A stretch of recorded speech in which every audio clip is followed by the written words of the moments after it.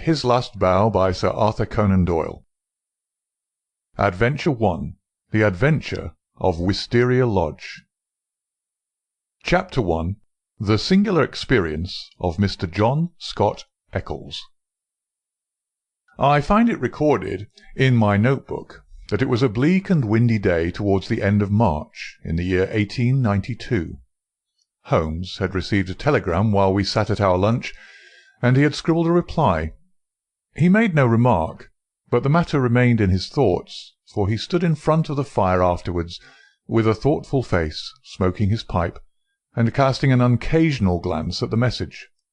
Suddenly he turned upon me with a mischievous twinkle in his eyes. "I suppose, Watson, we must look upon you as a man of letters," said he. "How do you define the word grotesque?" "Strange? Remarkable?" I suggested. He shook his head at my definition. "There is surely something more than that," said he. "Some underlying suggestion of the tragic and the terrible. If you cast your mind back to some of those narratives with which you have afflicted a long-suffering public, you will recognize how often the grotesque has deepened into the criminal. Think of that little affair of the red-headed men.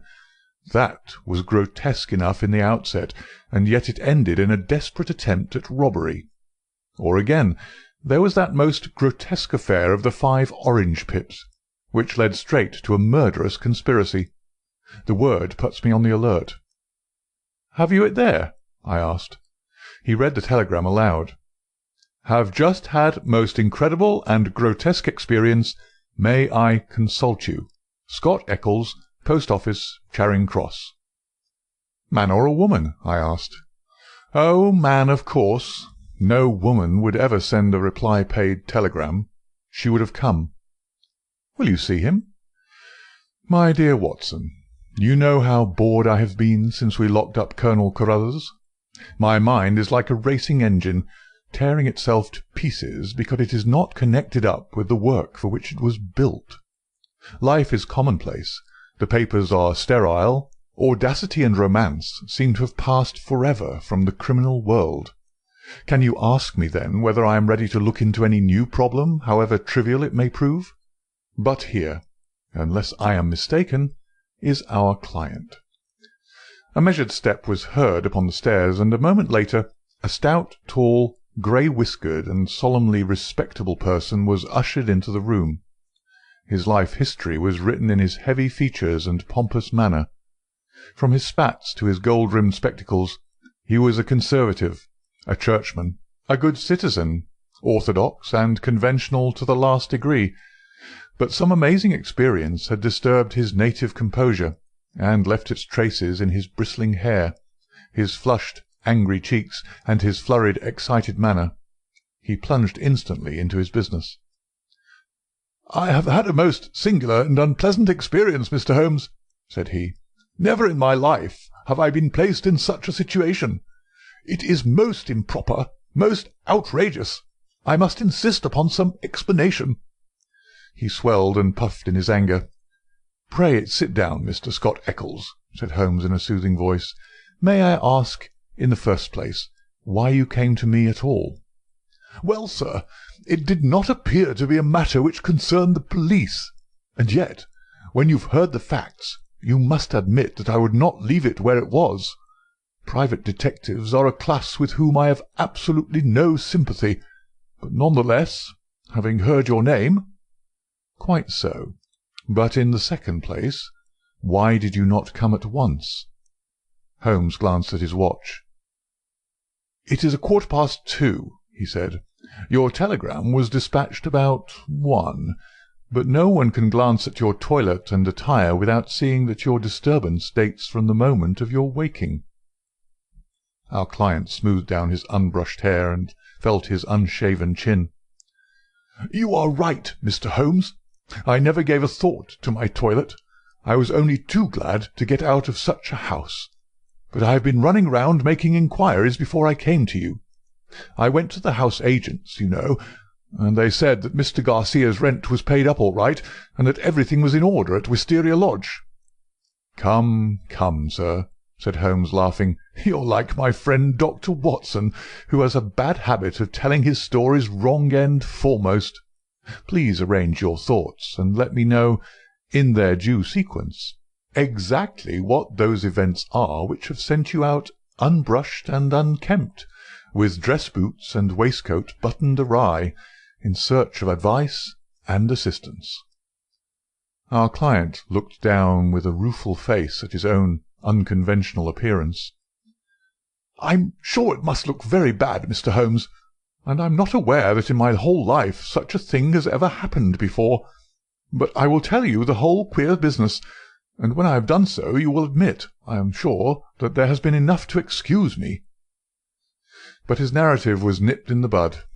There was a bustle outside, and Mrs. Hudson opened the door to usher in two robust and official-looking individuals, one of whom was well known to us as Inspector Gregson of Scotland Yard, an energetic, gallant, and, within his limitations, a capable officer. He shook hands with Holmes, and introduced his comrade as Inspector Baines of the Surrey Constabulary.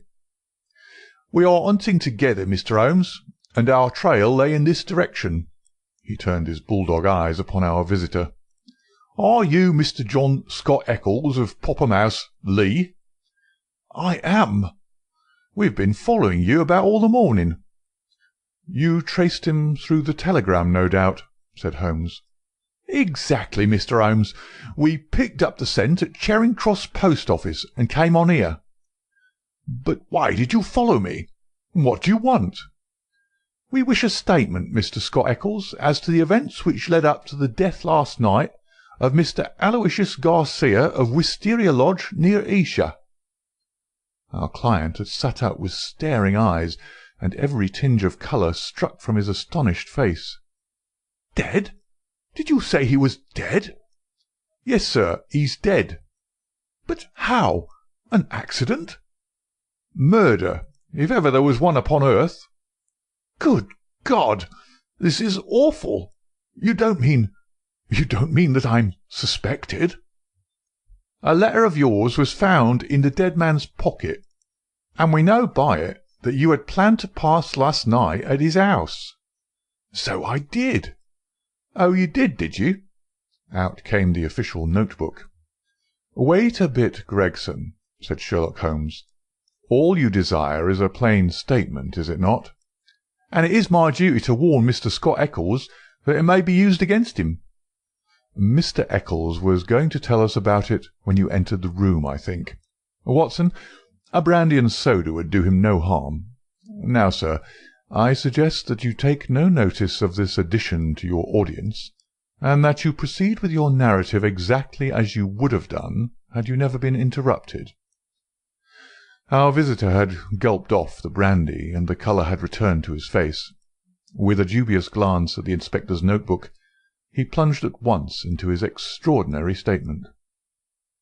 "I am a bachelor," said he, "and, being of a sociable turn, I cultivate a large number of friends. Among these are the family of a retired brewer called Melville, living at Albemarle Mansion, Kensington.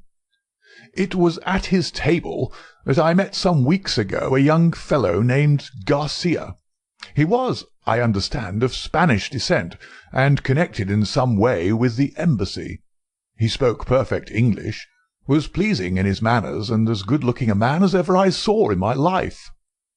In some way we struck up quite a friendship, this young fellow and I. He seemed to take a fancy to me from the first, and within 2 days of our meeting he came to see me at Lee. One thing led to another, and it ended in his inviting me out to spend a few days at his house, Wisteria Lodge, between Esher and Oxshott. Yesterday evening I went to Esher to fulfil this engagement. He had described his household to me before I went there. He lived with a faithful servant, a countryman of his own, who looked after all his needs. This fellow could speak English, and did his housekeeping for him. Then there was a wonderful cook, he said, a half-breed whom he had picked up in his travels, who could serve an excellent dinner. I remember that he remarked what a queer household it was to find in the heart of Surrey, and that I agreed with him, though it has proved a good deal queerer than I thought. I drove to the place, about 2 miles on the south side of Esher. The house was a fair-sized one, standing back from the road with a curving drive which was banked with high, evergreen shrubs. It was an old, tumble-down building in a crazy state of disrepair. When the trap pulled up on the grass-grown drive in front of the blotched and weather-stained door, I had doubts as to my wisdom in visiting a man whom I knew so slightly. He opened the door himself, however, and greeted me with a great show of cordiality. I was handed over to the manservant, a melancholy, swarthy individual, who led the way, my bag in his hand, to my bedroom. The whole place was depressing. Our dinner was tete-à-tete, and though my host did his best to be entertaining, his thoughts seemed to continually wander, and he talked so vaguely and wildly that I could hardly understand him. He continually drummed his fingers on the table, gnawed his nails, and gave other signs of nervous impatience. The dinner itself was neither well served nor well cooked, and the gloomy presence of the taciturn servant did not help to enliven us. I can assure you that many times in the course of the evening I wished that I could invent some excuse which would take me back to Lee. One thing comes back to my memory, which may have a bearing upon the business that you two gentlemen are investigating. I thought nothing of it at the time. Near the end of dinner, a note was handed in by the servant. I noticed that after my host had read it, he seemed even more distrait and strange than ever. He gave up all pretence at conversation and sat smoking endless cigarettes, lost in his own thoughts. But he made no remark as to the contents. About 11, I was glad to go to bed. Some time later, Garcia looked in at my door. The room was dark at the time, and asked me if I had rung. I said I had not. He apologized for having disturbed me so late, saying that it was nearly 1 o'clock. I dropped off after this and slept soundly all night. And now I come to the amazing part of my tale.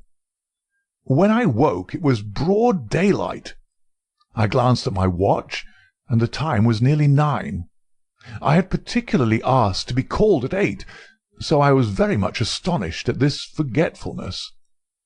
I sprang up and rang for the servant. There was no response. I rang again and again, with the same result. Then I came to the conclusion that the bell was out of order. I huddled on my clothes and hurried downstairs in an exceedingly bad temper to order some hot water. You can imagine my surprise when I found that there was no one there. I shouted in the hall. There was no answer. Then I ran from room to room. All were deserted. My host had shown me which was his bedroom the night before, so I knocked at the door. No reply. I turned the handle and walked in. The room was empty, and the bed had never been slept in. He'd gone with the rest. The foreign host, the foreign footman, the foreign cook, all had vanished in the night. There was the end of my visit to Wisteria Lodge. Sherlock Holmes was rubbing his hands and chuckling as he added this bizarre incident to his collection of strange episodes. "Your experience is, so far as I know, perfectly unique," said he. "May I ask, sir, what you did then?" I was furious. My first idea was that I had been the victim of some absurd practical joke. I packed my things, banged the hall door behind me, and set off for Esher with my bag in my hand. I called at Allen Brothers, the chief land agents in the village, and found that it was from this firm that the villa had been rented. It struck me that the whole proceeding could hardly be for the purpose of making a fool of me, and that the main object must be to get out of the rent. It is late in March, so quarter-day is at hand. But this theory would not work. The agent was obliged to me for my warning, but told me that the rent had been paid in advance. Then I made my way to town, and called at the Spanish embassy. The man was unknown there. After this I went to see Melville, at whose house I had first met Garcia, but I found that he really knew rather less about him than I did. Finally, when I got your reply to my wire, I came out to you, since I gather that you are a person who gives advice in difficult cases.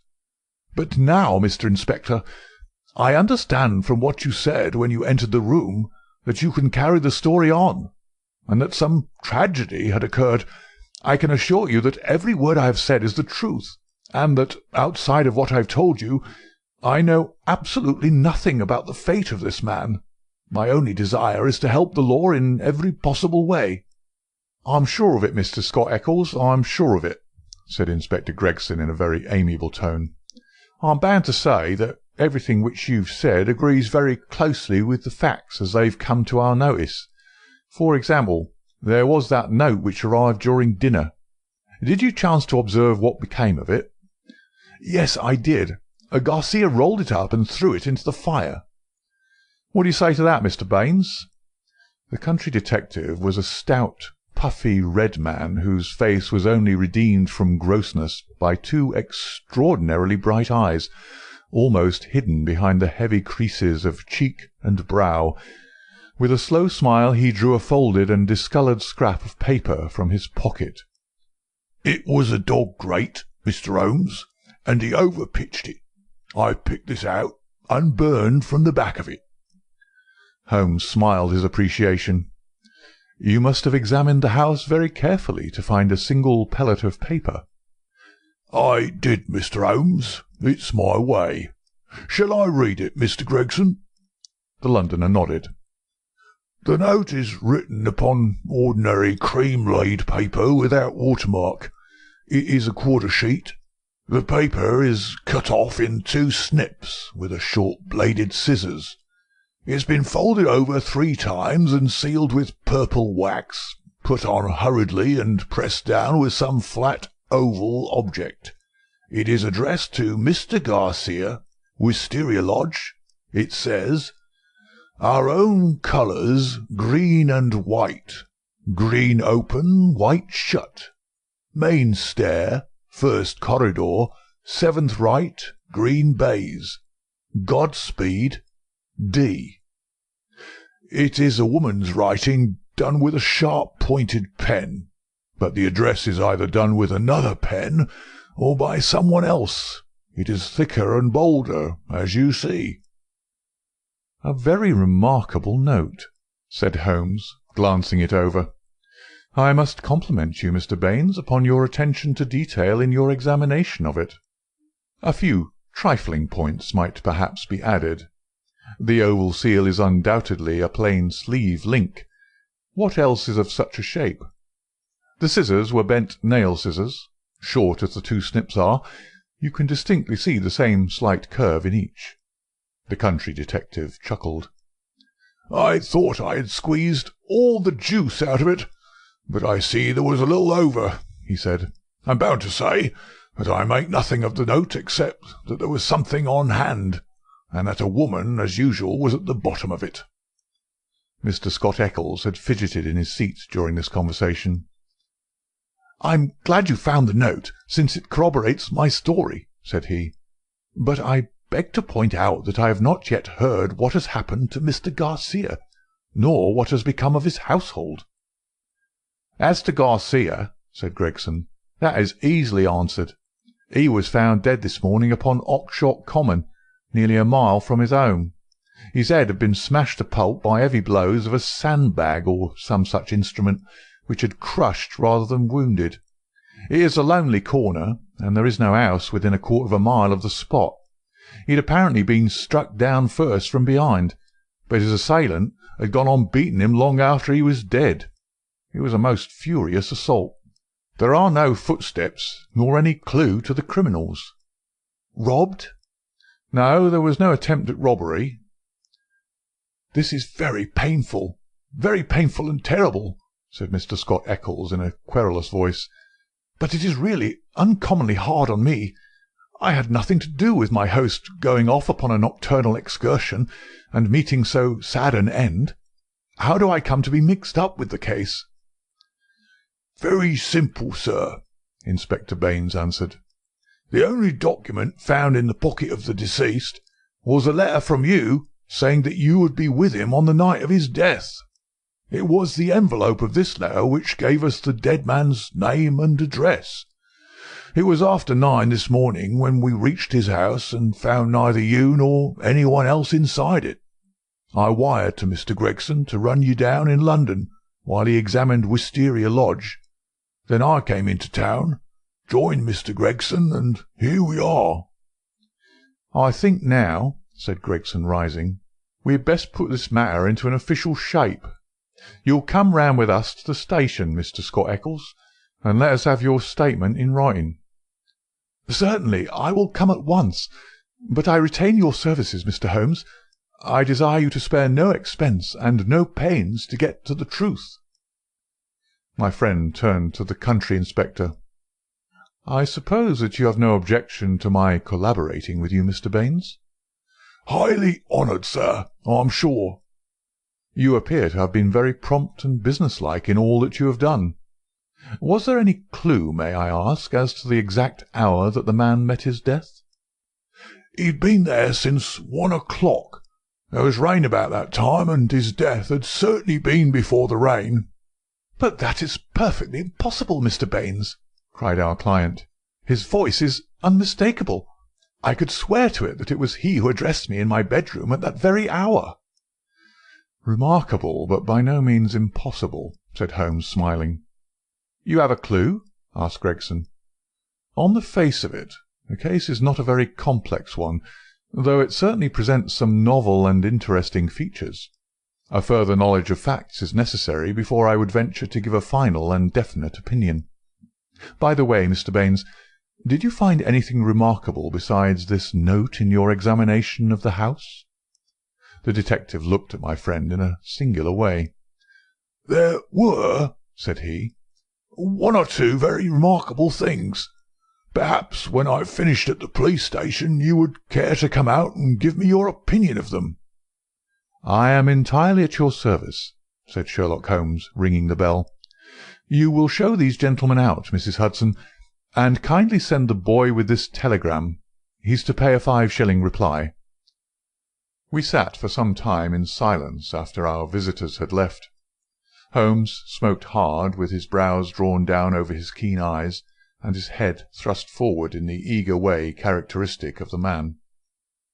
"Well, Watson," he asked, turning suddenly upon me, "what do you make of it?" "I can make nothing of this mystification of Scott Eccles." "But the crime?" "Well, taken with the disappearance of the man's companions, I should say that they were in some way concerned in the murder and fled from justice." "That is certainly a possible point of view. On the face of it, you must admit, however, that it is very strange that his 2 servants should have been in a conspiracy against him, and should have attacked him on the one night when he had a guest. They had him alone at their mercy every other night in the week." "Then why did they fly?"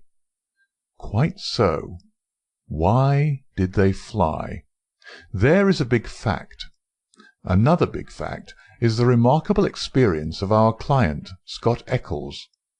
Now, my dear Watson, is it beyond the limits of human ingenuity to furnish an explanation which would cover both of these big facts? If it were one which would also admit of the mysterious note, with its very curious phraseology, why, then it would be worth accepting as a temporary hypothesis. If the fresh facts which come to our knowledge all fit themselves into the scheme, then our hypothesis may gradually become a solution." "But what is our hypothesis?" Holmes leaned back in his chair with half-closed eyes. "You must admit, my dear Watson, that the idea of a joke is impossible. There were grave events afoot, as the sequel showed, and the coaxing of Scott Eccles to Wisteria Lodge had some connection with them." "But what possible connection?" "Let us take it link by link. There is, on the face of it, something unnatural about this strange and sudden friendship between the young Spaniard and Scott Eccles. It was the former who forced the pace. He called upon Eccles at the other end of London on the very day after he first met him, and he kept in close touch with him until he got him down to Esher. Now, what did he want with Eccles? What could Eccles supply? I see no charm in the man. He is not particularly intelligent, not a man likely to be congenial to a quick-witted Latin. Why then was he picked out from all the other people whom Garcia met as particularly suited to his purpose? Has he any one outstanding quality? I say that he has. He is the very type of conventional British respectability, and the very man as a witness to impress another Briton. You saw yourself how neither of the inspectors dreamed of questioning his statement, extraordinary as it was. But what was he to witness? Nothing, as things turned out, but everything, had they gone another way. That is how I read the matter. I see. He might have proved an alibi. Exactly, my dear Watson. He might have proved an alibi. We will suppose, for argument's sake, that the household of Wisteria Lodge are confederates in some design. The attempt, whatever it may be, is to come off, we will say, before 1 o'clock. By some juggling of the clocks, it is quite possible that they may have got Scott Eccles to bed earlier than he thought. But in any case, it is likely that when Garcia went out of his way to tell him that it was 1, it was really not more than 12.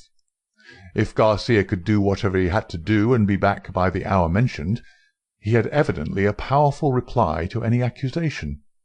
Here was this irreproachable Englishman ready to swear in any court of law that the accused was in the house all the time.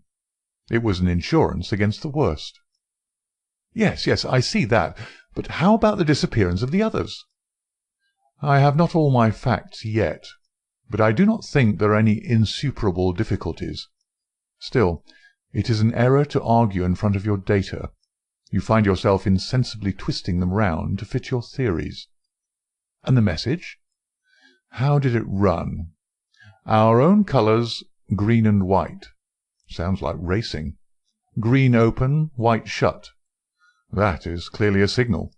Main stair, first corridor, 7th right, green baize. This is an assignation. We may find a jealous husband at the bottom of it all. It was clearly a dangerous quest. She would not have said Godspeed had it not been so. D. That should be our guide. The man was a Spaniard. I suggest that D stands for Dolores, a common female name in Spain. Good, Watson, very good, but quite inadmissible. A Spaniard would write to a Spaniard in Spanish. The writer of this note is certainly English. Well, we can only possess our soul in patience until this excellent inspector come back for us.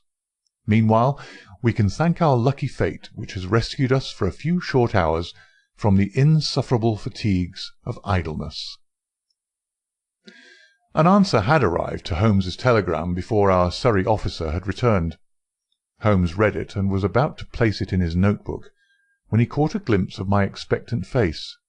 He tossed it across with a laugh. "We are moving in exalted circles," said he.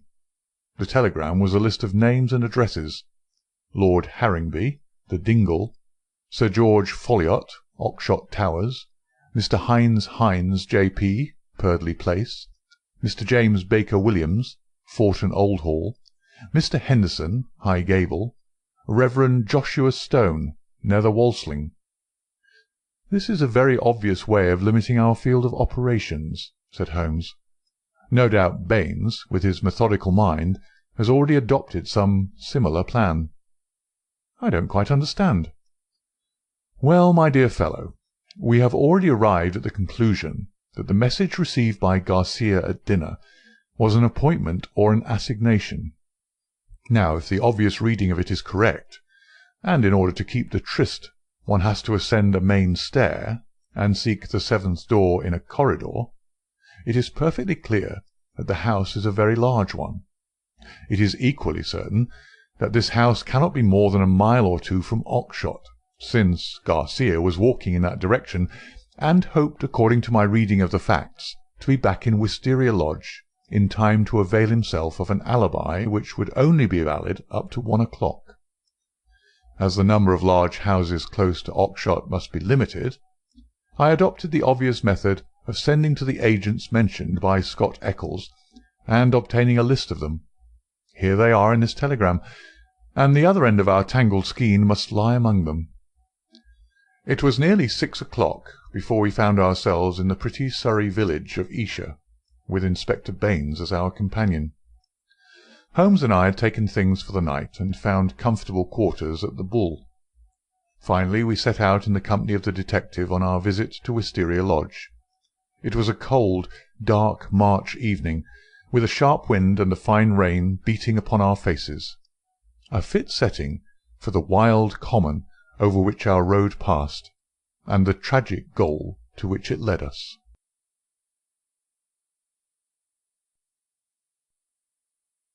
Chapter 2.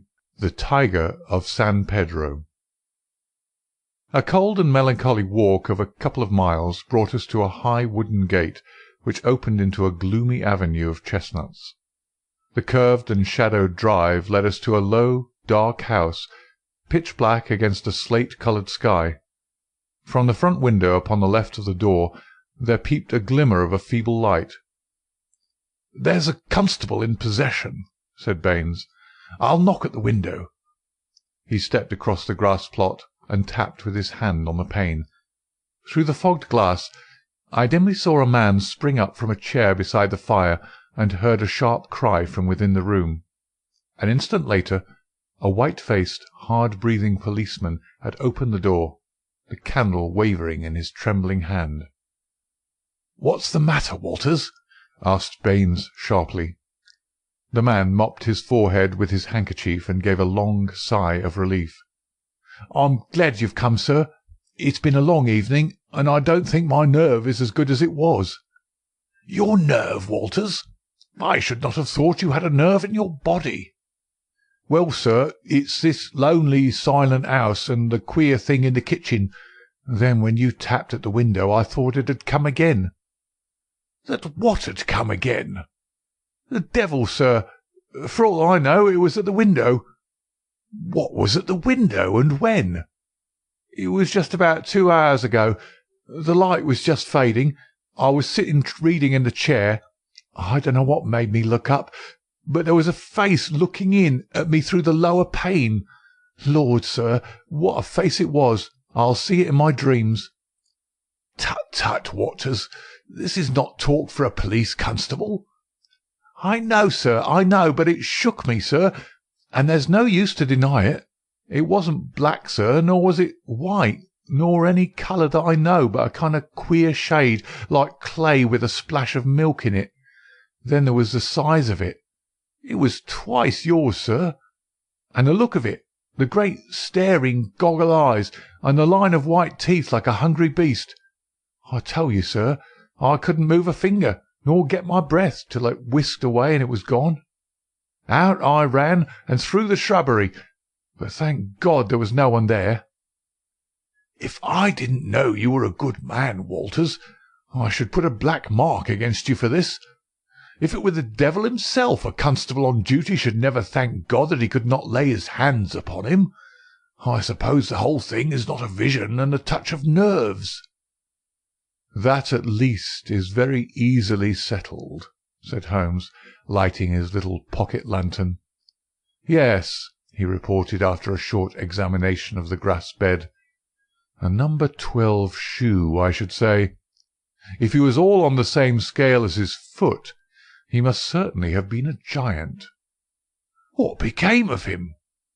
"He seems to have broken through the shrubbery and made for the road." "Well," said the inspector with a grave and thoughtful face, "whoever he may have been, and whatever he may have wanted, he's gone for the present, and we have more immediate things to attend to. Now, Mr. Holmes, with your permission, I will show you round the house." The various bedrooms and sitting-rooms had yielded nothing to a careful search. Apparently the tenants had brought little or nothing with them, and all the furniture down to the smallest details had been taken over with the house. A good deal of clothing, with the stamp of Marks & Co., High Holborn, had been left behind. Telegraphic inquiries had been already made which showed that Marks knew nothing of his customer, save that he was a good payer. Odds and ends, some pipes, a few novels, 2 of them in Spanish, An old-fashioned pin-fire revolver and a guitar were among the personal property. "Nothing in all this," said Baines, stalking, candle in hand, from room to room. "But now, Mr. Holmes, I invite your attention to the kitchen." It was a gloomy, high-ceilinged room at the back of the house, with a straw litter in one corner which served apparently as a bed for the cook. The table was piled with half-eaten dishes and dirty plates, the debris of last night's dinner. "Look at this," said Baines. "What do you make of it?" He held up his candle before an extraordinary object, which stood at the back of the dresser. It was so wrinkled and shrunken and withered that it was difficult to say what it might have been. One could but say that it was black and leathery, and that it bore some resemblance to a dwarfish human figure. At first, as I examined it, I thought that it was a mummified negro baby, and then it seemed a very twisted and ancient monkey. Finally, I was left in doubt as to whether it was animal or human. A double band of white shells were strung around the centre of it. "Very interesting, very interesting indeed," said Holmes, peering at this sinister relic. "Anything more?" In silence, Baines led the way to the sink and held forward his candle. The limbs and body of some large white bird, torn savagely to pieces with the feathers still on, were littered all over it. Holmes pointed to the wattles on the severed head. "A white cock," said he. "Most interesting. It is really a very curious case." But Mr. Baines had kept his most sinister exhibit to the last. From under the sink he drew a zinc pail which contained a quantity of blood. Then from the table he took a platter heaped with small pieces of charred bone. "Something has been killed and something has been burned. We raked all these out of the fire. We had a doctor in this morning. He says that they are not human." Holmes smiled and rubbed his hands. "I must congratulate you, Inspector, on handling so distinctive and instructive a case. Your powers, if I may say so without offence, seem superior to your opportunities." Inspector Baines's small eyes twinkled with pleasure. "You're right, Mr. Holmes. We stagnate in the provinces. A case of this sort gives a man a chance, and I hope that I shall take it. What do you make of these bones?" "A lamb, I should say, or a kid." "And the white cock?" "Curious, Mr. Baines. Very curious. I should say almost unique." "Yes, sir. There must have been some very strange people with some very strange ways in this house. One of them is dead.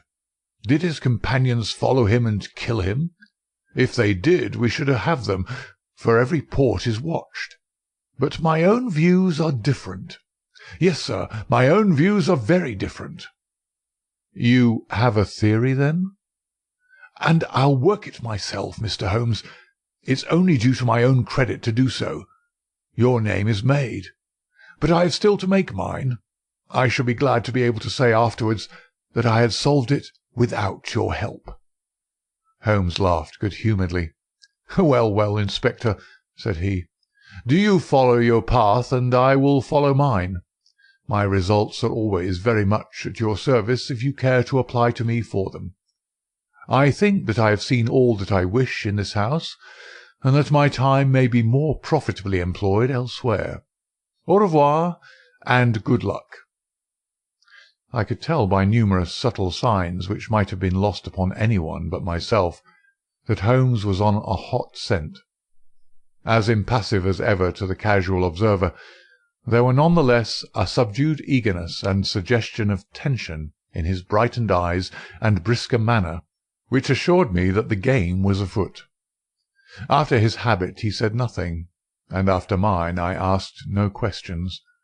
Sufficient for me to share the sport and lend my humble help to capture without distracting that intent brain with needless interruption. All would come round to me in due time. I waited, therefore, but to my ever-deepening disappointment I waited in vain. Day succeeded day, and my friend took no step forward. One morning he spent in town, and I learned from a casual reference that he had visited the British Museum. Save for this one excursion, he spent his days in long and often solitary walks, or in chatting with a number of village gossips whose acquaintance he had cultivated. "I'm sure, Watson, a week in the country will be invaluable to you," he remarked. "It is very pleasant to see the first green shoots upon the hedges and the catkins on the hazels once again. With a spud, a tin box, and an elementary book on botany, there are instructive days to be spent." He prowled about with this equipment himself, but it was a poor show of plants which he would bring back of an evening. Occasionally, in our rambles, we came across Inspector Baines. His fat red face wreathed itself in smiles, and his small eyes glittered as he greeted my companion. He said little about the case, but from that little we gathered that he also was not dissatisfied at the course of events. I must admit, however, that I was somewhat surprised when, some 5 days after the crime, I opened my morning paper to find in large letters, "The Oxshott Mystery a Solution. Arrest of supposed assassin." Holmes sprang in his chair as if he had been stung when I read the headlines. "By Jove!" he cried. "You don't mean that Baines has got him?" "Apparently," said I as I read the following report. "Great excitement was caused in Esher and the neighbouring district when it was learned late last night that an arrest had been effected in connection with the Oxshott murder. It will be remembered that Mr. Garcia of Wisteria Lodge was found dead on Oxshott Common, his body showing signs of extreme violence, and that on the same night his servant and his cook fled, which appeared to show their participation in the crime. It was suggested, but never proved, that the deceased gentlemen may have had valuables in the house, and that their abstraction was the motive of the crime. Every effort was made by Inspector Baines, who has the case in hand, to ascertain the hiding-place of the fugitives, and he had good reason to believe that they had not gone far, but were lurking in some retreat which had been already prepared. It was certain from the first, however, that they would eventually be detected, as the cook, from the evidence of 1 or 2 tradespeople who have caught a glimpse of him through the window, was a man of most remarkable appearance, being a huge and hideous mulatto, with yellowish features of a pronounced negroid type. This man has been seen since the crime, for he was detected and pursued by Constable Walters on the same evening when he had had the audacity to revisit Wisteria Lodge. Inspector Baines, considering that such a visit must have some purpose in view, and was likely, therefore, to be repeated, abandoned the house, but left an ambuscade in the shrubbery.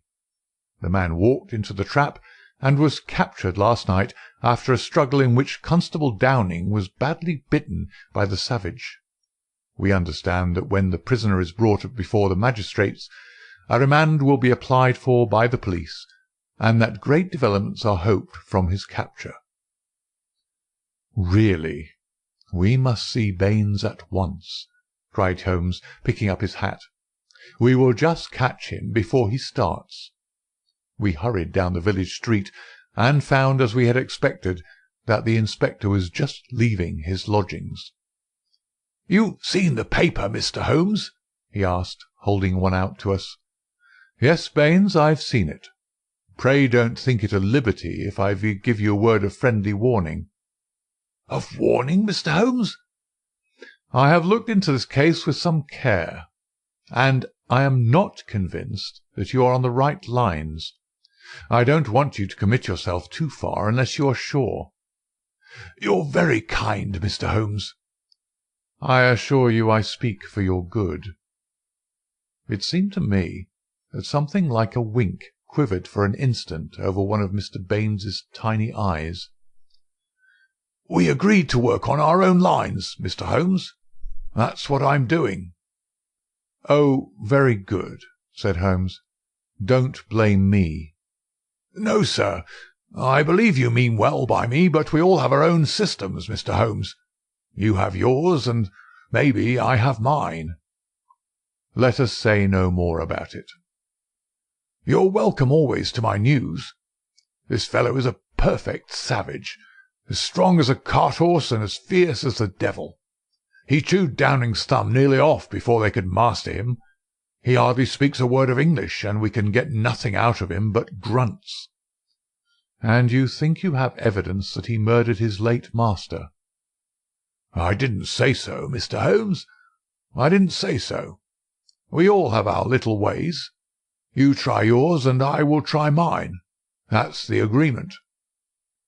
Holmes shrugged his shoulders as we walked away together. "I can't make the man out. He seems to be riding for a fall. Well, as he says, we must each try our own way and see what comes of it. But there's something in Inspector Baines which I can't quite understand." "Just sit down in that chair, Watson," said Sherlock Holmes when we had returned to our apartment at the Bull. "I want to put you in touch with the situation, as I may need your help tonight. Let me show you the evolution of this case, so far as I have been able to follow it. Simple as it has been in its leading features, it has none the less presented surprising difficulties in the way of an arrest. There are gaps in that direction which we may have to still fill.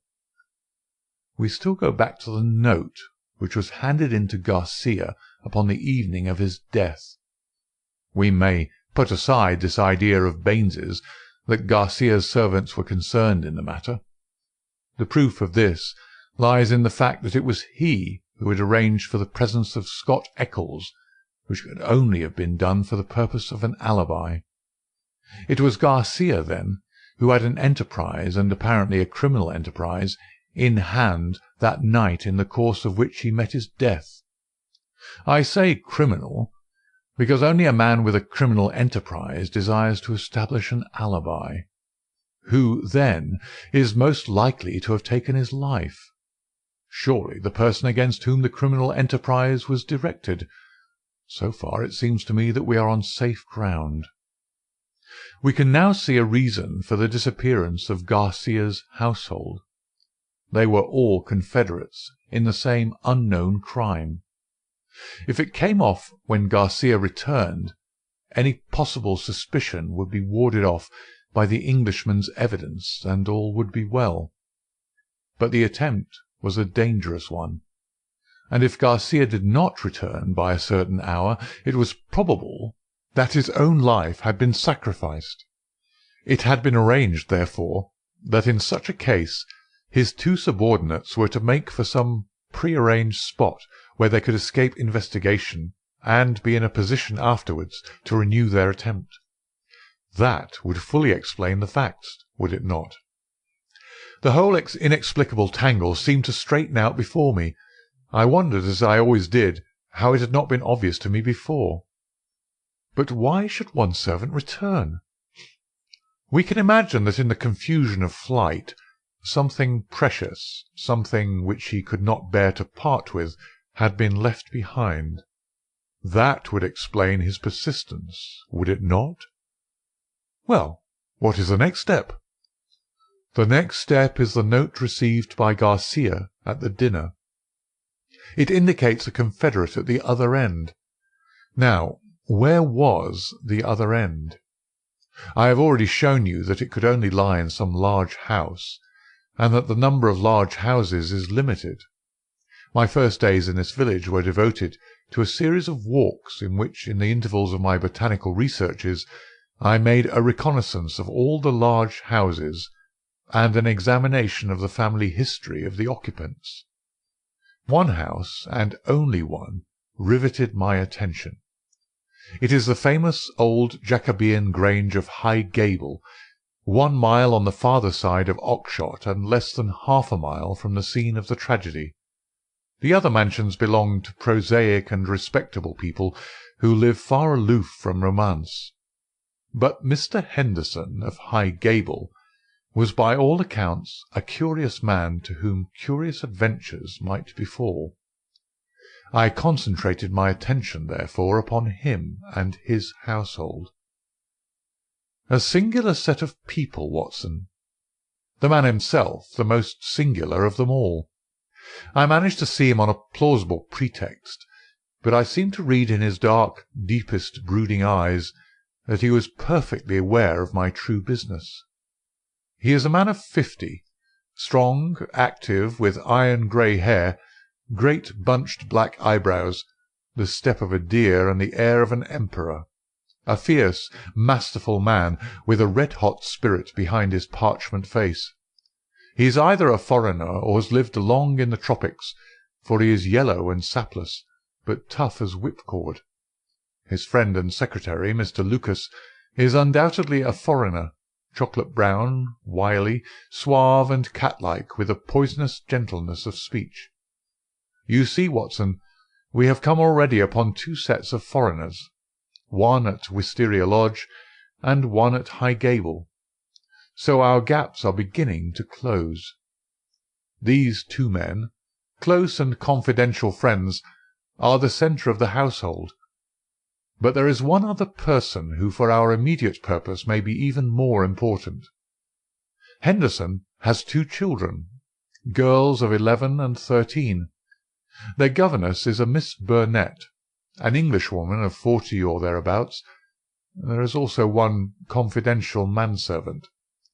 This little group forms the real family, for they travel about together, and Henderson is a great traveller, always on the move. It is only within the last weeks that he has returned after a year's absence to High Gable. I may add that he is enormously rich, and whatever his whims may be, he can very easily satisfy them. For the rest, his house is full of butlers, footmen, maidservants, and the usual overfed, underworked staff of a large English country house.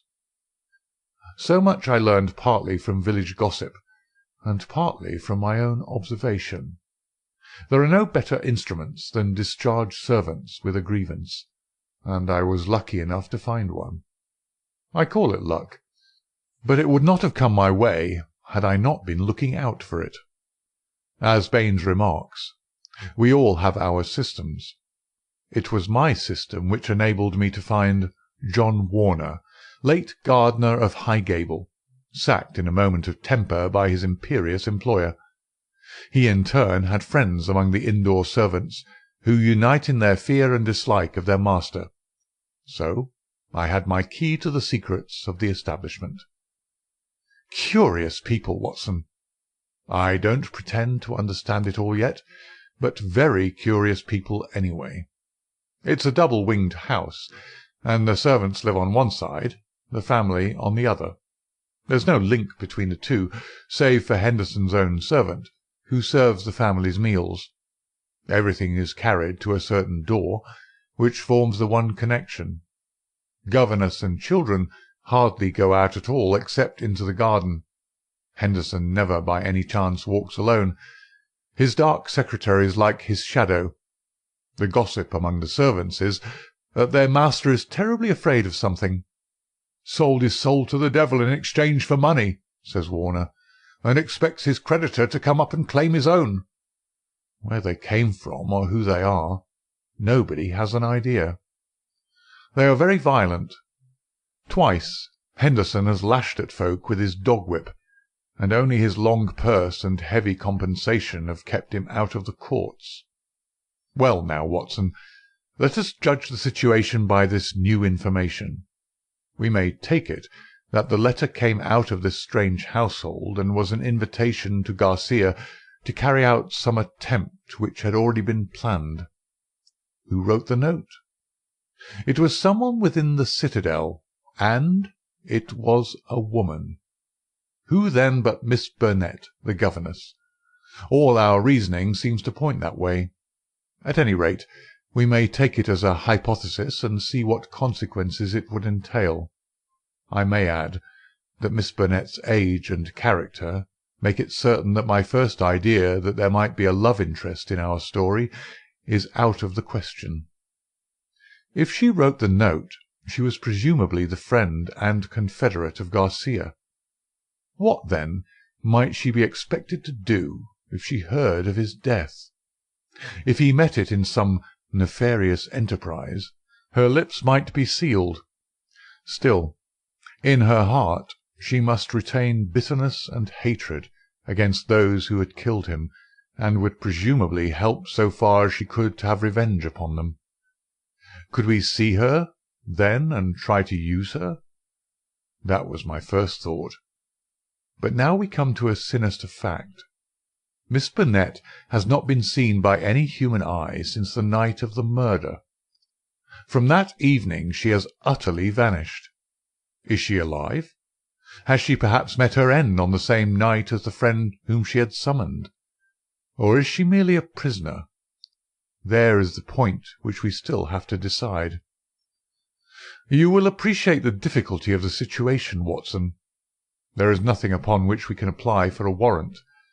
Our whole scheme might seem fantastic if laid before a magistrate. The woman's disappearance counts for nothing, since in that extraordinary household any member of it might be invisible for a week. And yet she may at the present moment be in danger of her life. All I can do is to watch the house and leave my agent Warner on guard at the gates. We can't let such a situation continue. If the law can do nothing, we must take the risk ourselves. What do you suggest? I know which is her room. It is accessible from the top of an outhouse. My suggestion is that you and I go tonight and see if we can strike at the very heart of the mystery. It was not, I must confess, a very alluring prospect.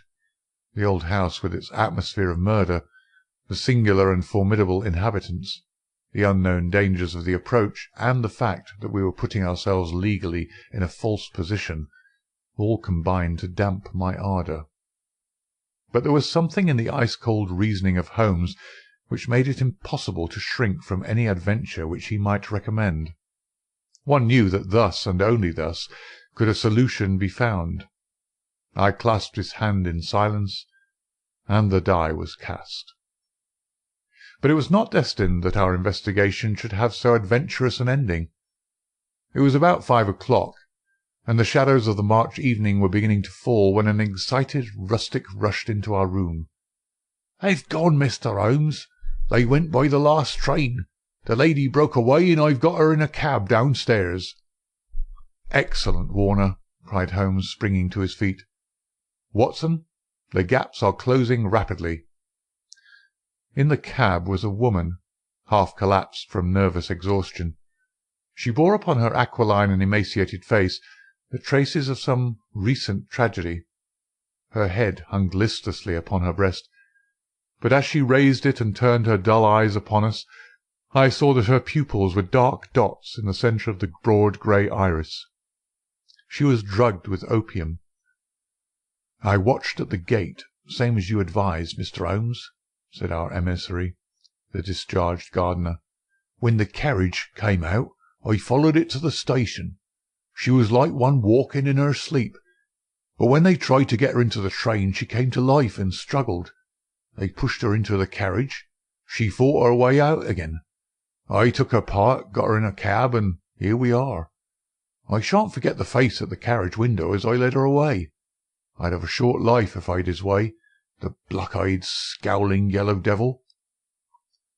We carried her upstairs, laid her on the sofa, and a couple of cups of the strongest coffee soon cleared her brain from the mists of the drug. Baines had been summoned by Holmes, and the situation rapidly explained to him. "Why, sir, you've got me the very evidence I want," said the inspector warmly, shaking my friend by the hand. "I was on the same scent as you from the first." "What? You were after Henderson?" "Why, Mr. Holmes, when you were crawling in the shrubbery at High Gable, I was up one of the trees in the plantation and saw you down below. It was just who would get his evidence first." "Then why did you arrest the mulatto?" Baines chuckled. "I was sure Henderson, as he calls himself, felt that he was suspected, and that he would lie low and make no move so long as he thought he was in any danger. I arrested the wrong man to make him believe that our eyes were off him. I knew he'd be likely to clear off then and give us a chance of getting at Miss Burnett." Holmes laid his hand upon the inspector's shoulder. "You will rise high in your profession. You have instinct and intuition," said he. Baines flushed with pleasure. "I've had plain-clothes-man waiting at the station all the week. Wherever the high gable folk go he will keep them in sight. But he must have been hard put to it when Miss Burnett broke away. However, your man picked her up, and it was all ends well. We can't arrest without her evidence, that is clear, so the sooner we get a statement the better." "Every minute she gets stronger," said Holmes, glancing at the governess. "But tell me, Baines, who is this man Henderson?" "Henderson," the inspector answered, "is Don Murillo, once called the Tiger of San Pedro." The Tiger of San Pedro. The whole history of the man came back to me in a flash. He had made his name as the most lewd and bloodthirsty tyrant that had ever governed any country with a pretence to civilization. Strong, fearless, and energetic, he had sufficient virtue to enable him to impose his odious vices upon a cowering people for 10 or 12 years. His name was a terror through all Central America. At the end of that time there was a universal rising against him. But he was as cunning as he was cruel, and at the first whisper of coming trouble he had secretly conveyed his treasures aboard a ship which was manned by devoted adherents. It was an empty palace, which was stormed by the insurgents next day. The dictator, his 2 children, his secretary, and his wealth had all escaped them. From that moment he had vanished from the world, and his identity had been a frequent subject for comment in the European press. "Yes, sir, Don Murillo, the Tiger of San Pedro," said Baines. "If you look it up you will find that the San Pedro colours are green and white, same as in the note, Mr. Holmes. Henderson he called himself, but I traced him back, Paris and Rome and Madrid to Barcelona, where his ship came in '86. They've been looking for him all the time for their revenge, but it is only now that they have begun to find him out." "They discovered him a year ago," said Miss Burnett, who had sat up and was now intently following the conversation. "Once already his life has been attempted, but some evil spirit shielded him. Now again it is the noble chivalrous Garcia who has fallen, while the monster goes safe. But another will come, and yet another, until some day justice will be done. That is as certain as the rise of tomorrow's sun." Her thin hands clenched, and her worn face blanched with the passion of her hatred. "But how come you into this matter, Miss Burnett?" asked Holmes. "How can an English lady join in such a murderous affair?"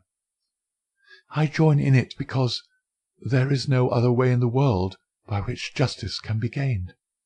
What does the law of England care for the rivers of blood shed years ago in San Pedro, or for the shipload of treasure which this man has stolen? To you they are like crimes committed in some other planet. But we know. We have learned the truth in sorrow and in suffering. To us there is no fiend in hell like Juan Murillo, and no peace in life while his victims still cry for vengeance." "No doubt," said Holmes. "He was, as you say. I have heard that he was atrocious. But how are you affected?" "I will tell you it all. This villain's policy was to murder, on one pretext or another, every man who showed such promise that he might in time come to be a dangerous rival. My husband, yes, my real name is Signora Victoro Durando, was the San Pedro minister in London. He met me and married me there. A nobler man never lived upon earth. Unhappily, Murillo heard of his excellence, recalled him on some pretext, and had him shot. With a premonition of his fate, he had refused to take me with him. His estates were confiscated, and I was left with a pittance and a broken heart. Then came the downfall of the tyrant. He escaped as you have just described, but the many whose lives he had ruined, whose nearest and dearest had suffered torture and death at his hands, would not let the matter rest. They banded themselves into a society which should never be dissolved until the work was done. It was my part, after we had discovered in the transformed Henderson the fallen despot, to attach myself to his household and keep the others in touch with his movements. This I was able to do by securing the position of governess in his family. He little knew that the woman who faced him at every meal was the woman whose husband he had hurried at an hour's notice into eternity. I smiled on him, did my duty to his children, and bided my time. An attempt was made in Paris and failed. We zigzagged swiftly here and there over Europe to throw off the pursuers, and finally returned to this house, which he had taken upon his first arrival in England. But here also the ministers of justice were waiting. Knowing that he would return there, Garcia, who is the son of the former highest dignitary in San Pedro, was waiting with 2 trusty companions of humble station, all 3 fired with the same reasons for revenge. He could do little during the day, for Murillo took every precaution, and never went out save with his satellite Lucas, or Lopez, as he was known in the days of his greatness. At night, however, he slept alone, and the avenger might find him. On a certain evening which had been prearranged, I sent my friend final instructions, for the man was forever on the alert, and continually changed his room. I was to see that the doors were open, and the signal of a green or white light in a window which faced the drive was to give notice if all was safe, or if the attempt had better be postponed. But everything went wrong with us. In some way I had excited the suspicion of Lopez the secretary. He crept up behind me and sprang upon me just as I had finished the note. He and his master dragged me to my room and held judgment upon me as a convicted traitress. Then and there they would have plunged their knives into me could they have seen how to escape the consequences of the deed. Finally, after much debate, they concluded that my murder was too dangerous, but they determined to get rid forever of Garcia. They had gagged me, and Murillo twisted my arm around until I gave him the address. I swear that he might have twisted it off had I understood what it would mean to Garcia. Lopez addressed the note which I had written, sealed it with his sleeve link, and sent it by the hand of the servant, Jose. How they murdered him I do not know, save that it was Murillo's hand who struck him down, for Lopez had remained to guard me. I believe he must have waited among the gorse bushes through which the path winds, and struck him down as he passed. At first they were of a mind to let him enter the house and to kill him as a detected burglar, but they argued that if they were mixed up in an inquiry with their own identity would at once be publicly disclosed, and they would be open to further attacks. With the death of Garcia, the pursuit might cease, since such a death might frighten others from the task. All would now have been well for them, had it not been for my knowledge of what they had done. I have no doubt that there were times when my life hung in the balance. I was confined to my room, terrorized by the most horrible threats, cruelly ill-used to break my spirit. See this stab on my shoulder, and the bruises from the end to end of my arms, and a gag was thrust into my mouth on the one occasion when I tried to call from the window. For 5 days this cruel imprisonment continued, with hardly enough food to hold body and soul together. This afternoon a good lunch was brought me, but the moment after I took it, I knew that I had been drugged. In a sort of dream, I remember being half led, half carried to the carriage in the same state I was conveyed to the train. Only then, when the wheels were almost moving, did I suddenly realize that my liberty lay in my own hands.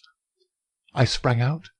They tried to drag me back, and had it not been for the help of this good man who led me to the cab, I should never have broken away. Now, thank God, I am beyond their power forever. We had all listened intently to this remarkable statement, It was Holmes who broke the silence. "Our difficulties are not over," he remarked, shaking his head. "Our police work ends, but our legal work begins." "Exactly," said I. "A plausible lawyer could make it out as an act of self-defence. There may be 100 crimes in the background, but it is only on this one that they can be tried." "Come, come," said Baines cheerily. "I think better of the law than that. Self-defence is one thing. To entice a man in cold blood with the object of murdering him is another, whatever danger you may fear from him. No, no, we shall all be justified when we see the tenants of High Gable at the next Guildford Assizes." It is a matter of history, however, that a little time was still to elapse before the tiger of San Pedro should meet with his deserts. Wily and bold, he and his companion threw their pursuer off their track by entering a lodging-house in Edmonton Street, and leaving by the back gate into Curzon Square. From that day they were seen no more in England. Some 6 months afterwards, the Marquis of Montlava and Signor Rulli, his secretary, were both murdered in their rooms at the Hotel Escurial at Madrid. The crime was ascribed to nihilism, and the murderers were never arrested. Inspector Baines visited us at Baker Street with a printed description of the dark face of the secretary, and of the masterful features, the magnetic black eyes, and the tufted brows of his master. We could not doubt that justice, if belated, had come at last. "A chaotic case, my dear Watson," said Holmes over an evening pipe. "It will not be possible for you to present in that compact form which is dear to your heart. It covers 2 continents, concerns 2 groups of mysterious persons, and is further complicated by the highly respectable presence of our friend Scott Eccles, whose inclusion shows me that the deceased Garcia had a scheming mind and a well-developed instinct of self-preservation. It is remarkable only for the fact that amid a perfect jungle of possibilities, we, with our worthy collaborator the inspector, have kept our close hold on the essentials, and so been guided along the crooked and winding path. Is there any point which is not quite clear to you?" "The object of the mulatto cook's return." "I think that the strange creature in the kitchen may account for it. The man was a primitive savage from the backwoods of San Pedro, and this was his fetish. When his companion and he had fled to some prearranged retreat, already occupied, no doubt, by a confederate, the companion had persuaded him to leave so compromising an article of furniture. But the mulatto's heart was with it, and he was driven back to it next day, when, on reconnoitring through the window, he found Policeman Walters in possession.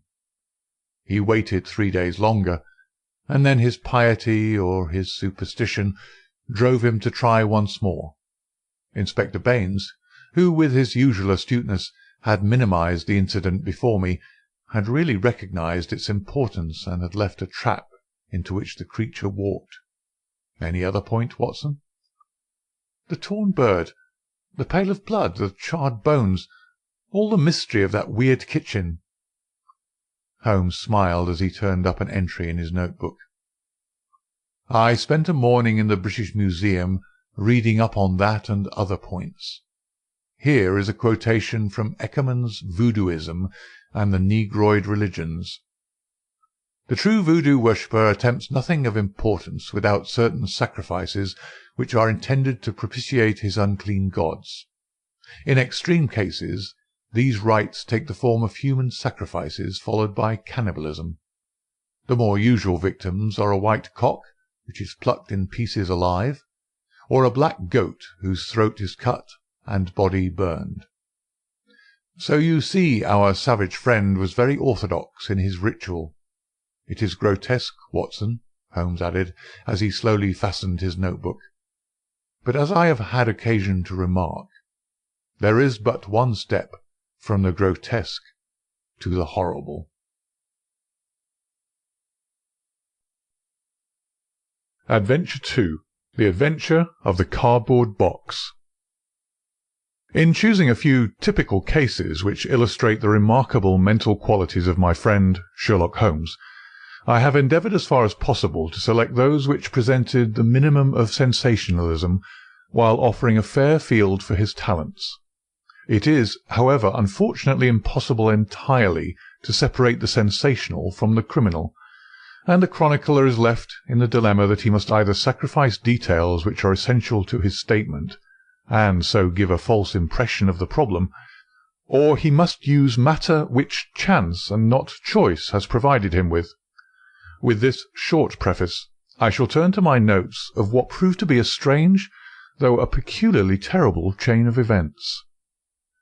It was a blazing hot day in August. Baker Street was like an oven, and the glare of the sunlight upon the yellow brickwork of the house across the road was painful to the eye. It was hard to believe that these were the same walls which loomed so gloomily through the fogs of winter. Our blinds were half drawn, and Holmes lay curled upon the sofa, reading and rereading a letter which he had received by the morning post. For myself, my term of service in India had trained me to stand heat better than cold, and a thermometer at 90 was no hardship. But the morning paper was uninteresting. Parliament had risen, everybody was out of town, and I yearned for the glades of the New Forest or the shingles of Southsea. A depleted bank account had caused me to postpone my holiday, and as to my companion, neither the country nor the sea presented the slightest attraction to him. He loved to lie in the very centre of 5 millions of people, with his filaments stretching out and running through them, responsive to every little rumour or suspicion of unsolved crime. Appreciation of nature found no place among his many gifts, and his only change was when he turned his mind from the evil-doer of the town to track down his brother of the country. Finding that Holmes was too absorbed for conversation, I had tossed aside the barren paper, and leaning back in my chair, I fell into a brown study. Suddenly, my companion's voice broke in upon my thoughts. "You are right, Watson," said he. "It does seem a most preposterous way of settling a dispute." "Most preposterous?" I exclaimed, and then suddenly realizing how he had echoed my inmost thoughts, I sat up in my chair and stared at him in blank amazement. "What's this, Holmes?" I cried. "This is beyond anything which I could have imagined." He laughed heartily at my perplexity. "You remember," said he, "that some little time ago, when I read you the passage in one of Poe's sketches in which a close reasoner follows the unspoken thoughts of his companion, you were inclined to treat the matter as a mere tour de force of the author. On my remarking that I was constantly in the habit of doing the same thing, you expressed incredulity." "Oh, no!" "Perhaps not with your tongue, my dear Watson, but certainly with your eyebrows. So when I saw you throw down your paper and enter upon a train of thought, I was very happy to have the opportunity of reading it off, and eventually of breaking into it, as a proof that I had been in rapport with you." But I was still far from satisfied. "In the example which you read to me," said I, "the reasoner drew his conclusions from the actions of the man whom he observed. If I remember right, he stumbled over a heap of stones, looked up at the stars, and so on, but I've been seated quietly in my chair, and what clues can I have given you?" "You do yourself an injustice. The features are given to man as the means by which he shall express his emotions, and yours are faithful servants." "Do you mean to say that you read my train of thoughts from my features?" "Your features, and especially your eyes. Perhaps you cannot yourself recall how your reverie commenced?" "No, I cannot." "Then I will tell you. After throwing down your paper, which was the action which drew my attention to you, you sat for half a minute with a vacant expression. Then your eyes fixed themselves upon your newly framed picture of General Gordon, and I saw by the alteration in your face that a train of thought had been started. But it did not lead very far. Your eyes flashed across to the unframed portrait of Henry Ward Beecher, which stands upon the top of your books. Then you glanced up at the wall, and of course your meaning was obvious. You were thinking that if the portrait was framed, it would just cover that bare space and correspond with Gordon's picture there." "You followed me wonderfully," I exclaimed. "So far I could hardly have gone astray. But now your thoughts went back to Beecher, and you looked hard across as if you were studying the character in his features. Then your eyes ceased to pucker, but you continued to look across, and your face was thoughtful. You were recalling the incidents of Beecher's career. I was well aware that you could not do this without thinking of the mission which he undertook on behalf of the North at the time of the Civil War, for I remember your expressing your passionate indignation at the way in which he was received by the more turbulent of our people. You felt so strongly about it that I knew you could not think of Beecher without thinking of that also. When a moment later I saw your eyes wander away from the picture, I suspected that your mind had now turned to the Civil War, and when I observed that your lips set, your eyes sparkled, and your hands clenched, I was positive that you were indeed thinking of the gallantry which was shown by both sides in that desperate struggle. But then again your face grew sadder. You shook your head. You were dwelling upon the sadness and horror and useless waste of life. Your hand stole towards your own old wound, and a smile quivered on your lips, which showed me that the ridiculous side of this method of settling international questions had forced itself upon your mind. At this point I agreed with you that it was preposterous, and was glad to find that all my deductions had been correct. "Absolutely," said I. "And now that you have explained it, I confess that I am as amazed as before." "It was very superficial, my dear Watson. I assure you I should not have intruded it upon your attention, had you not shown some incredulity the other day. But I have in my hands here a little problem which may prove to be more difficult of solution than my small essay in thought-reading. Have you observed in the paper a short paragraph referring to the remarkable contents of a packet sent through the post to Miss Cushing of Cross Street, Croydon?" "No, I saw nothing." "Ah, then you must have overlooked it. Just toss it over to me. Here it is, under the financial column. Perhaps you would be good enough to read it aloud."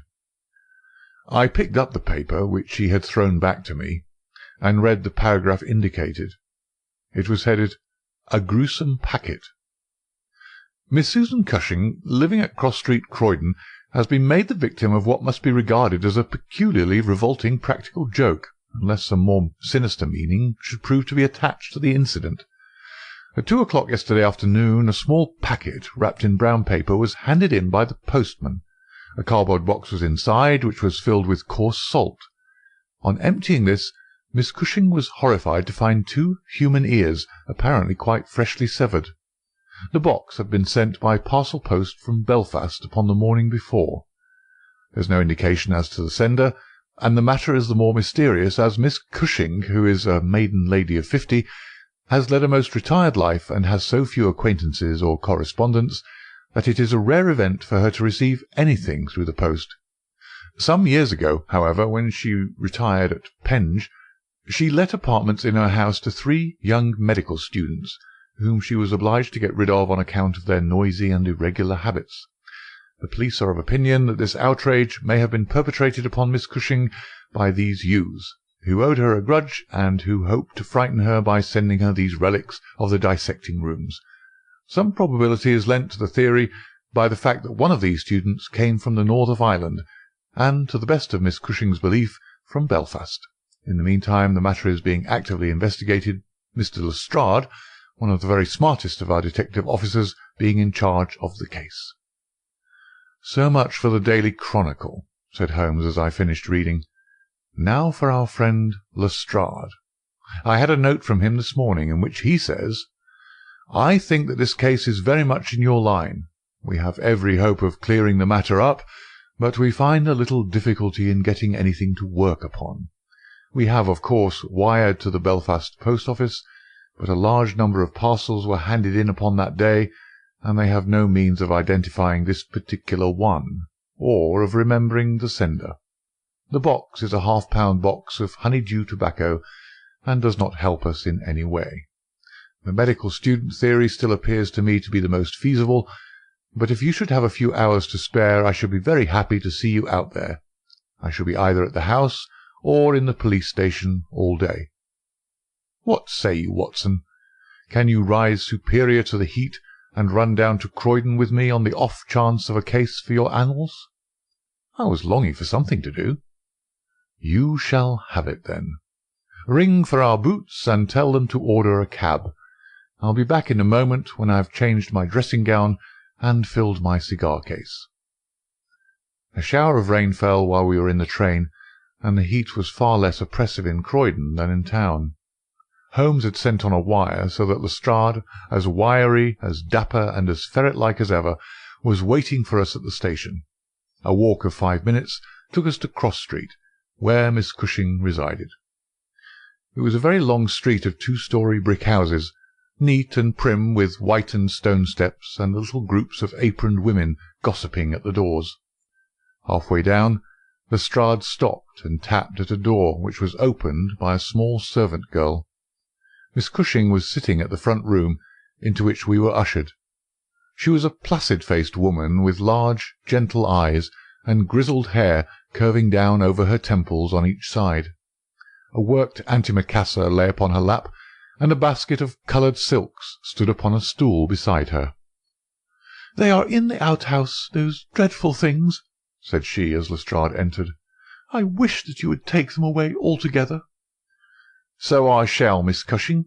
I only kept them here until my friend Mr. Holmes should have seen them in your presence." "Why in my presence, sir?" "In case he wished to ask any questions." "What is the use of asking me questions, when I tell you I know nothing whatever about it?" "Quite so, madam," said Holmes in his soothing way. "I have no doubt that you have been annoyed more than enough already over this business." "Indeed I have, sir. I am a quiet woman, and live a retired life. It is something new for me to see my name in the papers, and to find the police in my house. I won't have those things in here, Mr. Lestrade. If you wish to see them, you must go to the outhouse." It was a small shed in the narrow garden which ran behind the house. Lestrade went in and brought out a yellow cardboard box, with a piece of brown paper and some string. There was a bench at the end of the path, and we all sat down while Holmes examined one by one the articles which Lestrade had handed to him. "This string is exceedingly interesting," he remarked, holding it up to the light and sniffing at it.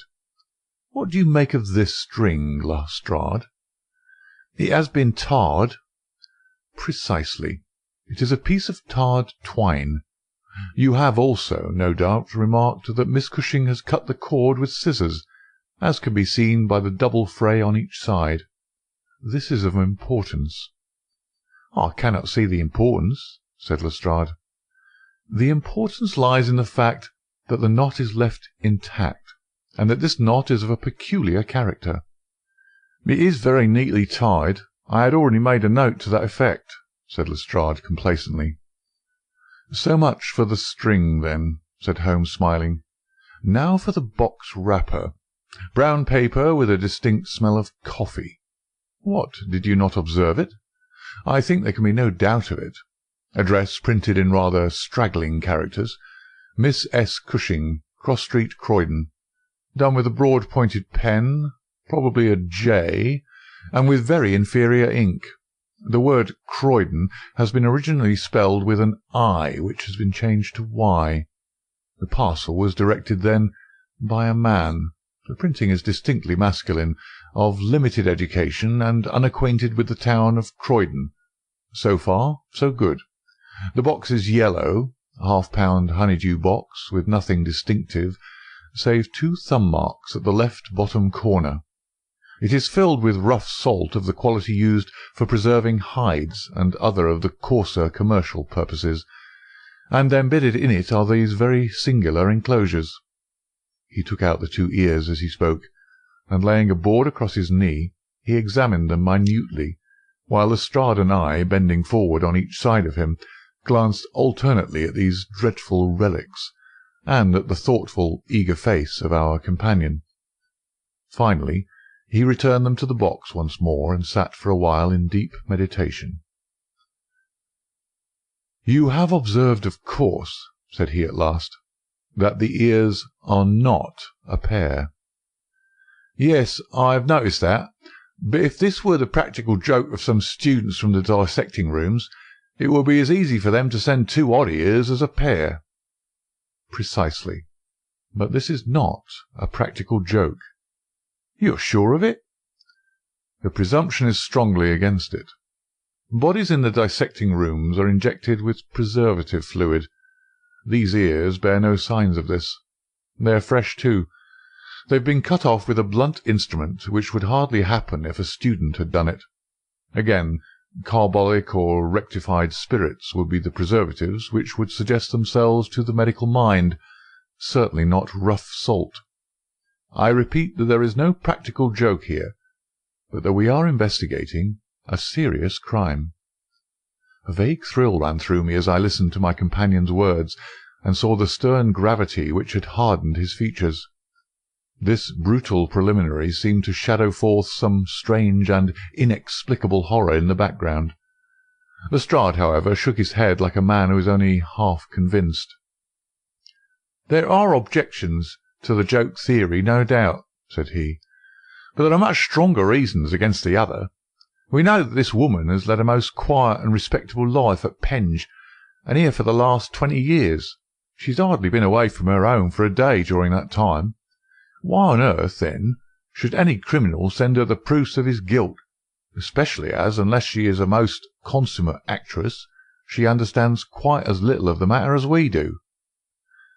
"That is the problem which we have to solve," Holmes answered, "and for my part I shall set about it by presuming that my reasoning is correct, and that a double murder has been committed.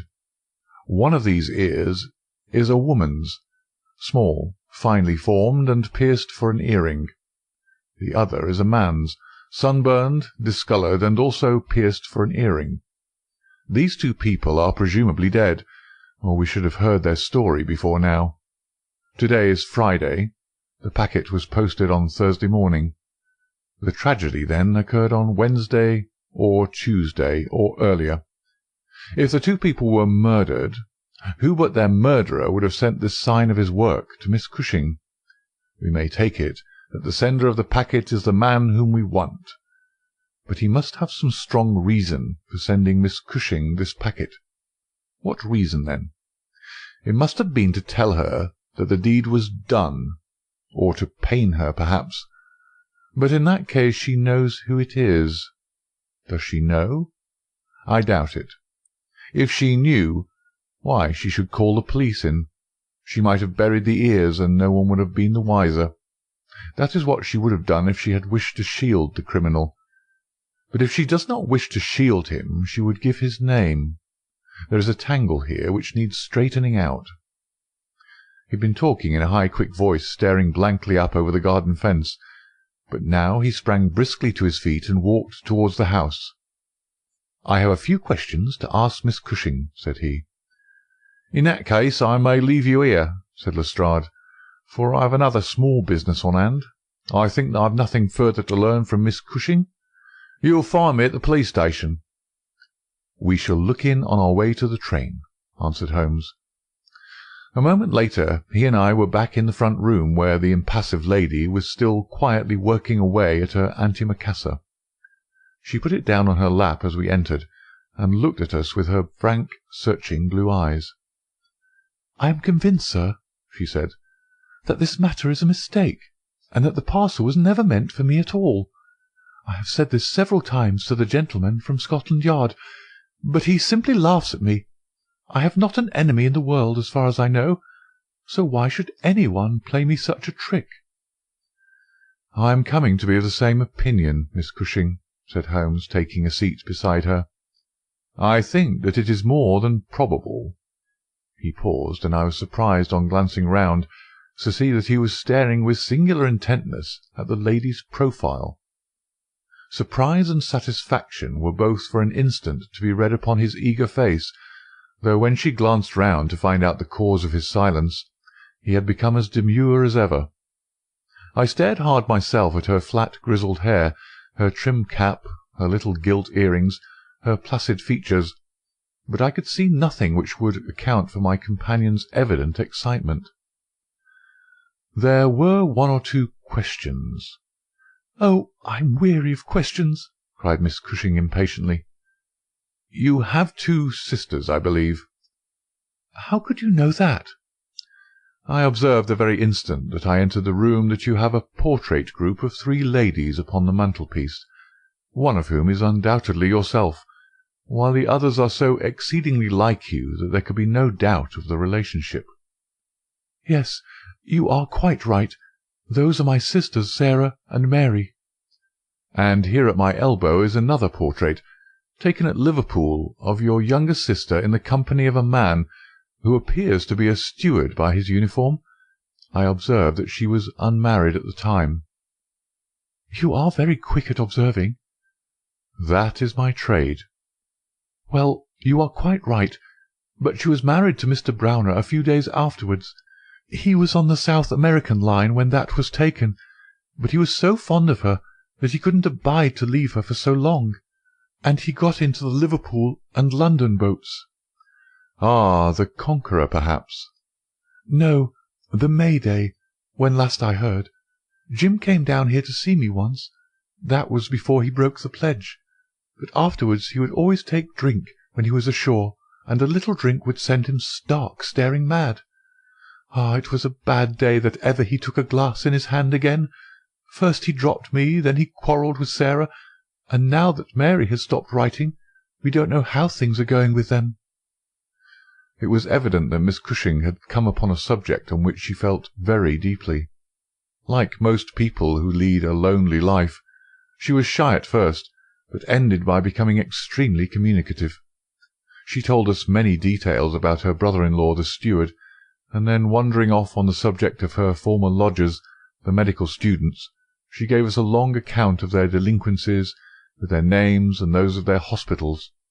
Holmes listened attentively to everything, throwing in a question from time to time. "About your second sister Sarah," said he, "I wonder, since you are both maiden ladies, that you do not keep house together." "Ah, you don't know Sarah's temper, or you'd wonder no more. I tried it when I came to Croydon, and we kept on until about 2 months ago, when we had to part. I don't want to say a word against my own sister, but she was always meddlesome and hard to please, was Sarah." "You say that she quarrelled with your Liverpool relations?" "Yes, and they were the best friends at one time. Why, she went up there to live in order to be near them, and now she has no word hard enough for Jim Browner. The last 6 months that she was here she would speak of nothing but his drinking and his ways. He had caught her meddling, I suspect, and given her a bit of his mind, and that was the start of it." "Thank you, Miss Cushing," said Holmes, rising and bowing. "Your sister Sarah lives, I think you said, at New Street, Wallington. Good-bye, and I am very sorry that you should have been troubled over a case with which, as you say, you have nothing whatever to do." There was a cab passing as we came out, and Holmes hailed it. "How far to Wallington?" he asked. "Only about a mile, sir." "Very good. Jump in, Watson. We must strike while the iron is hot. Simple as the case is, there have been 1 or 2 very instructive details in connection with it. Just pull up at a telegraph office as you pass, cabby." Holmes sent off a short wire, and for the rest of the drive lay back in the cab, with his hat tilted over his nose to keep the sun from his face. Our drive pulled up at a house which was not unlike the one which we had just quitted. My companion ordered him to wait, and had his hand upon the knocker when the door opened, and a grave young gentleman in black, with a very shiny hat, appeared on the step. "Is Miss Cushing at home?" asked Holmes. "Miss Sarah Cushing is extremely ill," said he. "She has been suffering since yesterday from brain symptoms of great severity. As her medical adviser, I cannot possibly take the responsibility of allowing anyone to see her. I should recommend you to call again in 10 days. He drew on his gloves, closed the door, and marched off down the street. "Well, if we can't, we can't," said Holmes cheerfully. "Perhaps she could not, or would not have told you much." "I did not wish her to tell me anything. I only wanted to look at her. However, I think that I have got all that I want. Drive us to some decent hotel, cabby, where we may have some lunch, and afterwards we shall drop down upon friend Lestrade at the police station." We had a pleasant little meal together, during which Holmes would talk about nothing but violins, narrating with great exultation how he had purchased his own Stradivarius, which was worth at least 500 guineas, at a Jew broker's in Tottenham Court Road for 55 shillings. This led him to Paganini, and we sat for an hour over a bottle of claret, while he told me anecdote after anecdote of that extraordinary man. The afternoon was far advanced, and the hot glare had softened into mellow glow before we found ourselves at the police station. Lestrade was waiting for us at the door. "A telegram for you, Mr. Holmes," said he. "Ha! It is the answer." He tore it open, glanced his eyes over it, and crumpled it into his pocket. "That's all right," said he. "Have you found out anything?" "I have found out everything." "What?" Lestrade stared at him in amazement. "You're joking." "I was never more serious in my life. A shocking crime has been committed, and I think I have now laid bare every detail of it." "And the criminal?" Holmes scribbled a few words upon the back of one of his visiting cards, and threw it over to Lestrade. "That is the name," he said. "You cannot effect an arrest until tomorrow night at the earliest. I should prefer that you do not mention my name at all in connection with the case, as I choose to be only associated with those crimes which present some difficulty in their solution. Come on, Watson." We strode off together to the station, leaving Lestrade still staring with a delighted face at the card which Holmes had thrown him. "The case," said Sherlock Holmes as we chatted over our cigars that night in our rooms at Baker Street, "is one where, as in the investigations which you have chronicled under the names of A Study in Scarlet and of the Sign of 4, we have been compelled to reason backward from effects to causes. I have written to Lestrade, asking him to supply us with the details which are now wanting, and which he will only get after he has secured his man. That he may be safely trusted to do, for although he is absolutely devoid of reason, he is as tenacious as a bulldog when he once understands what he has to do, and indeed it is just this tenacity which has brought him to the top at Scotland Yard." "Your case is not complete, then?" I asked. "It is fairly complete in essentials. We know who the author of the revolting business is, although one of the victims still escapes us. Of course, you have formed your own conclusions." "I presume that this Jim Browner, the steward of a Liverpool boat, is the man whom you suspect." "Oh, it is more than a suspicion." "And yet I cannot see anything save very vague indications." "On the contrary, to my mind nothing could be more clear. Let me run over the principal steps. We approached the case, you remember, with an absolutely blank mind, which is always an advantage. We had formed no theories. We were simply there to observe and to draw inferences from our observations. What did we see first? A very placid and respectable lady who seemed quite innocent of any secret, and a portrait which showed me that she had 2 younger sisters. It instantly flashed across my mind that the box might have been meant for one of these. I set the idea aside as one which could be disproved or confirmed at our leisure. Then we went to the garden, as you remember, and we saw the very singular contents of the little yellow box. The string was of the quality which is used by sailmakers aboard ship, and at once a whiff of the sea was perceptible in our investigation. When I observed that the knot was one which is popular with sailors, that the parcel had been posted at a port, and that the male ear was pierced for an earring, which is so much more common among sailors than landsmen, I was quite certain that all the actors in the tragedy were to be found among our seafaring classes. When I came to examine the address of the packet, I observed that it was to Miss S. Cushing. Now the oldest sister would of course be Miss Cushing, and although her initial was S, it might belong to one of the others as well. In that case, we should have to commence our investigation from a fresh basis altogether. I therefore went into the house with the intention of clearing up this point. I was about to assure Miss Cushing that I was convinced that a mistake had been made, when you may remember that I came suddenly to a stop. The fact was that I had just seen something which filled me with surprise, and at the same time narrowed the field of our inquiry immensely. As a medical man, you are aware, Watson, that there is no part of the body which varies so much as the human ear. Each ear is as a rule quite distinctive and differs from all other ones. In last year's Anthropological Journal you will find 2 short monographs from my pen upon the subject, and had carefully noted their anatomical peculiarities. Imagine my surprise, then, when on looking at Miss Cushing, I perceived that her ear corresponded exactly with the female ear which I had just inspected. The matter was entirely beyond coincidence. There was the same shortening of the pinna, the same broad curve of the upper lobe, the same convolution of the inner cartilage. In all essentials, it was the same ear. In the first place, her sister's name was Sarah, and her address had until recently been the same, so that it was quite obvious how the mistake had occurred and for whom the packet was meant. Then we heard of this steward, married to the third sister, and learned that he had at one time been so intimate with Miss Sarah that she had actually gone up to Liverpool to be near the Browners, but a quarrel had afterwards divided them. This quarrel had put a stop to all communications for some months, so that if Browner had occasion to address a packet to Miss Sarah, he would undoubtedly have done so to her old address. And now the matter had begun to straighten itself out wonderfully. We had learned of the existence of this steward, an impulsive man of strong passions.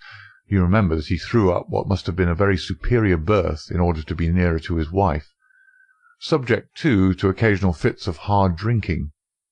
We had reason to believe that his wife had been murdered, and that a man, presumably a seafaring man, had been murdered at the same time. Jealousy, of course, at once suggested itself as the motive for the crime. And why should these proofs of the deed be sent to Miss Sarah Cushing? Probably because during her residence in Liverpool she had some hand in bringing about the events which led to the tragedy. You will observe that this line of boats call at Belfast, Dublin, and Waterford, so that, presuming that Browner had committed the deed, and had embarked at once upon his steamer, the Mayday, Belfast would be the first place at which he could post his terrible packet. A second solution was at this stage obviously possible, and although I thought it exceedingly unlikely, I was determined to elucidate it before going further. An unsuccessful lover might have killed Mr. Browner and Mrs. Browner, and the male ear might have belonged to the husband. There were many grave objections to this theory, but it was conceivable. I therefore sent off a telegram to my friend Algar of the Liverpool force, and asked him to find out if Mrs. Browner were at home, and if Browner had departed in the Mayday. Then we went on to Wallington to visit Miss Sarah. I was curious in the first place to see how far the family ear had been reproduced in her. Then, of course, she might give us very important information. But I was not sanguine that she would. She must have heard of the business the day before, since all Croydon was ringing with it, and she alone could have understood for whom the packet was meant. If she had been willing to help justice, she would probably have communicated with the police already. However, it was clearly our duty to see her, so we went. We found that the news of the arrival of the packet, for her illness dated from that time, had such an effect upon her as to bring on brain fever. It was clearer than ever that she understood its full significance, but equally clear that we should have to wait for some time for any assistance from her. However, we were really independent of her help. Our answers were waiting for us at the police station, where I had directed Algar to send them. Nothing could be more conclusive. Mrs. Browner's house had been closed for more than 3 days, and the neighbours were of opinion that she had gone south to see her relatives. It had been ascertained at the shipping offices that Browner had left aboard the Mayday, and I calculate that she is due in the Thames tomorrow night. When he arrives, he will be met by the obtuse but resolute Lestrade, and I have no doubt that we shall have all our details filled in. Sherlock Holmes was not disappointed in his expectations. 2 days later he received a bulky envelope, which contained a short note from the detective and a typewritten document which covered several pages of foolscap. "Lestrade has got him all right," said Holmes, glancing up at me. "Perhaps it would interest you to hear what he says."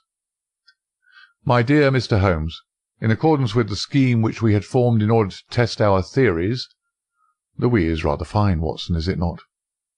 "I went down to the Albert Dock yesterday at 6 p.m. and boarded the SS Mayday, belonging to the Liverpool, Dublin and London Steam Packet Company.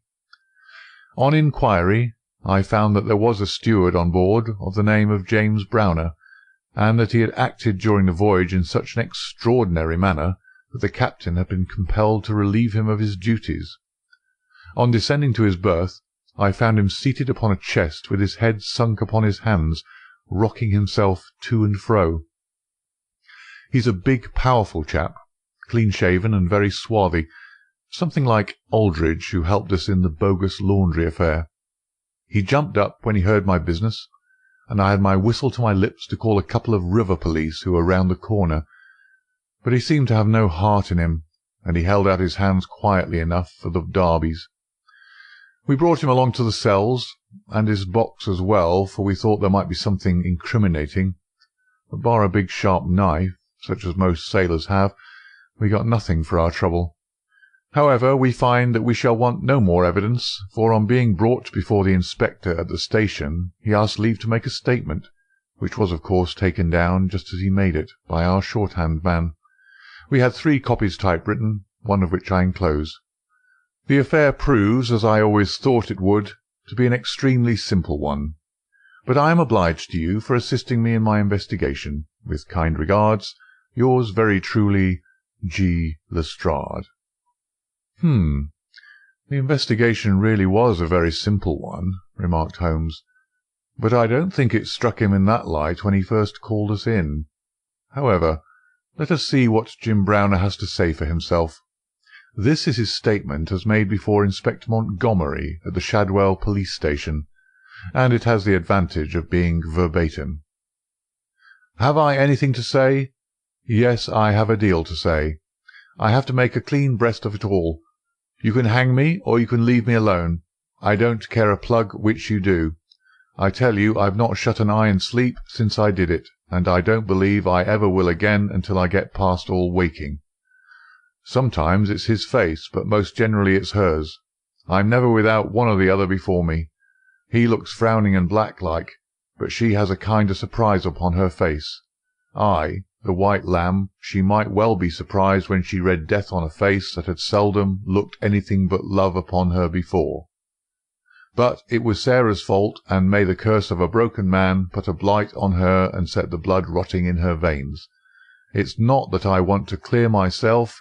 I know that I went back to drink, like the beast that I was. But she would have forgiven me, she would have stuck as close to me as rope to a block, if that woman had never darkened our door. For Sarah Cushing loved me. That's the root of the business. She loved me until all her love turned to poisonous hate, when she knew that I thought more of my wife's footmark in the mud than I did of her whole body and soul. There were 3 sisters altogether. The old one was just a good woman, the second was a devil, and the third was an angel. Sarah was 33, and Mary was 29 when I married. We were just as happy as the day was long when we set up house together, and in all Liverpool there was no better woman than my Mary. And then we asked Sarah up for a week, and the week grew into a month, and one thing led to another until she was just one of ourselves. I was blue ribbon at that time, and we were putting a little money by, and all was as bright as a new dollar. My God, whoever would have thought that it would have come to this? Whoever would have dreamed it? I used to be home for the weekends very often, and sometimes if the ship were held back for cargo I would have a whole week at a time. and in this way I saw a deal of my sister-in-law Sarah. She was a fine tall woman, black and quick and fierce, with a proud way of carrying her head, and a glint from her eye like a spark from a flint. But when little Mary was there I had never thought of her, and that I swear as I hope for God's mercy. It had seemed to me sometimes that she liked to be alone with me, or to coax me out for a walk with her, but I had never thought anything of that. But one evening my eyes were opened. I had come up from the ship and found my wife out, but Sarah at home. "Where's Mary?" I asked. "Oh, she's gone to pay some accounts." I was impatient and paced up and down the room. "Can't you be happy for 5 minutes without Mary, Jim?" says she. "It's a bad compliment to me that you can't be contented with my society for so short a time."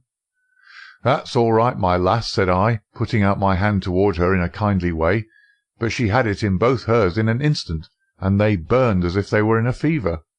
I looked into her eyes, and I read it all there. There was no need for her to speak, nor for me either. I frowned and drew my hand away, and she stood by my side in silence for a bit, and then put up her hand and patted me on the shoulder. "Steady, old Jim," said she, and with a kind of mocking laugh she ran out of the room. Well, from that time Sarah hated me with her whole heart and soul, and she is a woman who can hate too. I was a fool to let her go on biding with us, a besotted fool, but I never said a word to Mary, for I knew it would grieve her. Things went on much as before, but after a time I began to find that there was a bit of a change in Mary herself. She had always been so trusting and so innocent, but now she became queer and suspicious, wanting to know where I'd been, and what I'd been doing, and whom my letters were from, and what I had in my pockets, and 1,000 such follies. Day by day she grew queerer and more irritable, and we had ceaseless rows about nothing. I was fairly puzzled by it all.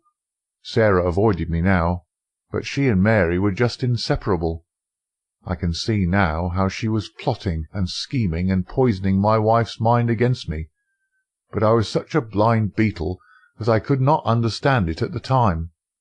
Then I broke my blue ribbon and began to drink again, but I think I should not have done it if Mary had been the same as ever. She had some reason to be disgusted with me now, and the gap between us began to be wider and wider. And then this Alec Fairbairn chipped in, and things became 1,000 times blacker.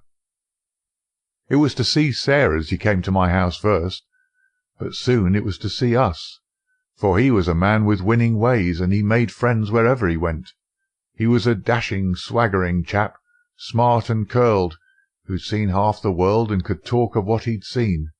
He was good company, I won't deny it, and he had wonderful polite ways with him for a sailor man, so that I think there must have been a time when he knew more of the poop than the forecastle. For a month he was in and out of my house, and never once did it cross my mind that harm might come of his soft, tricky ways. And then at last something made me suspect, and from that day my peace was gone for ever. It was only a little thing, too. I had come into the parlour unexpected, and as I walked in at the door I saw a light of welcome on my wife's face. But as she saw who it was, it faded again, and she turned away with a look of disappointment. That was enough for me. There was no one but Alec Fairbairn whose step she could have mistaken for mine. If I could have seen him, then I should have killed him, for I have always been like a madman when my temper gets loose. Mary saw the devil's light in my eyes, and she ran forward with her hands on my sleeve. "Don't, Jim, don't," says she. "Where's Sarah?" I asked. "In the kitchen," says she. "Sarah," says I, as I went in, "this man Fairbairn is never to darken my door again." "Why not?" says she. "Because I order it." "Oh," says she, "if my friends are not good enough for this house, then I'm not good enough for it either." "You can do what you like," says I, "but if Fairbairn shows his face here again, I'll send you one of his ears for a keepsake." She was frightened by my face, I think, for she never answered a word, and the same evening she left my house. Well, I don't know now whether it was pure devilry on the part of this woman, or whether she thought that she could turn me against my wife by encouraging her to misbehave. Anyway, she took a house just 2 streets off and let lodgings to sailors. Fairbairn used to stay there, and Mary would go round to have tea with her sister and him. How often she went I don't know, but I followed her one day, and as I broke in at the door, Fairbairn got away over the back garden wall like the cowardly skunk that he was. I swore to my wife that I would kill her if I found her in his company again, and I led her back with me, sobbing and trembling, and as white as a piece of paper. There was no trace of love between us any longer.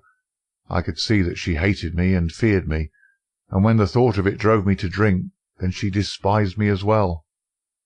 Well, Sarah found that she could not make a living in Liverpool, so she went back, as I understand, to live with her sister in Croydon, and things jogged on much the same as ever at home. And then came this week, and all the misery and ruin. It was in this way. We'd gone on the May Day for a round voyage of 7 days, but a hogshead got loose and started one of our plates, so we had to get back into port for 12 hours. I left the ship and came home, thinking what a surprise it would be for my wife, and hoping that maybe she would be glad to see me so soon. A thought was in my head as I turned into my own street, and at that moment a cab passed me, and there she was, sitting by the side of Fairbairn, the two chatting and laughing, with never a thought for me as I stood watching them from the footpath. I tell you, and I give you my word for it, that from that moment I was not my own master, and it is all like a dim dream when I look back on it. I've been drinking hard of late, and the two things together fairly turn my brain. There's something throbbing in my head now, like a docker's hammer, but that morning I seemed to have all Niagara whizzing and buzzing in my ears. It was just as if they'd been given into my hands. There was a bit of a haze, and you could not see more than a few 100 yards. I hired a boat for myself, and I pulled after them. I could see the blur of their craft, but they were going nearly as fast as I, and they must have been a long mile from the shore before I caught them up. The haze was like a curtain all round us, and there we were, 3 in the middle of it. My God, shall I ever forget their faces when they saw who was in the boat that was closing in upon them? She screamed out. He swore like a madman and jabbed at me with an oar, for he must have seen death in my eyes. I got past it, and got one in with my stick that crushed his head like an egg. I would have spared her, perhaps, for all my madness, but she threw her arms round him, crying out to him and calling him Alick. I struck again, and she lay stretched beside him. I was like a wild beast then that had tasted blood. If Sarah had been there, by the Lord, she would have joined them. I pulled out my knife, and, well, there, I've said enough. It gave me a kind of savage joy when I thought how Sarah would feel when she had such signs as these of what her meddling had brought about. Then I tied the bodies into the boat, stove a plank, and stood by until they had sunk. I knew very well that the owner would think that they had lost their bearings in the haze, and had drifted off out to sea. I cleaned myself up, got back to land, and joined my ship without a soul having a suspicion of what had passed.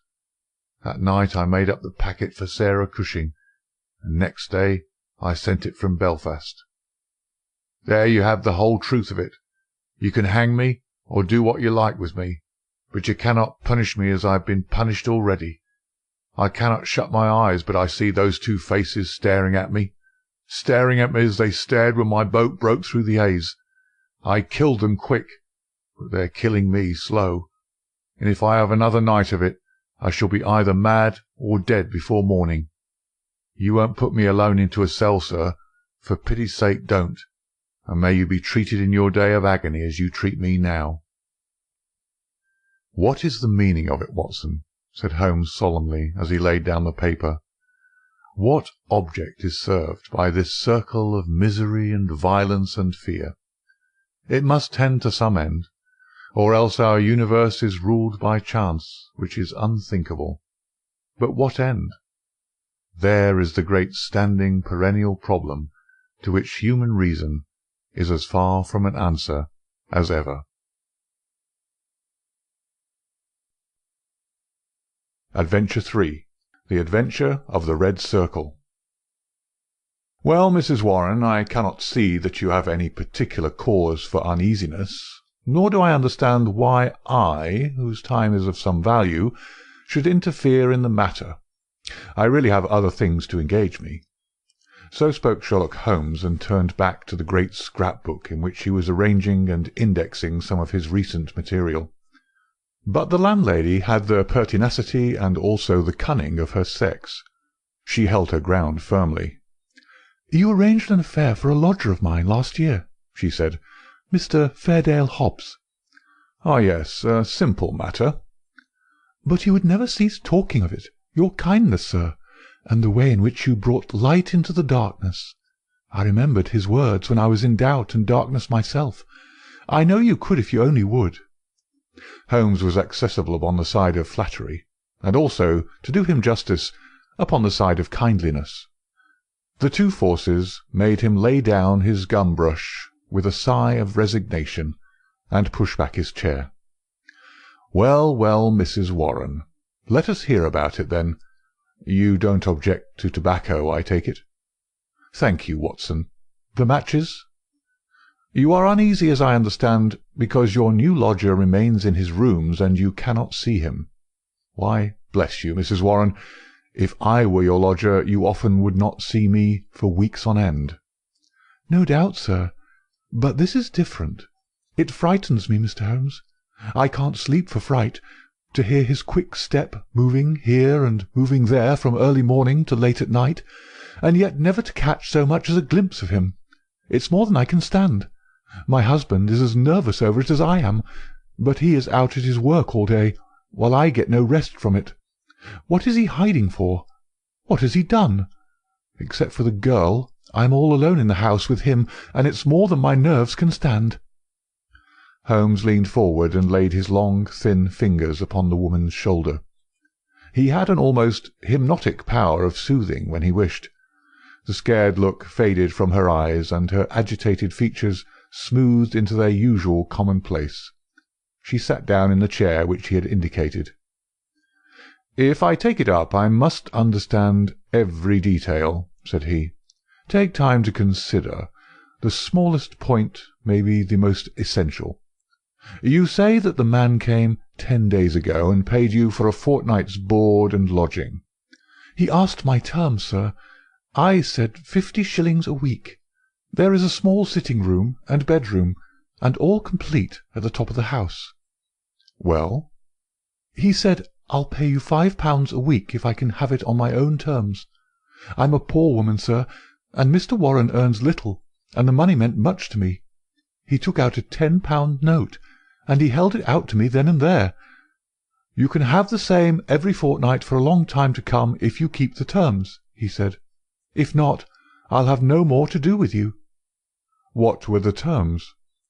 "Well, sir, they were that he was to have a key of the house. That was all right. Lodgers often have them. Also that he was to be left entirely to himself, and never upon any excuse to be disturbed." "Nothing wonderful in that, surely?" "Not in reason, sir. But this is out of all reason. He's been there for 10 days, and neither Mr. Warren nor I, nor the girl, has once set eyes upon him. We can hear that quick step of his, pacing up and down, night, morning, and noon, but except on that first night he had never once gone out of the house." "Oh, he went out the first night, did he?" "Yes, sir, and returned very late, after we were all in bed. He told me after he had taken the rooms that he would do so, and asked me not to bar the door. I heard him come up the stair after midnight." "But his meals?" "It was his particular direction that we should always, when he rang, leave his meal upon a chair outside his door. Then he rings again when he was finished, and we take it down from the same chair. If he wants anything else, he prints it on a slip of paper and leaves it." "Prints it?" "Yes, sir, prints it in pencil. Just the word, nothing more. Here's the one I brought to show you. Soap. Here's another. Match. This is the one he left the first morning. Daily Gazette. I leave that paper with his breakfast every morning." "Dear me, Watson," said Holmes, staring with great curiosity at the slips of foolscap which the landlady had handed to him. "This is certainly a little unusual. Seclusion I can understand. But why print? Printing is a clumsy process. Why not write? What would it suggest, Watson? That he desired to conceal his handwriting. But why? What can it matter to him that his landlady should have a word of his writing? Still, it may be as you say. Then again, why such laconic messages? I cannot imagine. It opens a pleasing field for intelligent speculation. The words are written with a broad-pointed, violet-tinted pencil of a not unusual pattern. You will observe that the paper is torn away at the side here after the printing was done, so that the S of soap is partly gone. Suggestive, Watson, is it not? Of caution? Exactly. There was evidently some mark, some thumbprint, something which might give a clue to the person's identity. Now, Mrs. Warren, you say that the man was of middle size, dark and bearded. What age would he be? Youngish, sir. Not over 30. Well, can you give me no further indications? He spoke good English, sir, and yet I thought he was a foreigner by his accent. And he was well dressed? Very smartly dressed, sir. Quite the gentleman. Dark clothes. Nothing you would note. He gave no name? No, sir. And has had no letters or callers? None. But surely you or the girl enter his room of a morning? No, sir. He looks after himself entirely. Dear me, that is certainly remarkable. What about his luggage? He had one big brown bag with him, nothing else. Well, we don't seem to have much material to help us. Do you say nothing has come out of that room? Absolutely nothing? The landlady drew an envelope from her bag. From it she shook out 2 burnt matches and a cigarette-end upon the table. They were on his tray this morning. I brought them because I had heard that you can read great things out of small ones. Holmes shrugged his shoulders. "There's nothing here," said he. "The matches have, of course, been used to light cigarettes. That is obvious from the shortness of the burnt end. Half the match is consumed in lighting a pipe or cigar. But, dear me, this cigarette stub is certainly remarkable. The gentleman was bearded and moustached, you say?" "Yes, sir." "I don't understand that. I should say that only a clean-shaven man could have smoked this. Why, Watson, even your modest moustache would have been singed." "A holder?" I suggested. No, the end is matted. I suppose there could not be 2 people in your rooms, Mrs. Warren?" "No, sir. He eats so little that I often wonder it can keep life in one." "Well, I think we must wait for a little more material. After all, you have nothing to complain of. You have received your rent, and he is not a troublesome lodger, though he is certainly an unusual one. He pays you well, and if he chooses to lie concealed it is no direct business of yours. We have no excuse for an intrusion upon his privacy until we have some reason to think that there is a guilty reason for it. I've taken up the matter, and I won't lose sight of it. Report to me if anything fresh occurs, and rely upon my assistance if it should be needed." "There are certainly some points of interest in this case, Watson," he remarked when the landlady had left us. "It may, of course, be trivial, individual eccentricity, or it may be very much deeper than appears on the surface. The first thing that strikes one is the obvious possibility that the person now in the rooms may be entirely different from the one who engaged them." "Why should you think so?" "Well, apart from this cigarette-end, was it not suggestive that the only time the lodger went out was immediately after his taking the rooms? He came back, or someone came back, when all witnesses were out of the way. We have no proof that the person who came back was the person who went out. Then again, the man who took the room spoke English well. This other, however, prints match, when it should have been matches. I can imagine that the word was taken out of a dictionary, which would give the noun, but not the plural. The laconic style may be to conceal the absence of knowledge of English. Yes, Watson, there are good reasons to suspect there has been a substitution of lodgers." But for what possible end? Ah, there lies our problem. There is one rather obvious line of investigation. He took down the great book in which, day by day, he filed the agony column of the various London journals. "Dear me," said he, turning over the pages, "what a chorus of groans, cries, and bleatings!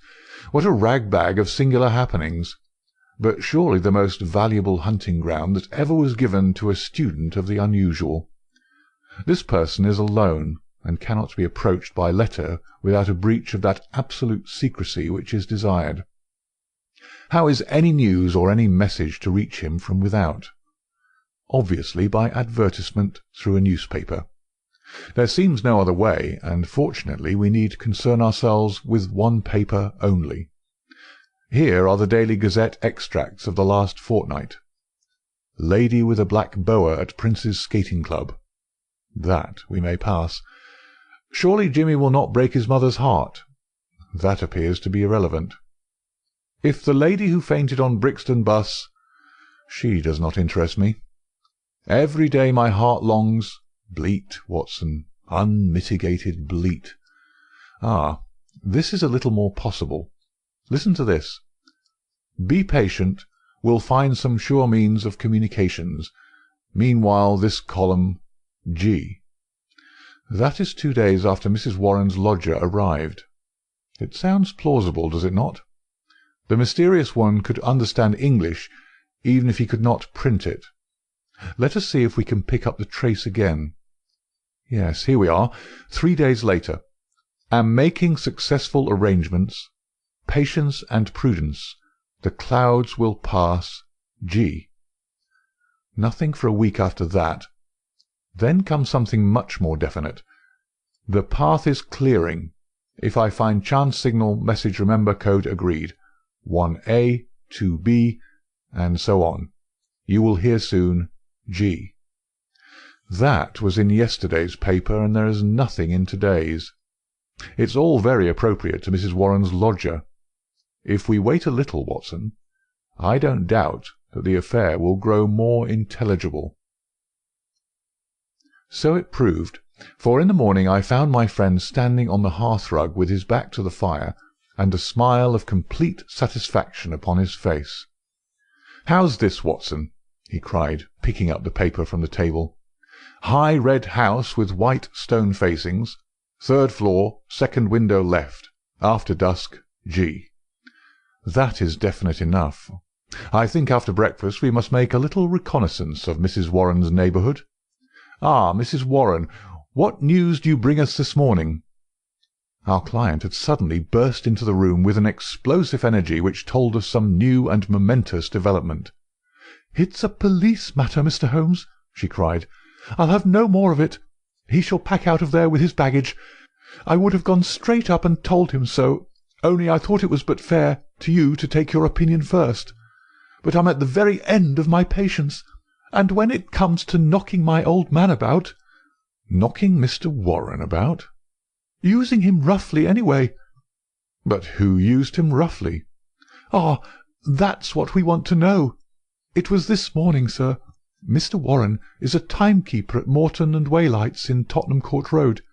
He has to be out of the house before 7. Well, this morning he had not gone 10 paces down the road when 2 men came up behind him, threw a coat over his head, and bundled him into a cab that was beside the curb. They drove him an hour, and then opened the door and shot him out.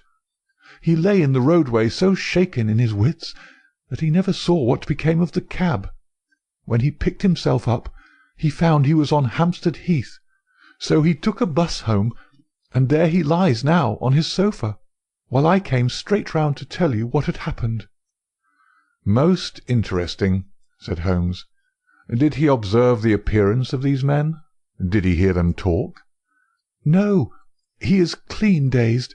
He just knows that he was lifted up as if by magic, and dropped as if by magic.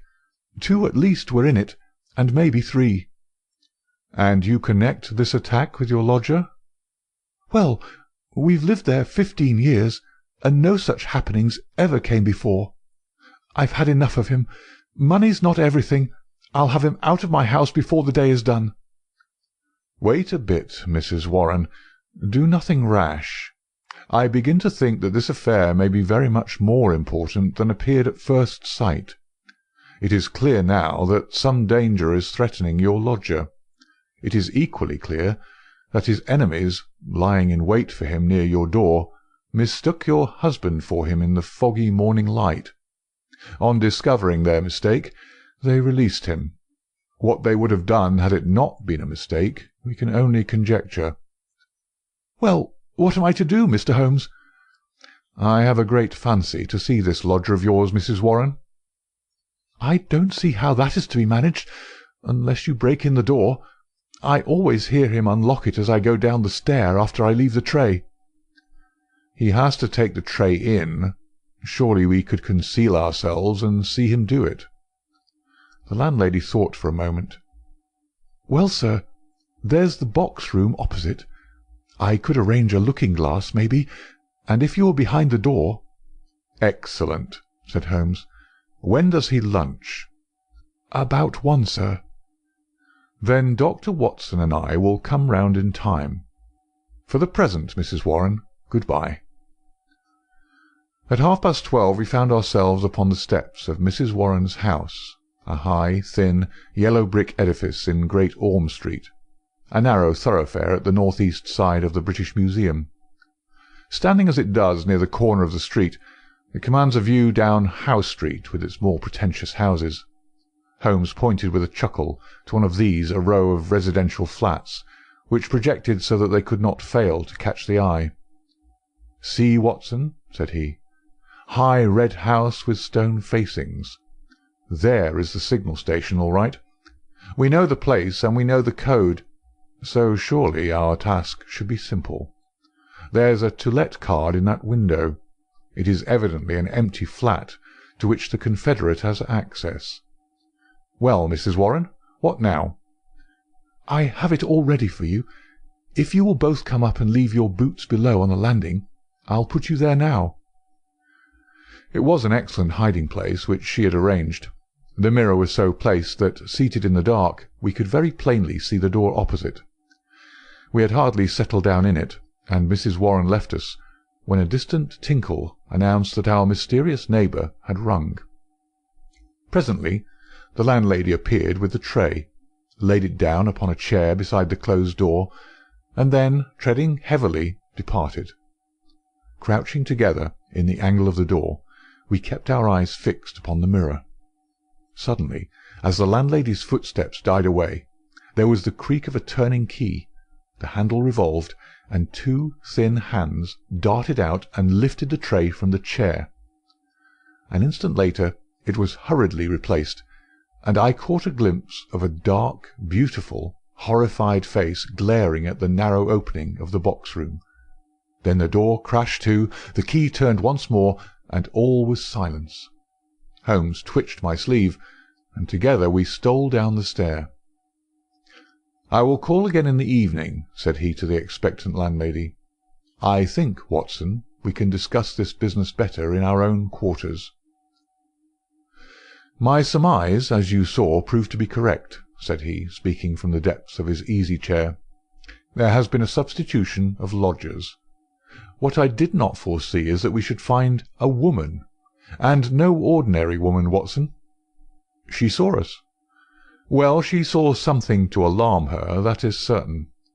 The general sequence of events is pretty clear, is it not? A couple seek refuge in London from a very terrible and instant danger. The measure of that danger is the rigour of their precautions. The man, who has some work which he must do, desires to leave the woman in absolute safety while he does it. It is not an easy problem, but he solved it in an original fashion, and so effectively that her presence was not even known to the landlady who supplies her with food. The printed messages, as is now evident, were to prevent her sex being discovered by her writing. The man cannot come near the woman, or he will guide their enemies to her. Since he cannot communicate with her direct, he has recourse to the agony column of a paper. So far all is clear. But what is at the root of it? Ah, yes, Watson. Severely practical as usual. What is at the root of it all? Mrs. Warren's whimsical problem enlarges somewhat and assumes a more sinister aspect as we proceed. This much we can say, that it is no ordinary love escapade. You saw the woman's face at the sign of danger.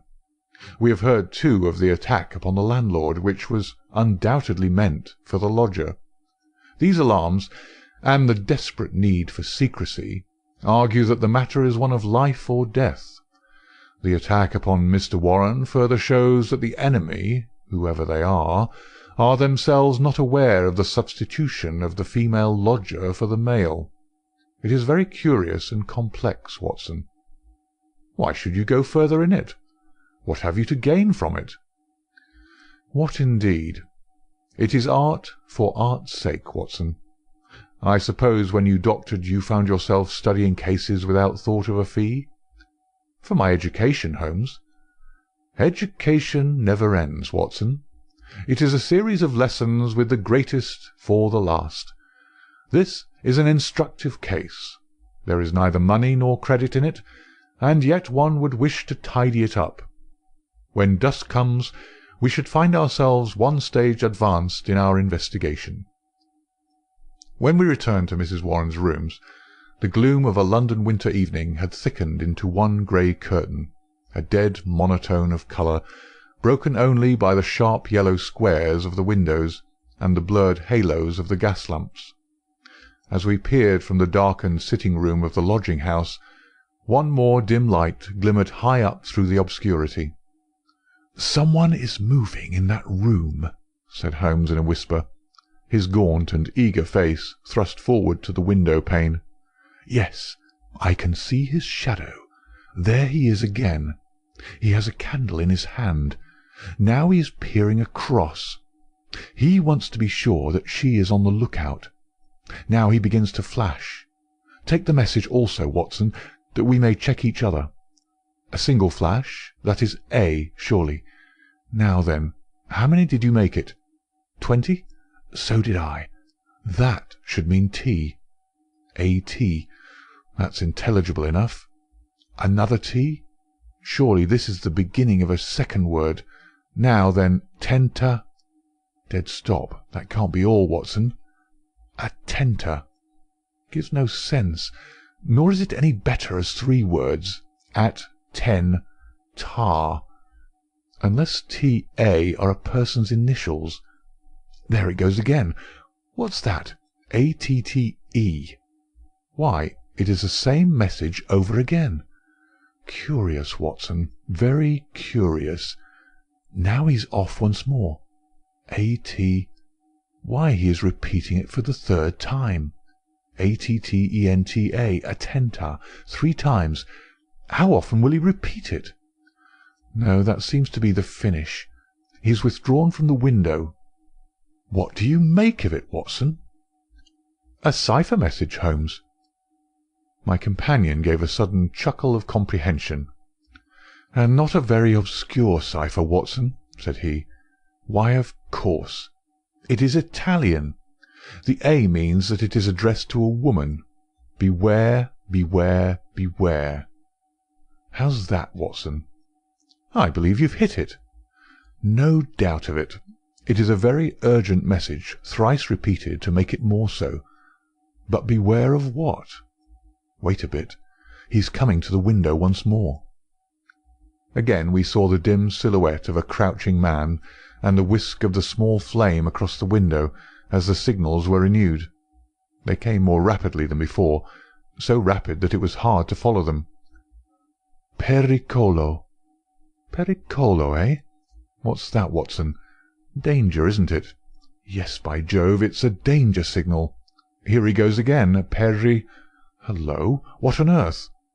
The light had suddenly gone out. The glimmering square of window had disappeared, and the 3rd floor formed a dark band round the lofty building, with its tiers of shining casements. That last warning cry had been suddenly cut short. How, and by whom? The same thought occurred on the instant to us both. Holmes sprang up from where he crouched by the window. "This is serious, Watson," he cried. "There is some devilry going forward. Why should such a message stop in such a way? I should put Scotland Yard in touch with this business, and yet it is too pressing for us to leave. Shall I go for the police? We must define the situation a little more clearly. It may bear some more innocent interpretation. Come, Watson, let us go across ourselves and see what we can make of it." As we walked rapidly down House Street, I glanced back at the building which we'd left. There, dimly outlined at the top window, I could see the shadow of a head, a woman's head, gazing tensely, rigidly out into the night, waiting with breathless suspense for the renewal of that interrupted message.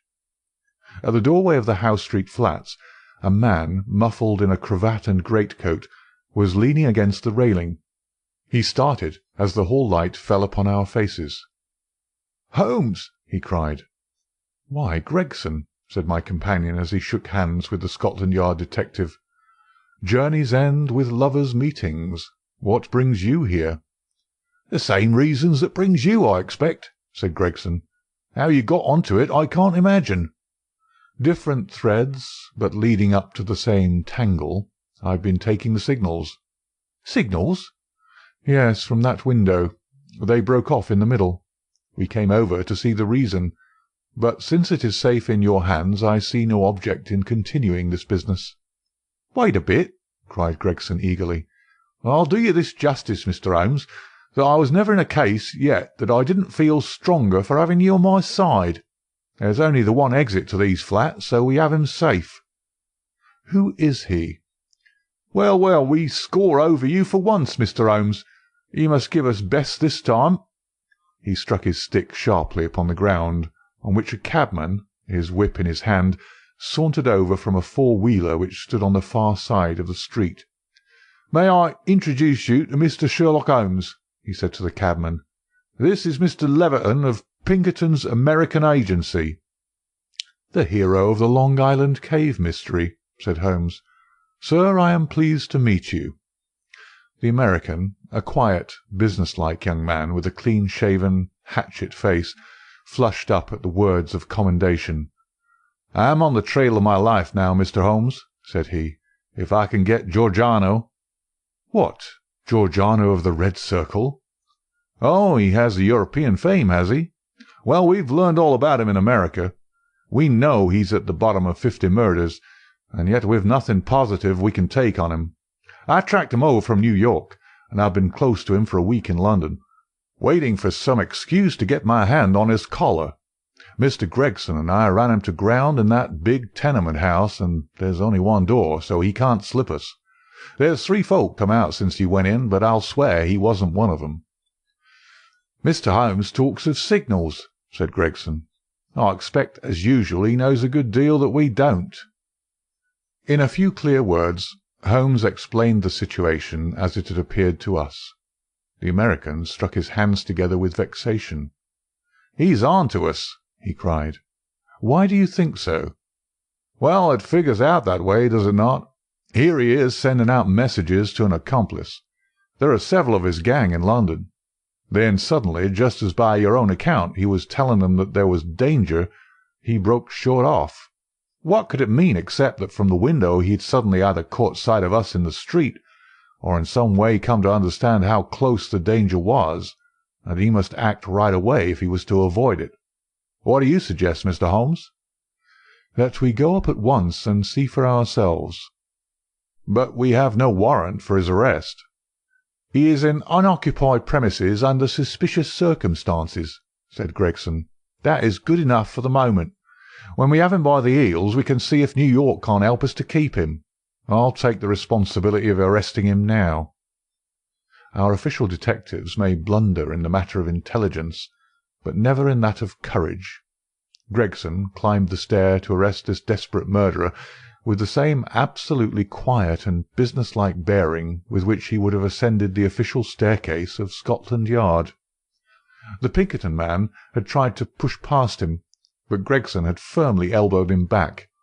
London dangers were the privilege of the London force.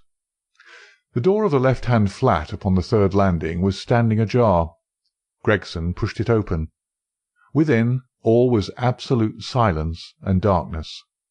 I struck a match and lit the detective's lantern.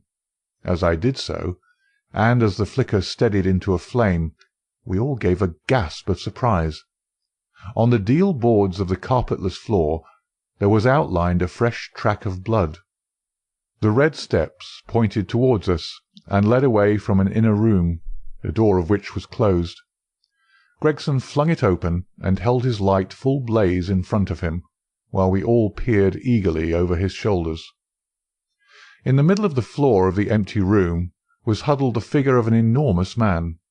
His clean-shaven, swarthy face, grotesquely horrible in its contortion, and his head encircled by a ghastly crimson halo of blood, lying in a broad wet circle upon the white woodwork. His knees were drawn up, his hands thrown out in agony, and from the centre of his broad, brown, upturned throat there projected the white haft of a knife driven blade-deep into his body. Giant as he was, the man must have gone down like a pole-axed ox before that terrific blow. Beside his right hand a most formidable horn-handled two-edged dagger lay upon the floor, and near it a black kid glove. "By George, it's Black Georgiano himself!" cried the American detective. "Someone has got ahead of us this time." "Here is the candle in the window, Mr. Holmes," said Gregson. "Why, whatever are you doing?" Holmes had stepped across, had lit the candle, and was passing it backward and forward across the window-panes. Then he peered into the darkness, blew the candle out, and threw it on the floor. "I rather think that will be helpful," said he. He came over and stood in deep thought while the two professionals were examining the body. "You say that 3 people came out from the flat while you were waiting downstairs," said he at last. "Did you observe them closely?"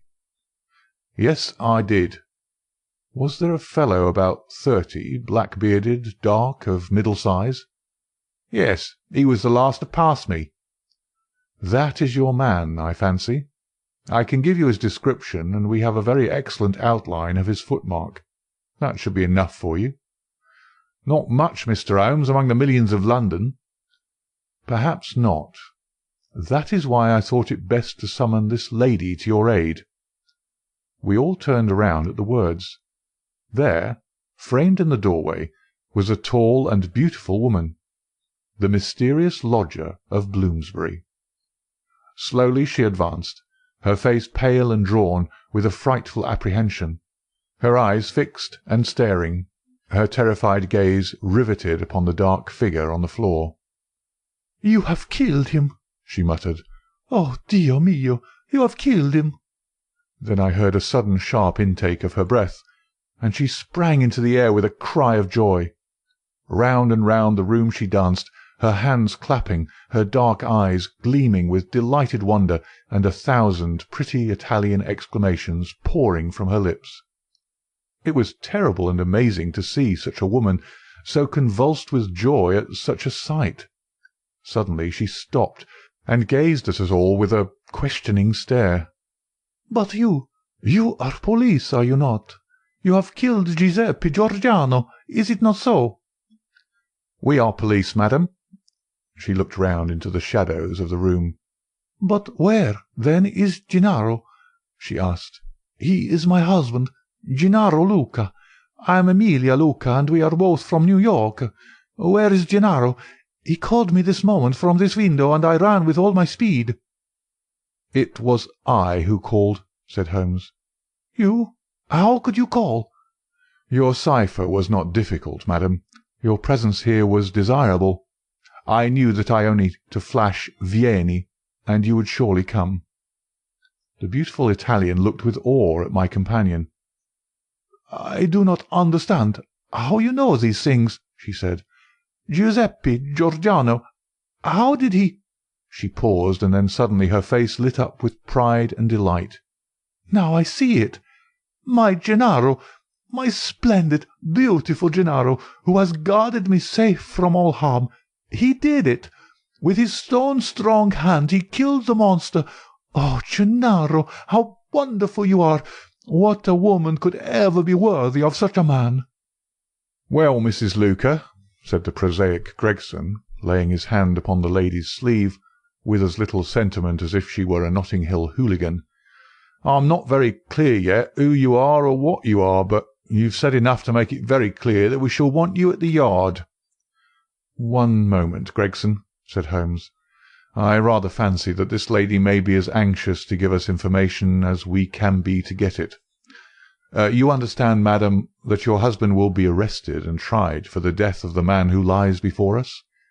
What you say may be used in evidence, but if you think that he has acted from motives which are not criminal, and which he would wish to have known, then you cannot serve him better than by telling us the whole story."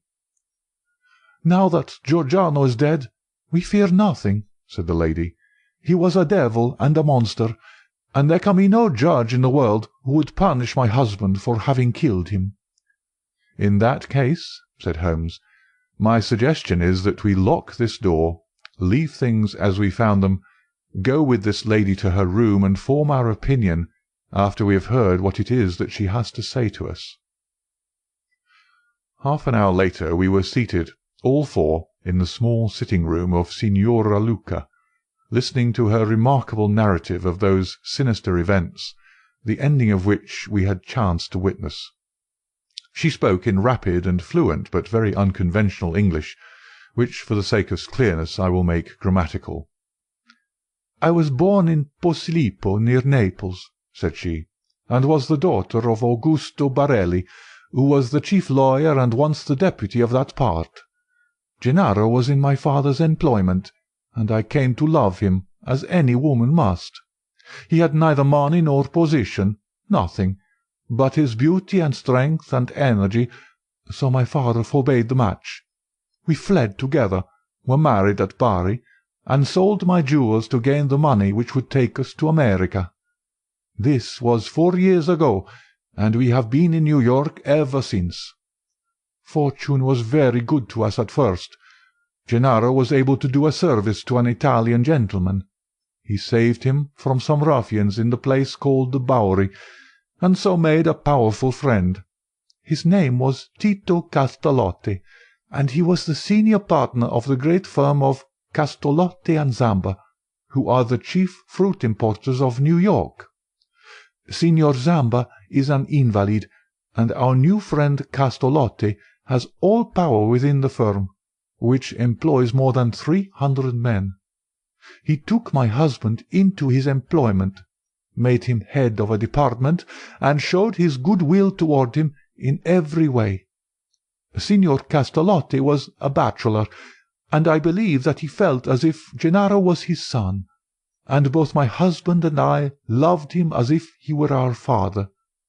We had taken and furnished a little house in Brooklyn, and our whole future seemed assured, when that black cloud appeared which was soon to overspread our sky. One night, when Gennaro returned from his work, he brought a fellow countryman back with him. His name was Giordano, and he had come also from Posillipo. He was a huge man, as you can testify, for you have looked upon his corpse. Not only was his body that of a giant, but everything about him was grotesque, gigantic, and terrifying. His voice was like thunder in our little house.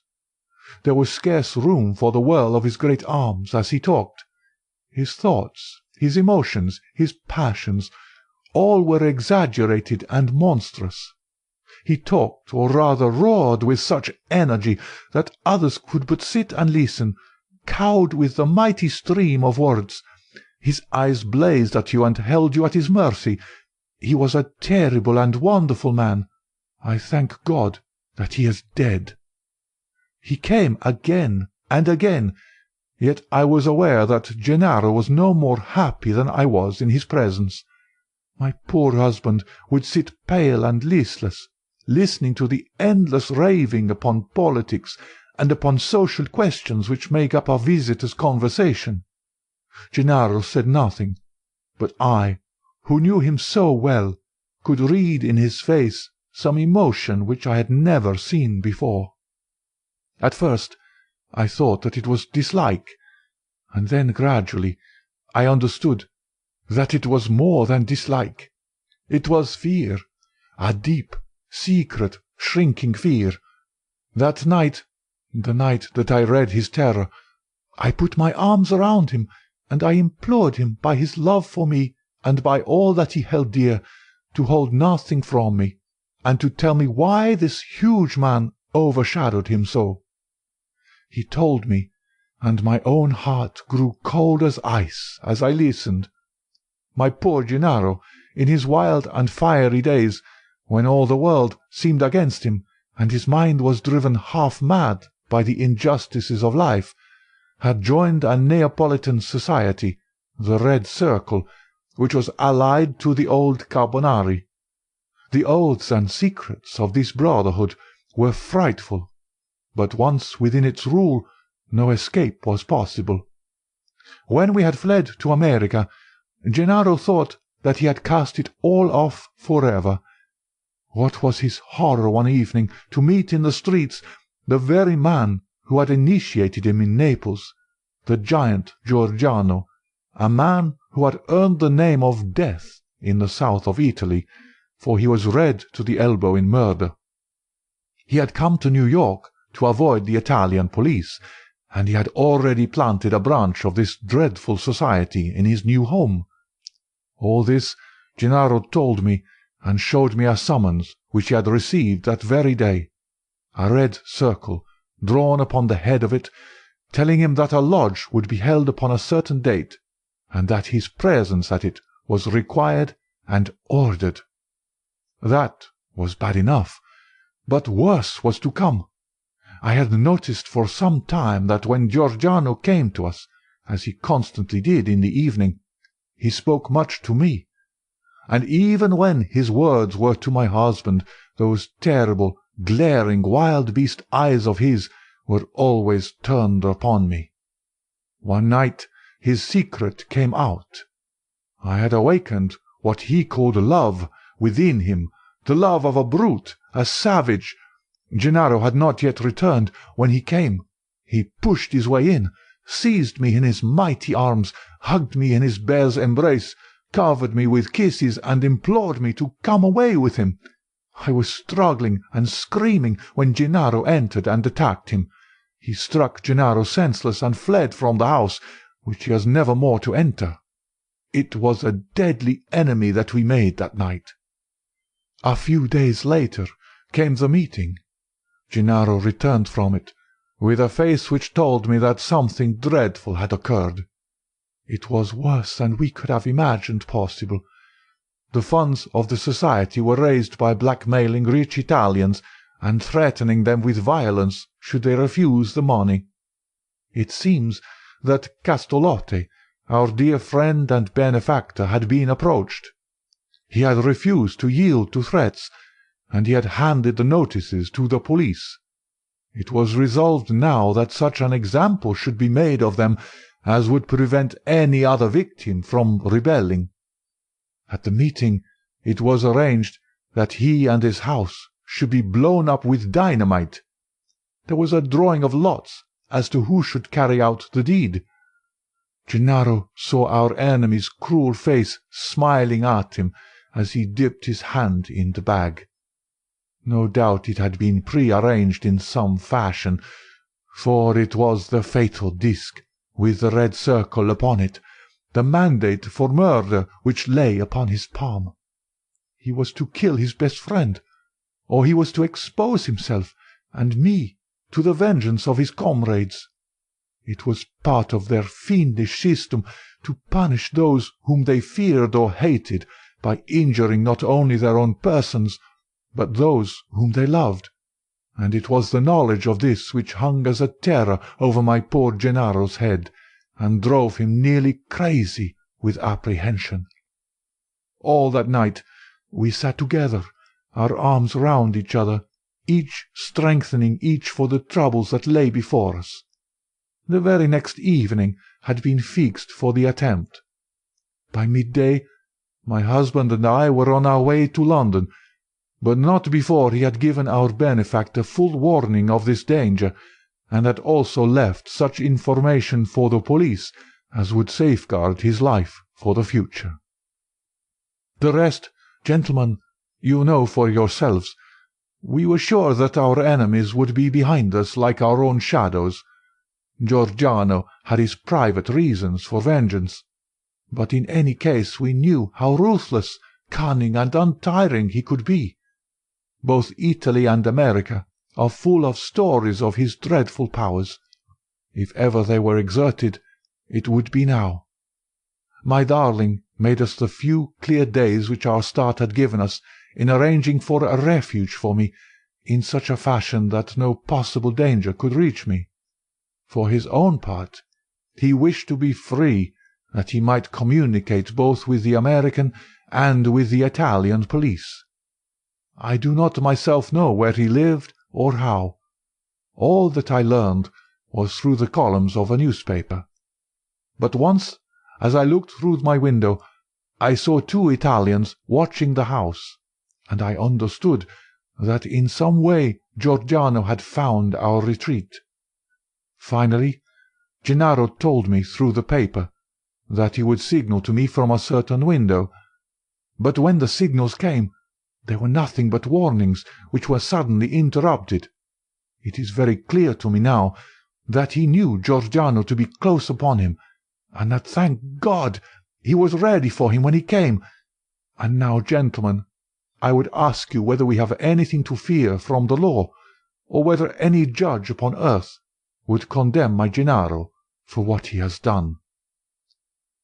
"Well, Mr. Gregson," said the American, looking across at the official, "I don't know what your British point of view may be, but I guess that in New York this lady's husband will receive a pretty general vote of thanks."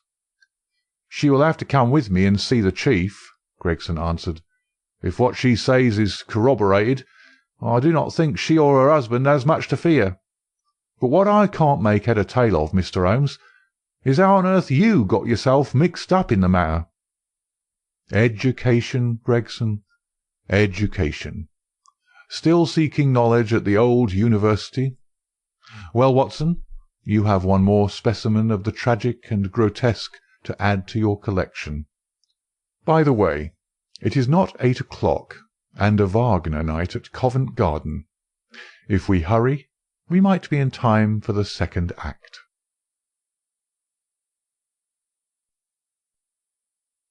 Adventure 4. The Adventure of the Bruce Partington Plans. In the 3rd week of November, in the year 1895, a dense yellow fog settled down upon London. From the Monday to the Thursday I doubt whether it was ever possible from our windows in Baker Street to see the loom of the opposite houses. The first day Holmes had spent in cross-indexing his huge book of references.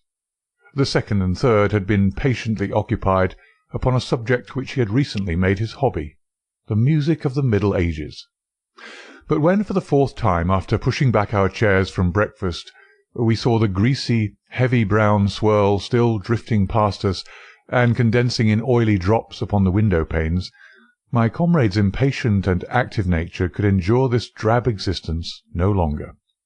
He paced restlessly about our sitting-room in a fever of suppressed energy, biting his nails, tapping the furniture, and chafing against inaction.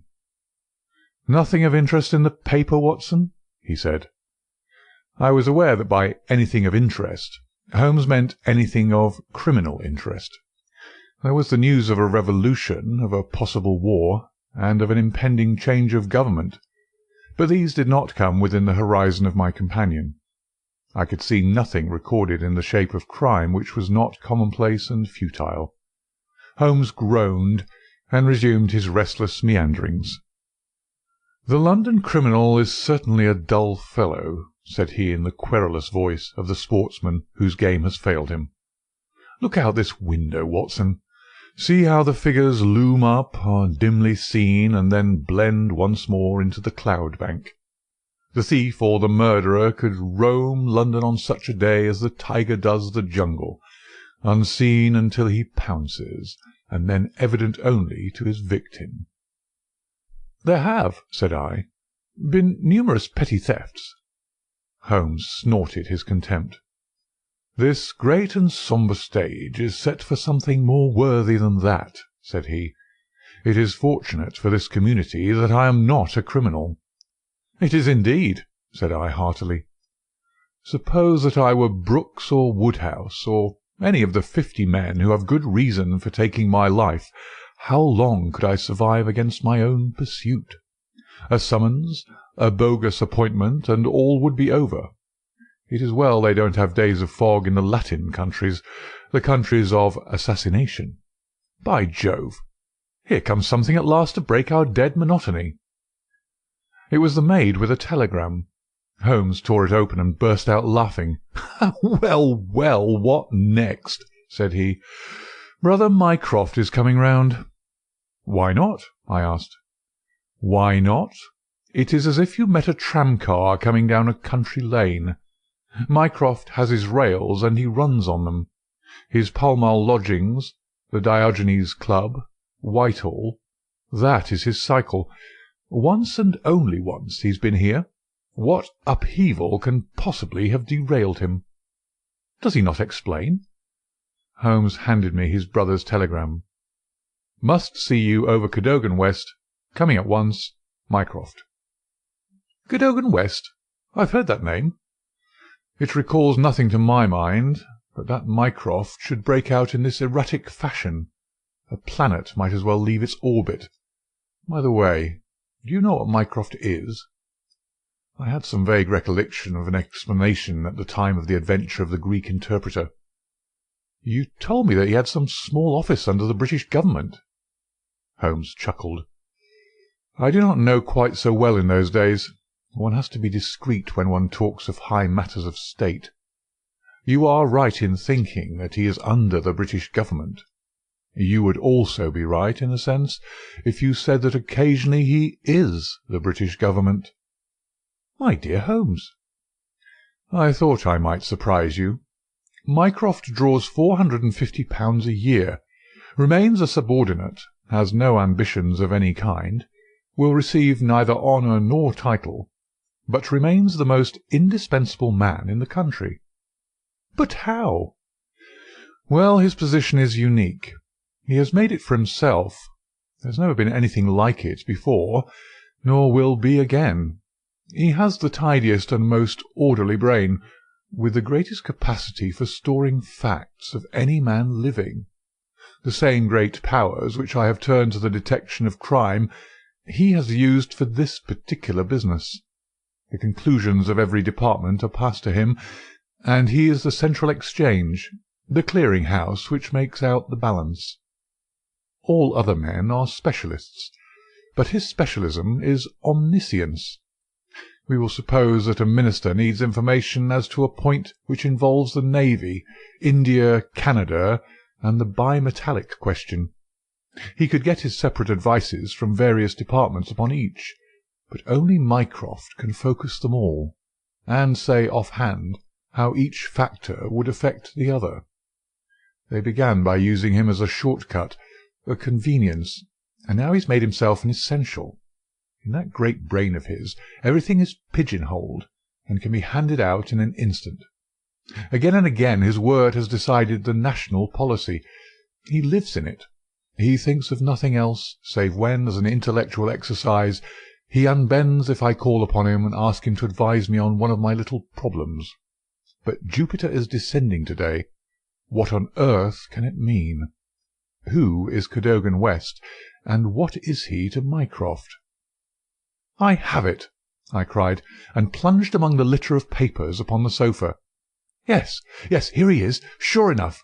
Cadogan West was the young man who was found dead on the Underground on Tuesday morning." Holmes sat up at attention, his pipe half-way to his lips. "This must be serious, Watson. A death which has caused my brother to alter his habits can be no ordinary one. What in the world can he have to do with it? The case was featureless, as I remember it. The young man had apparently fallen out of the train and killed himself. He had not been robbed, and there was no particular reason to suspect violence. Is that not so?" "There has been an inquest," said I. and a good many fresh facts have come out. Looked at more closely, I should certainly say that it was a curious case. Judging by its effect on my brother, I should think it must be a most extraordinary one." He snuggled down in his armchair. "Now, Watson, let us have the facts." The man's name was Arthur Cadogan West. He was 27 years of age, unmarried, and a clerk at Woolwich Arsenal. Government employ, behold the link with brother Mycroft. He left Woolwich suddenly on Monday night, was last seen by his fiancée, Miss Violet Westbury, whom he left abruptly in the fog about 7:30 that evening. There was no quarrel between them, and she can give no motive for his action. The next thing heard of him was when his dead body was discovered by a plate-layer named Mason, just outside Aldgate Station on the Underground system in London. When? The body was found at 6 on Tuesday morning. It was lying wide of the metals upon the left hand of the track as one goes eastward, at a point close to the station, where the line emerges from the tunnel in which it runs. The head was badly crushed, an injury which might well have been caused by a fall from the train. The body could only have come on the line in that way. Had it been carried down from any neighbouring street, it must have passed the station barriers, where a collector is always standing. This point seems absolutely certain. Very good. The case is definite enough. The man, dead or alive, either fell or was precipitated from a train. So much is clear to me. Continue. The trains which traverse the lines of rail beside which the body was found are those which run from west to east, some being purely metropolitan and some from Willesden and outlying junctions. It can be stated for certain that this young man, when he met his death, was travelling in this direction at some late hour of the night, but at what point he entered the train it is impossible to state. His ticket, of course, would show that. There was no ticket in his pockets. No ticket? Dear me, Watson, this really is a very singular. According to my experience, it is not possible to reach the platform of a metropolitan train without exhibiting one's ticket. Presumably, then, the young man had one. Was it taken from him in order to conceal the station from which he came? It is possible. Or did he drop it in the carriage? That is also possible. But the point is of curious interest. I understand that there was no sign of robbery. Apparently not. There is a list here of his possessions. His purse contained £2.15. He had also a cheque-book on the Woolwich branch of the Capital and Counties Bank. Through this his identity was established. There were also 2 dress-circle tickets for the Woolwich Theatre, dated for that very evening. Also a small packet of technical papers. Holmes gave an exclamation of satisfaction. "There we have it at last, Watson. British Government, Woolwich, Arsenal, technical papers, brother Mycroft. The chain is complete. But here he comes, if I am not mistaken, to speak for himself." A moment later the tall and portly form of Mycroft Holmes was ushered into the room. Heavily built and massive, there was a suggestion of uncouth physical inertia in the figure, but above this unwieldy frame there was perched a head so masterful in its brow, so alert in its steel-grey, deep-set eyes, so firm in its lips, and so subtle in its play of expression, that after the first glance one forgot the gross body and remembered only the dominant mind. At his heels came our dear old friend Lestrade of Scotland Yard, thin and austere. The gravity of both their faces foretold some weighty quest. The detective shook hands without a word. Mycroft Holmes struggled out of his overcoat and subsided into an armchair. "A most annoying business, Sherlock," said he. "I extremely dislike altering my habits. But the powers that be would take no denial. In the present state of Siam it is most awkward that I should be away from the office. But it is a real crisis. I have never seen the Prime Minister so upset. As to the Admiralty, it is buzzing like an overturned beehive. Have you read up the case?" "We have just done so. What were the technical papers?" "Ah, there's the point. Fortunately it has not come out. The press would be furious if it did. The papers which this wretched youth had in his pocket were the plans of the Bruce Partington submarine." Mycroft Holmes spoke with a solemnity which showed his sense of the importance of the subject. His brother and I sat expectant. "Surely you've heard of it? I thought everyone had heard of it." "Only as a name." "Its importance can hardly be exaggerated. It has been the most jealously guarded of all government secrets. You may take it from me that naval warfare becomes impossible within the radius of a Bruce Partington's operation. 2 years ago a very large sum was smuggled through the estimates, and was expended in acquiring a monopoly of the invention. Every effort has been made to keep the secret. The plans, which are exceedingly intricate, comprising some 30 separate patents, each essential to the working of the whole, are kept in an elaborate safe in a confidential office adjoining the arsenal, with burglar-proof doors and windows. Under no conceivable circumstances were the plans to be taken from the office. If the chief constructor of the Navy desired to consult them, even he was forced to go to the Woolwich office for the purpose. And yet here we find them, in the pocket of a dead junior clerk in the heart of London. From an official point of view it's simply awful." "But you have recovered them?" "No, Sherlock. No, that's the pinch. We have not. 10 papers were taken from Woolwich. There were 7 in the pocket of Cadogan West. The 3 most essential are gone. Stolen, vanished. You must drop everything, Sherlock. Never mind your usual petty puzzles of the police court.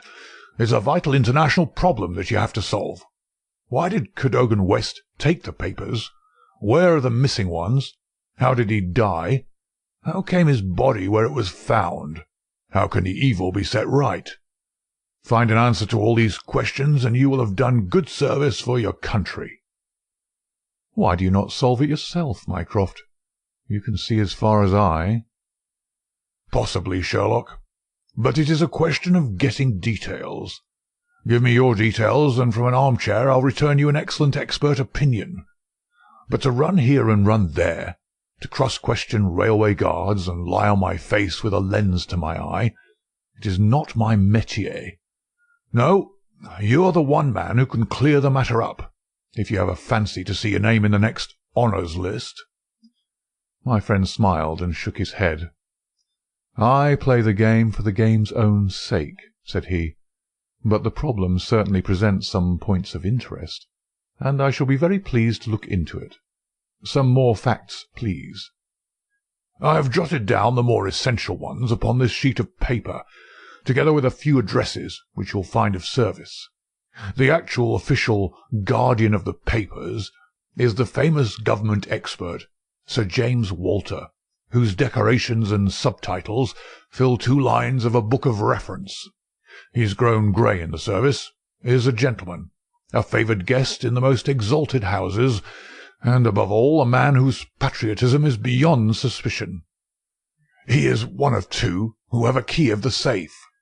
I may add that the papers were undoubtedly in the office during working hours on Monday, and that Sir James left for London about 3 o'clock, taking his key with him. He was at the house of Admiral Sinclair at Berkeley Square during the whole of the evening when this incident occurred." "Has the fact been verified?" "Yes. His brother, Colonel Valentine Walter, has testified to his departure from Woolwich, and Admiral Sinclair to his arrival in London. So Sir James is no longer a direct factor in the problem." "Who was the other man with the key?" "The senior clerk and draftsman, Mr. Sidney Johnson. He's a man of 40, married with 5 children. He is a silent, morose man, but he has on the whole an excellent record in the public service. He is unpopular with his colleagues, but a hard worker. According to his own account, corroborated only by the word of his wife, he was at home the whole of Monday evening after office hours, and his key has never left the watch-chain upon which it hangs." "Tell us about Cadogan West." He has been 10 years in the service, and has done good work. He has the reputation of being hot-headed and imperious, but a straight, honest man. We have nothing against him. He was next Sidney Johnson in the office. His duties brought him into daily personal contact with the plans. No one else had the handling of them. Who locked up the plans that night? Mr. Sidney Johnson, the senior clerk. Well, it is surely perfectly clear who took them away. They are actually found upon the person of this junior clerk, Cadogan West. That seems final, does it not? It does, Sherlock, and yet it leaves so much unexplained. In the first place, why did he take them? I presume they were of value. He could have got several thousands for them very easily. Can you suggest any possible motive for taking the papers to London except to sell them? No, I cannot. Then we must take that as our working hypothesis. Young West took the papers. Now this could only be done by having a false key. Several false keys. He had to open the building and the room. He had, then, several false keys. He took the papers to London to sell the secret, intending no doubt to have the plans themselves back in the safe next morning before they were missed. While in London, on this treasonable mission, he met his end. How?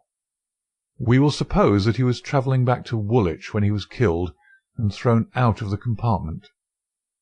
Aldgate, where the body was found, is considerably past the station London Bridge, which would be his route to Woolwich.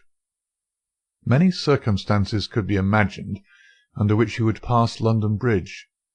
There was someone in the carriage, for example, with whom he was having an absorbing interview. This interview led to a violent scene in which he lost his life. Possibly he tried to leave the carriage, fell out on the line, and so met his end. The other closed the door. There was a thick fog, and nothing could be seen. No better explanation can be given with our present knowledge. And yet consider, Sherlock, how much you leave untouched. We will suppose, for argument's sake, that young Cadogan West had determined to convey these papers to London. He would naturally have made an appointment with the foreign agent and kept his evening clear.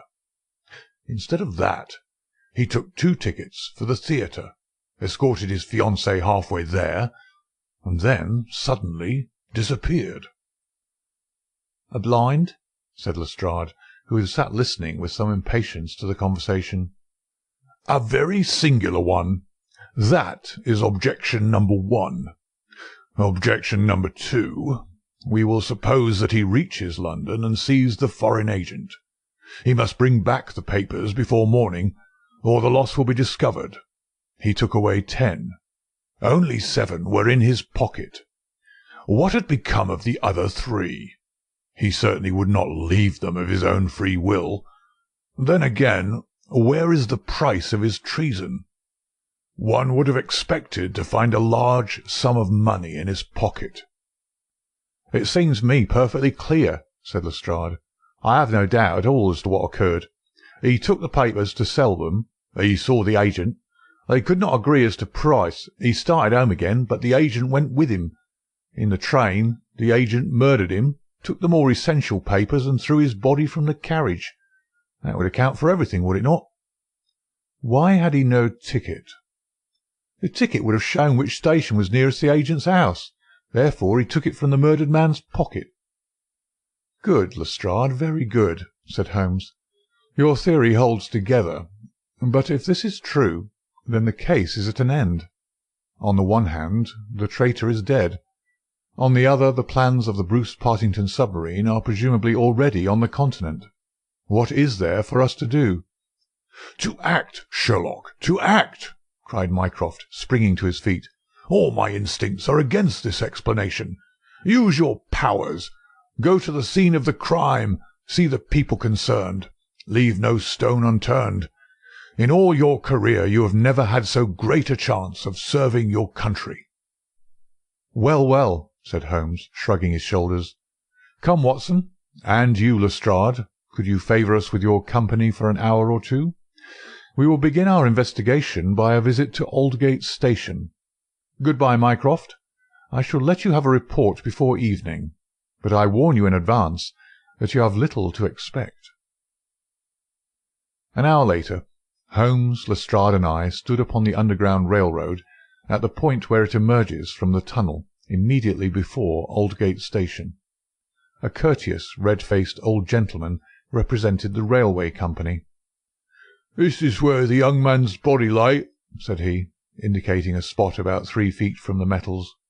"It could not have fallen from above, for these, as you see, are all blank walls. Therefore it could only have come from a train, and that train, so far as we can trace it, must have passed about midnight on Monday." "Have the carriages been examined for any sign of violence?" "There are no such signs, and no ticket has been found." "No record of a door being found open?" "None." "We have had some fresh evidence this morning," said Lestrade. "A passenger who passed Aldgate in an ordinary metropolitan train about 11:40 on Monday night declares that he heard an heavy thud as of a body striking the line just before the train reached the station. There was dense fog, however, and nothing could be seen. He made no report of it at the time. Why, whatever is the matter with Mr. Holmes?" My friend was standing with an expression of strained intensity upon his face, staring at the railway metals where they curved out of the tunnel. Aldgate is a junction, and there was a network of points.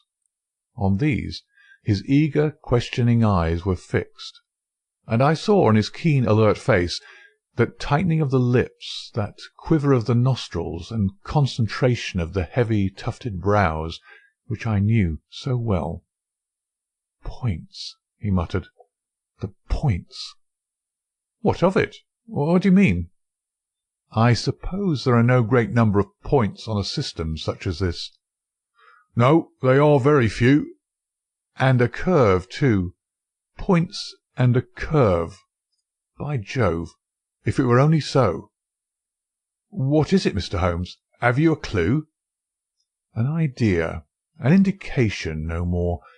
But the case certainly grows in interest. Unique, perfectly unique, and yet why not? I do not see any indications of bleeding on the line." "There were hardly any." "But I understand there was a considerable wound." "The bone was crushed, but there was no great external injury." "And yet one would have expected some bleeding. Would it be possible for me to inspect the train which contained the passenger who heard the thud of a fall in the fog?" "I fear not, Mr. Holmes. The train has been broken up before now, and the carriages redistributed." "I can assure you, Mr. Holmes," said Lestrade, "that every carriage has been carefully examined. I saw to it myself." It was one of my friend's most obvious weaknesses that he was impatient with less alert intelligences than his own. "Very likely," said he, turning away. "As it happens, it was not the carriages which I desired to examine. Watson, we have done all we can here. We need not trouble you any further, Mr. Lestrade. I think our investigations must now carry us to Woolwich." At London Bridge, Holmes wrote a telegram to his brother, which he handed to me before dispatching it. It ran thus: "See some light in the darkness, but it may possibly flicker out. Meanwhile, please send by messenger to await return at Baker Street a complete list of all foreign spies or international agents known to be in England with full address. Sherlock." "That should be helpful, Watson," he remarked as we took our seats in the Woolwich train. "We certainly owe brother Mycroft a debt for having introduced us to what promises to be a really very remarkable case." His eager face still wore that expression of intense and high-strung energy which showed me that some novel and suggestive circumstance had opened up a stimulating line of thought. See the foxhound with hanging ears and drooping tail as it lolls about the kennels, and compare it with the same hound as, with gleaming eyes and straining muscles, it runs upon a breast-high scent. Such was the change in Holmes since the morning. He was a different man from the limp and lounging figure in the mouse-coloured dressing-gown who had prowled so restlessly only a few hours before round the fog-girt room. "There is material here," "There is scope," said he. "I am dull indeed not to have understood its possibilities. Even now they're dark to me. The end is dark to me also, but I have hold of one idea which may lead us far. The man met his death elsewhere, and his body was on the roof of a carriage." "On the roof?" "Remarkable, is it not? But consider the facts. Is it a coincidence that it is found at the very point where the train pitches and sways as it comes round on the points? Is not that the place where an object upon the roof might be expected to fall off? The points would affect no object inside the train. Either the body fell from the roof, or a very curious coincidence has occurred. But now consider the question of the blood. Of course, there was no bleeding on the line if the body had bled elsewhere. Each fact is suggestive in itself. Together they have a cumulative force." "And the ticket too!" I cried. "Exactly. We could not explain the absence of a ticket. This would explain it. Everything fits together." "But suppose it was so? We're still as far as ever from unravelling the mystery of his death. Indeed, it becomes not simpler, but stranger." "Perhaps," said Holmes thoughtfully. "Perhaps." He relapsed into a silent reverie which lasted until the slow train drew up at last in Woolwich Station. There he called a cab and drew Mycroft's paper from his pocket. "We have quite a little round of afternoon calls to make," said he. "I think that Sir James Walter claims our first attention." The house of the famous official was a fine villa, with green lawns stretching down to the Thames. As we reached it, the fog was lifting, and a thin, watery sunshine was breaking through. A butler answered our ring. "Sir James, sir," said he with a solemn face. "Sir James died this morning." "Good heavens!" cried Holmes in amazement. "How did he die?" "Perhaps you would care to step in, sir, and see his brother, Colonel Valentine." "Yes, we'd best do so." We were ushered into a dim-lit drawing-room, where an instant later we were joined by a very tall, handsome, light-bearded man of 50, the younger brother of the dead scientist. His wild eyes, stained cheeks, and unkempt hair all spoke of the sudden blow which had fallen upon the household. He was hardly articulate as he spoke of it. "It was this horrible scandal," said he. "My brother, Sir James, was a man of very sensitive honour, and he could not survive such an affair. It broke his heart. He was always so proud of the efficiency of his department, and this was a crushing blow." "We had hoped that he might have given us some indications which would have helped us to clear the matter up." "I assure you that it was all a mystery to him, as it is to you and to all of us. He had already put all his knowledge at the disposal of the police. Naturally, he had no doubt that Cadogan West was guilty, but all the rest was inconceivable." "You cannot throw any new light upon the affair?" "I know nothing myself, save what I've read or heard. I have no desire to be discourteous, but you can understand, Mr. Holmes, that we are much disturbed at present, and I must ask you to hasten this interview to an end." "This is indeed an unexpected development," said my friend when we had regained the cab. "I wonder if the death was natural, or whether the poor old fellow killed himself. If the latter, may it be taken as some sign of self-reproach for duty neglected? We must leave that question to the future. Now we shall turn to the Cadogan Wests." A small but well-kept house in the outskirts of the town sheltered the bereaved mother. The old lady was too dazed with grief to be of any use to us, but at her side was a white-faced young lady who introduced herself as Miss Violet Westbury, the fiancée of the dead man, and the last to see him upon that fatal night. "I cannot explain it, Mr. Holmes," she said. "I have not shut an eye since the tragedy, thinking, night and day, what the true meaning of it can be. Arthur was the most single-minded, chivalrous, patriotic man upon earth. He would have cut his right hand off before he would sell a state secret confided to his keeping. It is absurd, impossible, preposterous to anyone who knew him." "But the facts, Miss Westbury?" Yes, I admit I cannot explain them." "Was he in any want of money?" "No. His needs were very simple, and his salary ample. He had saved a few hundreds, and we were to marry at the New Year." "No signs of any mental excitement? Come, Miss Westbury, be absolutely frank with us." The quick eye of my companion had noticed some change in her manner. She coloured and hesitated. "Yes," she said at last. "I had a feeling that there was something on his mind." "For long?" "Only for the last week or so. He was thoughtful and worried. Once I pressed him about it.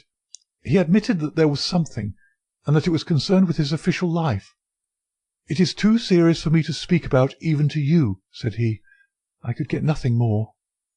Holmes looked grave. "Go on, Miss Westbury. Even if it seems to tell against him, go on. We cannot say what it may lead to." "Indeed, I have nothing more to tell. Once or twice it seemed to me that he was on the point of telling me something. He spoke one evening of the importance of the secret, and I have some recollection that he said that no doubt foreign spies would pay a great deal to have it." My friend's face grew graver still. "Anything else?" "He said that we were slack about such matters, that it would be easy for a traitor to get the plans." "Was it only recently that he made such remarks?" "Yes, quite recently." "Now tell us of that last evening." "We were to go to the theatre. The fog was so thick that a cab was useless. We walked, and our way took us close to the office. Suddenly he darted away into the fog." "Without a word?" "He gave an exclamation, that was all. I waited, but he never returned. Then I walked home.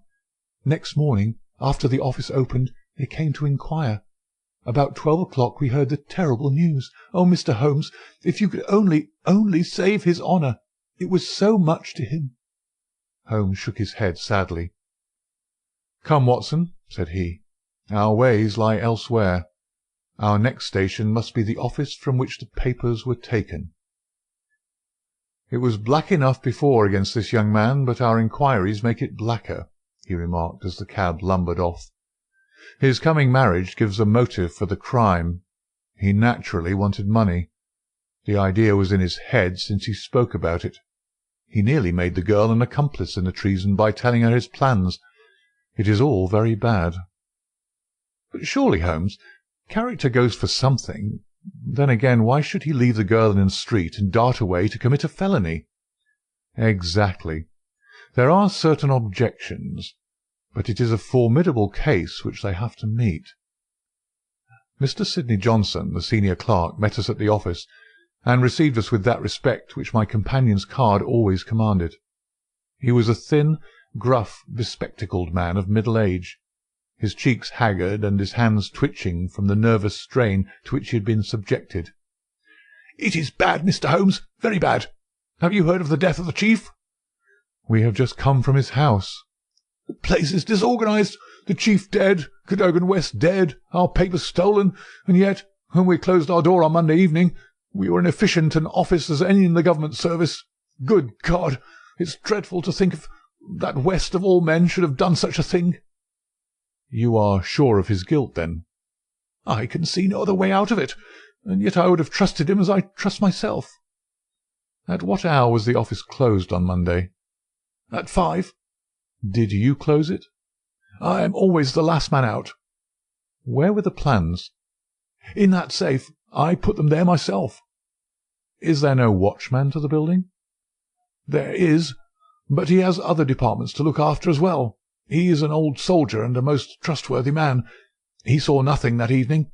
Of course, the fog was very thick." "Suppose that Cadogan West wished to make his way into the building after hours. He would need 3 keys, would he not, before he could reach the papers?" "Yes, he would. The key of the outer door, the key of the office, and the key of the safe." "Only Sir James Walter and you had those keys?" "I had no keys of the doors, only of the safe." "Was Sir James a man who was orderly in his habits?" Yes, I think he was. I know that so far as those 3 keys are concerned, he kept them on the same ring. I've often seen them there." "And that ring went with him to London?" "He said so." "And your key never left your possession?" "Never." "Then West, if he is the culprit, must have had a duplicate, and yet none was found upon his body. One other point. If a clerk in this office desired to sell the plans, would it not be simpler to copy the plans for himself than to take the originals, as was actually done?" "It would take considerable technical knowledge to copy the plans in an effective way." "But I suppose either Sir James or you or West has that technical knowledge?" "No doubt we had. But I beg you won't try to drag me into the matter, Mr. Holmes. What is the use of our speculating in this way when the original plans were actually found on West?" "Well, it is certainly singular that he should run the risk of taking originals if he could safely have taken copies, which would have equally served his turn." "Singular, no doubt. And yet he did so." "Every inquiry in this case reveals something inexplicable. Now there are 3 papers still missing. They are, as I understand, the vital ones." "Yes, that is so." "Do you mean to say that anyone holding these 3 papers, and without the 7 others, could construct a Bruce Partington submarine?" "I reported to that effect to the Admiralty, but to-day I have been over the drawings again, and I am not so sure of it. The double valves with the automatic self-adjusting slots are drawn in one of the papers which have been returned. Until the foreigners had invented that for themselves, they could not make the boat. Of course, they might soon get over the difficulty." "But the 3 missing drawings are the most important?" "Undoubtedly." "I think, with your permission, I will now take a stroll round the premises. I do not recall any other question which I desire to ask." He examined the lock of the safe, the door of the room, and finally the iron shutters of the window. It was only when we were on the lawn outside that his interest was strongly excited. There was a laurel bush outside the window, and several of the branches bore signs of having been twisted or snapped. He examined them carefully with his lens, and then some dim and vague marks upon the earth beneath. Finally, he asked the chief clerk to close the iron shutters, and he pointed out to me that they hardly met in the centre, and it would be possible for anyone outside to see what was going on within the room. "The indications are ruined by 3 days' delay. They may mean something or nothing. Well, Watson, I do not think that Woolwich can help us further. It is a small crop which we have gathered. Let us see if we can do better in London." Yet we added one more sheaf to our harvest before we left Woolwich Station. The clerk in the ticket office was able to say with confidence that he saw Cadogan West, whom he knew well by sight, upon that Monday night, and that he went to London by the 8:15 to London Bridge. He was alone, and took a single third-class ticket. The clerk was struck at the time by his excited and nervous manner. So shaky was he that he could hardly pick up his change, and the clerk had helped him with it. A reference to the timetable showed that the 8:15 was the first train which it was possible for West to take after he had left the lady about 7:30. "Let us reconstruct, Watson," said Holmes after half an hour of silence. "I am not aware that in all our joint researches we have ever had a case which was most difficult to get at. Every fresh advance which we make only reveals a fresh ridge beyond, and yet we have surely made some appreciable progress. The effect of our inquiries at Woolwich has in the main been against young Cadogan West, but the indications at the window would lend themselves to a more favourable hypothesis. Let us suppose, for example, that he had been approached by some foreign agent.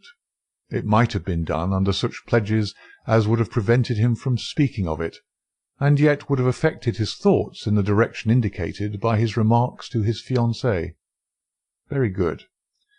We will now suppose that as he went to the theatre with the young lady, he suddenly, in the fog, caught a glimpse of this same agent going in the direction of the office.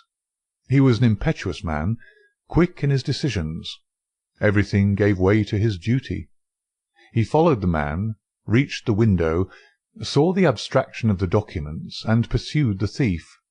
In this way we get over the objection that no one would take the originals when he could make copies.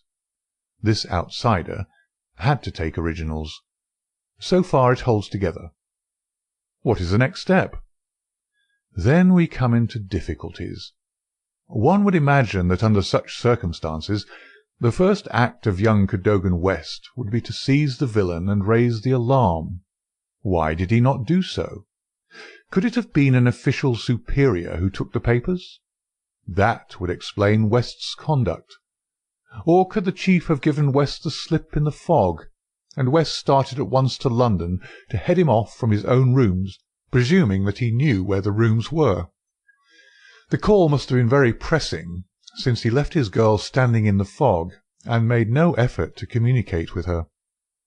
Our scent runs cold here, and there is a vast gap between either hypothesis and the laying of West's body with 7 papers in his pocket on the roof of a metropolitan train. My instinct now is to work from the other end.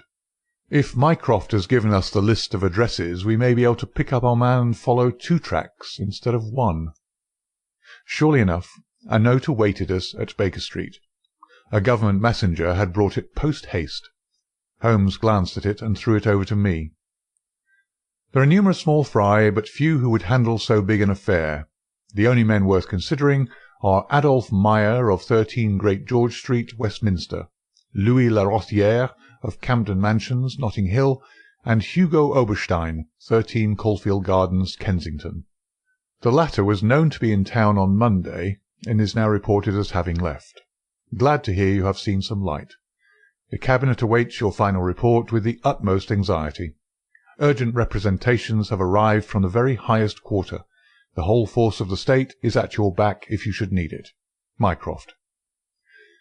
"I am afraid," said Holmes, smiling, "that all the Queen's horses and all the Queen's men cannot avail in this matter." He had spread out his big map of London and leaned eagerly over it. "Well, well," said he presently with an exclamation of satisfaction. "Things are turning a little in our direction at last. Why, Watson, I do honestly believe that we are going to pull it off after all." He slapped me on the shoulder with a sudden burst of hilarity. "I'm going out now. It is only a reconnaissance. I'll do nothing serious without my trusted comrade and biographer at my elbow. Do you stay here, and the odds are that you will see me again in an hour or 2. If time hangs heavy, get foolscap and a pen, and begin your narrative of how we saved the state." I felt some reflection of his elation in my own mind, for I knew well that he would not depart so far from his usual austerity of demeanour unless there was good cause for exultation. All the long November evening I waited, filled with impatience for his return. At last, shortly after 9 o'clock, there arrived a messenger with a note. "Am dining at Goldini's Restaurant, Gloucester Road, Kensington. Please come at once and join me there.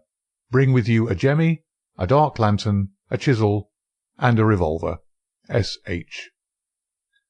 It was a nice equipment for a respectable citizen to carry through the dim, fog-draped streets. I stowed them all discreetly away in my overcoat, and drove straight to the address given.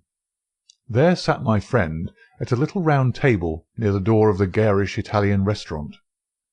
"Have you had something to eat? Then join me in a coffee and curaçao. Try one of the proprietor's cigars. They are less poisonous than one would expect. Have you the tools?" "They're here in my overcoat." "Excellent. Let me give you a short sketch of what I have done, with some indication of what we are about to do. Now it must be evident to you, Watson, that this young man's body was placed on the roof of the train. That was clear from the instant that I determined the fact that it was from the roof, and not from a carriage, that he had fallen. Could it not have been dropped from a bridge? I should say it was impossible. If you examine the roofs, you will find that they are slightly rounded, and there is no railing around them. Therefore we can say for certain that young Cadogan West was placed on it. How could he be placed there? That was the question which we had to answer. There is only one possible way.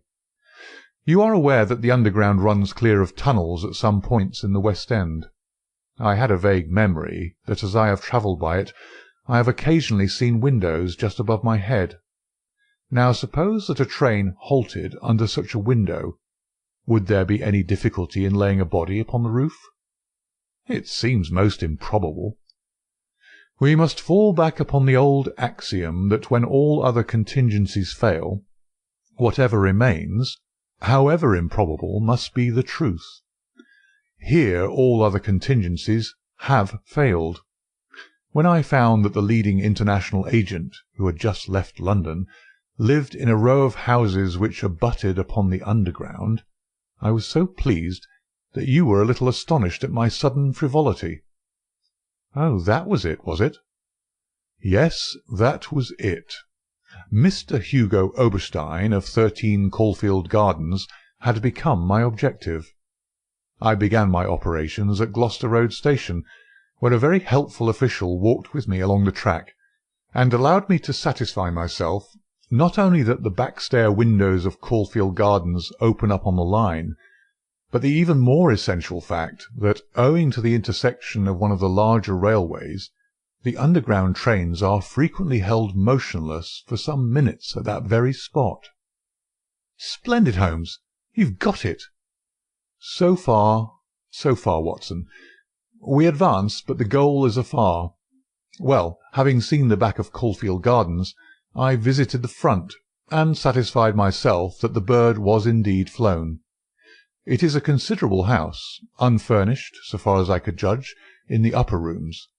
Oberstein lived there with a single valet, who was probably a confederate entirely in his confidence.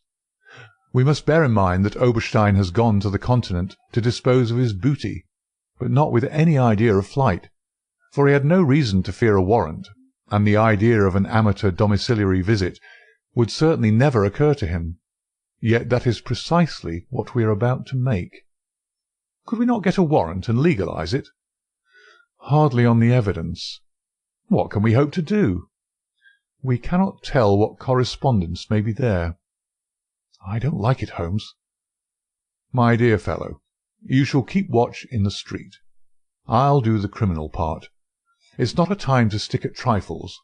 Think of Mycroft's note, of the Admiralty, the Cabinet, the exalted person who waits for news. We are bound to go.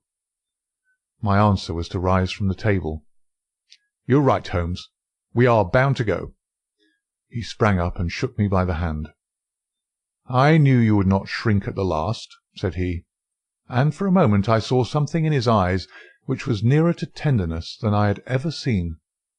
The next instant he was his masterful, practical self once more. It is nearly half a mile, but there is no hurry. Let us walk, said he. Don't drop the instruments, I beg. Your arrest as a suspicious character would be a most unfortunate complication. Caulfield Gardens was one of those lines of flat-faced, pillared and porticoed houses which are so prominent a product of the middle Victorian epoch in the West End of London. Next door there appeared to be a children's party, for the merry buzz of young voices and the clatter of a piano resounded through the night. The fog still hung about and screened us with its friendly shade.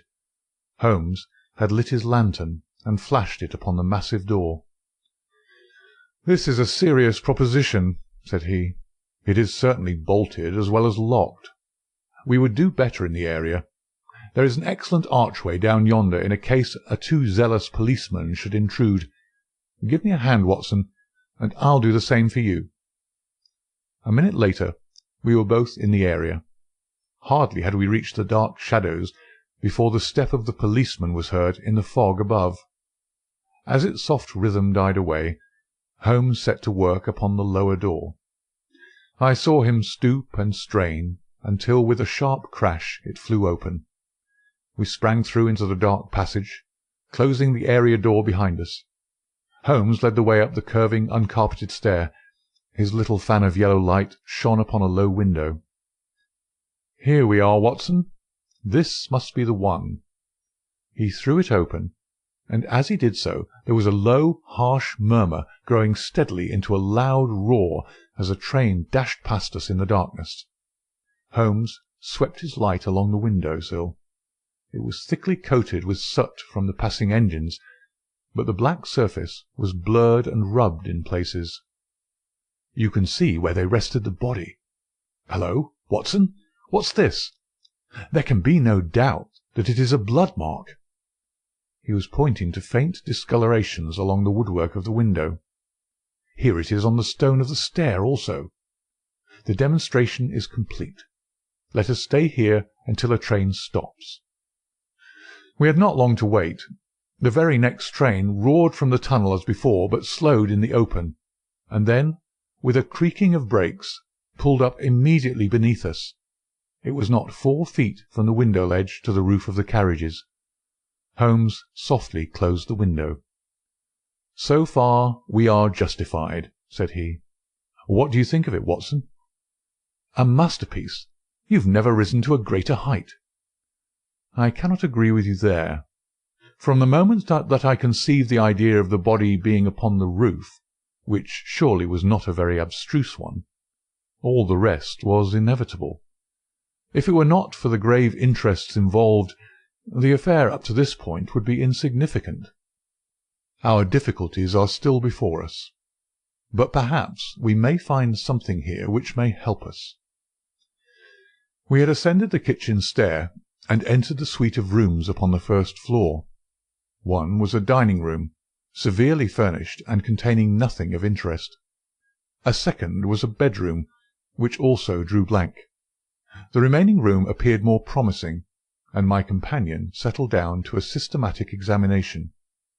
It was littered with books and papers, and was evidently used as a study.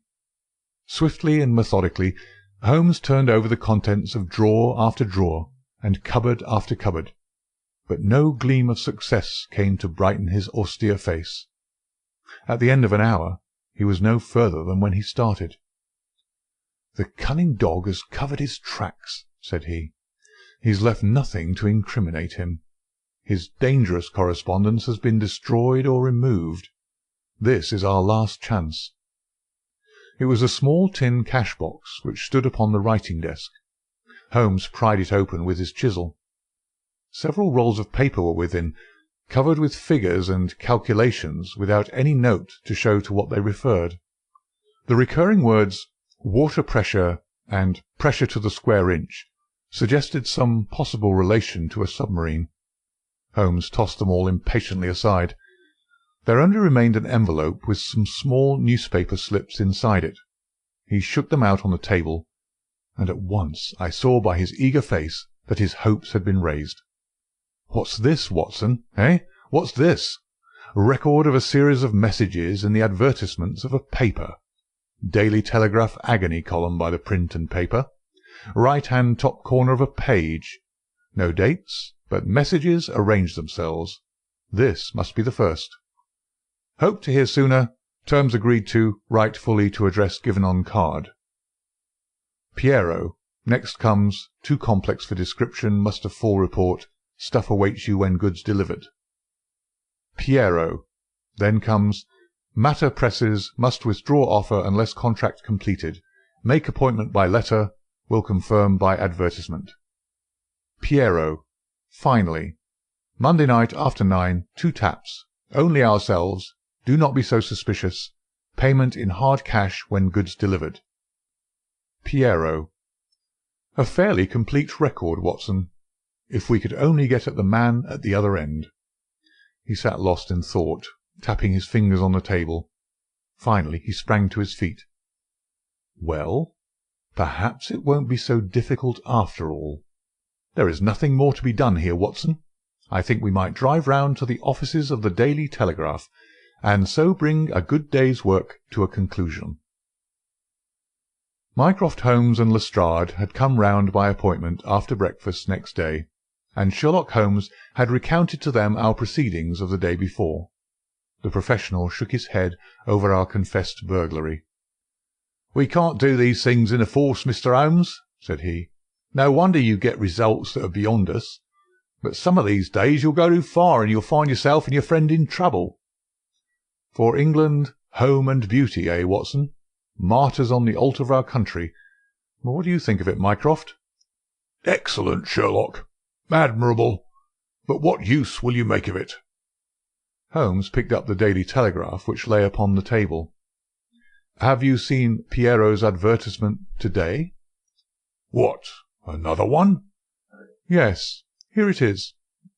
Tonight, same hour, same place, 2 taps, most vitally important, your own safety at stake. Piero." "By George!" cried Lestrade. "If he answers that, we got him." "That was my idea when I put it in. I think if you could both make it convenient to come with us about 8 o'clock to Caulfield Gardens, we might possibly get a little nearer to our solution." One of the most remarkable characteristics of Sherlock Holmes was his power of throwing his brain out of action and switching all his thoughts on to lighter things whenever he had convinced himself that he could no longer work to advantage. I remember that during the whole of that memorable day he lost himself in a monograph which he had undertaken upon the polyphonic motets of Lassus. For my own part, I had none of this power of detachment, and the day in consequence appeared to be interminable. The great national importance of the issue, the suspense in high quarters, the direct nature of the experiment which we were trying, all combined to work upon my nerve. It was a relief to me when at last, after a light dinner, we set out upon our expedition. Lestrade and Mycroft met us by appointment at the outside of Gloucester Road Station.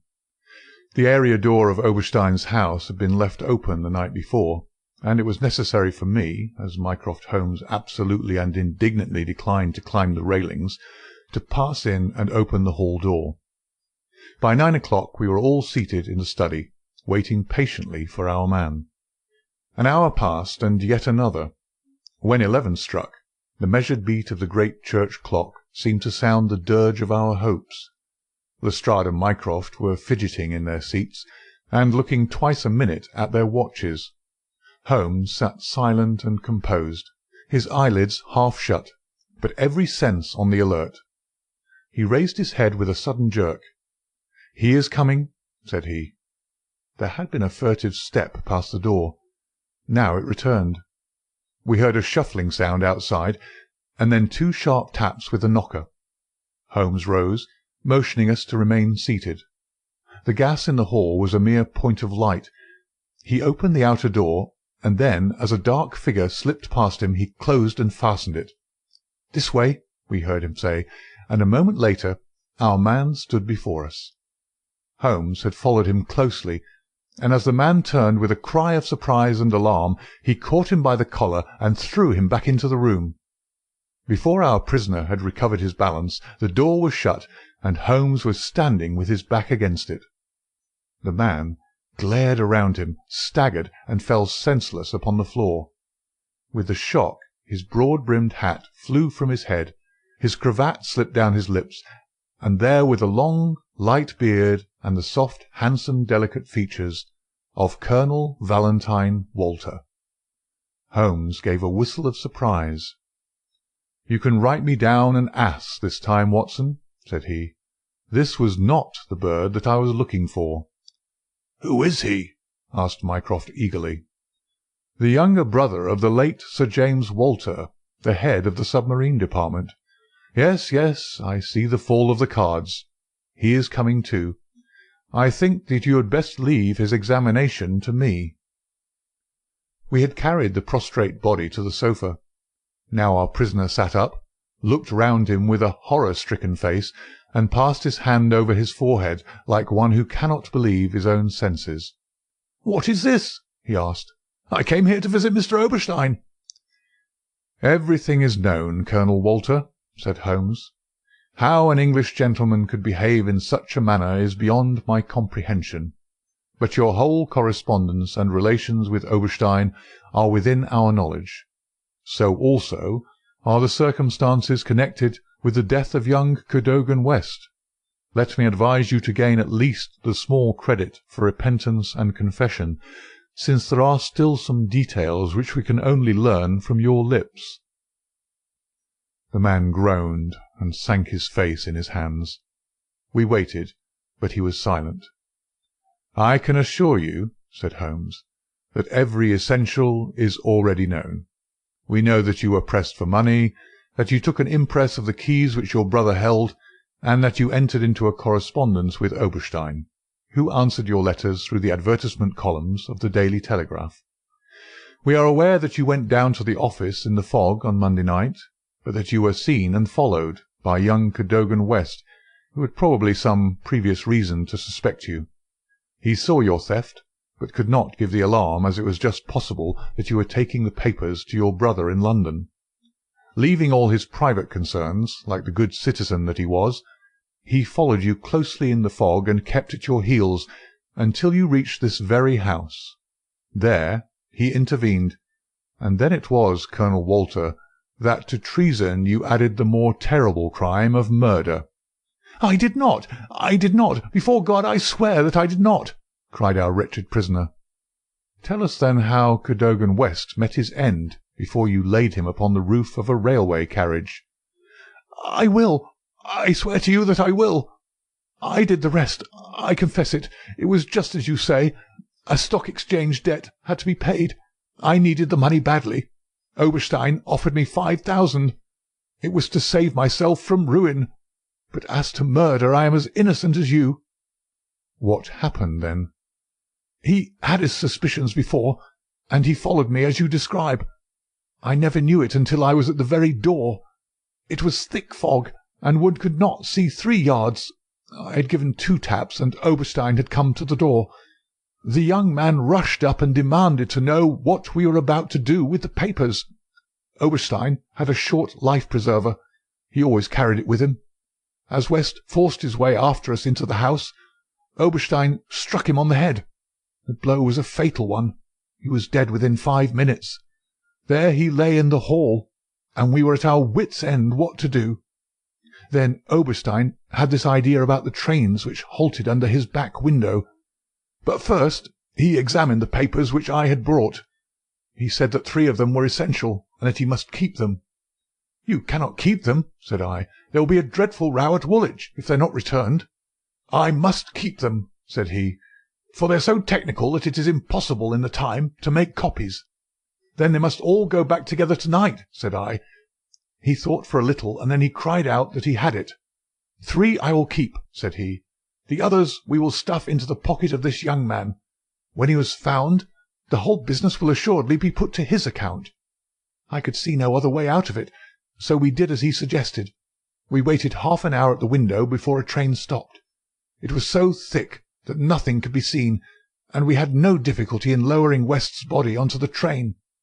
That was the end of the matter, so far as I was concerned." "And your brother?" "He said nothing, but he had caught me once with his keys, and I think that he suspected. I read in his eyes that he suspected. As you know, he never held up his head again." There was silence in the room. It was broken by Mycroft Holmes. "Can you not make reparation? It would ease your conscience and possibly your punishment."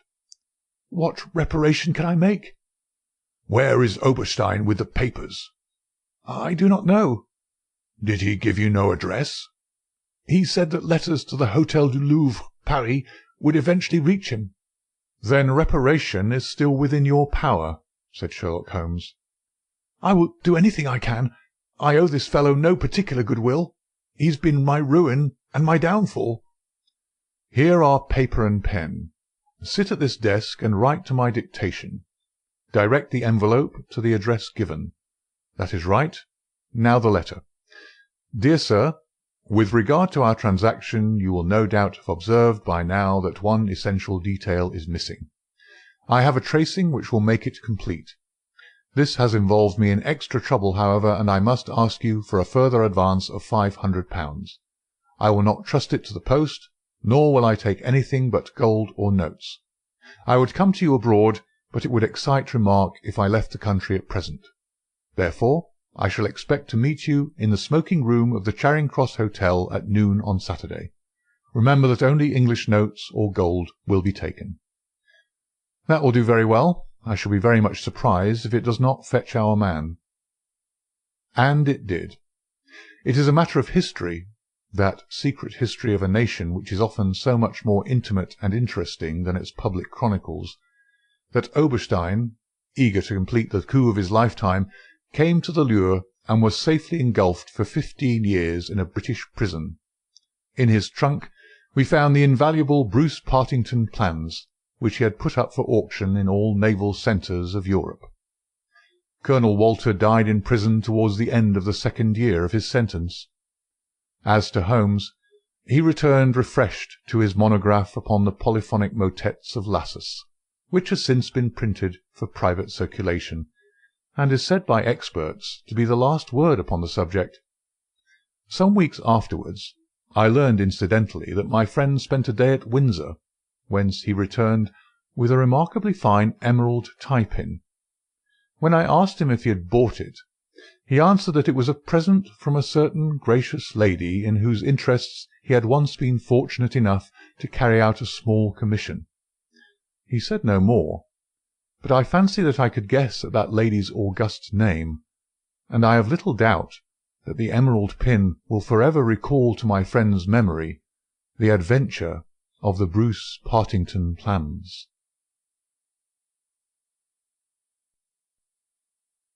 Adventure 5. The Adventure of the Dying Detective. Mrs. Hudson, the landlady of Sherlock Holmes, was a long-suffering woman. Not only was her first-floor flat invaded at all hours by throngs of singular and often undesirable characters, but her remarkable lodger showed an eccentricity and irregularity in his life which must have sorely tried her patience.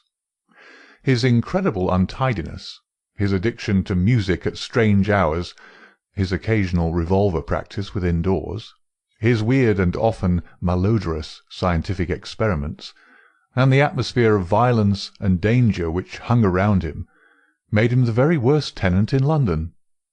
On the other hand, his payments were princely. I have no doubt that the house might have been purchased at the price which Holmes paid for his rooms during the years that I was with him. The landlady stood in the deepest awe of him, and never dared to interfere with him, however outrageous his proceedings might seem. She was fond of him, too, for he had a remarkable gentleness and courtesy in his dealings with women. He disliked and distrusted the sex, but he was always a chivalrous opponent. Knowing how genuine was her regard for him, I listened earnestly to her story when she came to my rooms in the second year of my married life, and told me of the sad condition to which my poor friend was reduced. "He's dying, Dr. Watson," said she. "For 3 days he's been sinking, and I doubt if he will last the day. He would not let me get a doctor. This morning, when I saw his bones sticking out of his face and his great bright eyes looking at me, I could stand no more of it. With your leave, or without it, Mr. Holmes, I am going for a doctor this very hour," said I. "Let it be Watson, then," said he. "I wouldn't waste an hour in coming to him, sir, or you may not see him alive." I was horrified, for I had heard nothing of his illness. I need not say that I rushed for my coat and my hat.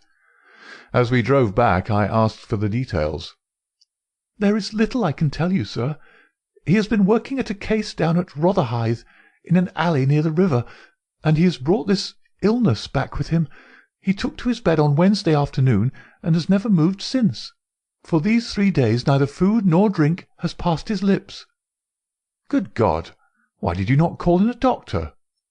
"He wouldn't have it, sir. You know how masterful he is. I didn't dare to disobey him, but he's not long for this world, as you'll see for yourself the moment that you set eyes on him." He was indeed a deplorable spectacle. In the dim light of a foggy November day, the sick-room was a gloomy spot, but it was that gaunt, wasted face staring at me from the bed which sent a chill to my heart. His eyes had the brightness of fever. There was a hectic flush upon either cheek, and dark crusts clung to his lips. The thin hands upon the coverlet twitched incessantly. His voice was croaking and spasmodic. He laid listlessly as I entered the room, but the sight of me brought a gleam of recognition to his eyes. "Well, Watson, we seem to have fallen upon evil days," said he in a feeble voice, but with something of his old carelessness of manner. "My dear fellow," I cried, approaching him. "Stand back, stand right back," said he, with the sharp imperiousness which I had associated only with moments of crisis. "If you approach me, Watson, I shall order you out of the house." "But why?" "Because it is my desire. Is that not enough?" Yes, Mrs. Hudson was right. He was more masterful than ever. It was pitiful, however, to see his exhaustion. "I only wish to help," I explained. "Exactly. You will help best by doing what you are told." "Certainly, Holmes." He relaxed the austerity of his manner. "You are not angry?" he asked, gasping for breath. Poor devil! How could I be angry when I saw him lying in such a plight before me? "It's for your own sake, Watson," he croaked. "For my sake?" "I know what is the matter with me. It is a coolie disease from Sumatra, a thing that the Dutch know more about than we, though they may have made little of it up to date. One thing only is certain. It is infallibly deadly, and it is horribly contagious." He spoke now with a feverish energy, the long hands twitching and jerking as he motioned me away. "Contagious by touch, Watson. That's it, by touch. Keep your distance, and all is well." "Good heavens, Holmes! Do you suppose that such a consideration weighs with me of an instant? It would not affect me in the case of a stranger. Do you imagine it would prevent me from doing my duty to so old a friend?" Again I advanced, but he repulsed me with a look of furious anger. "If you will stand there, I will talk. If you do not, you must leave the room."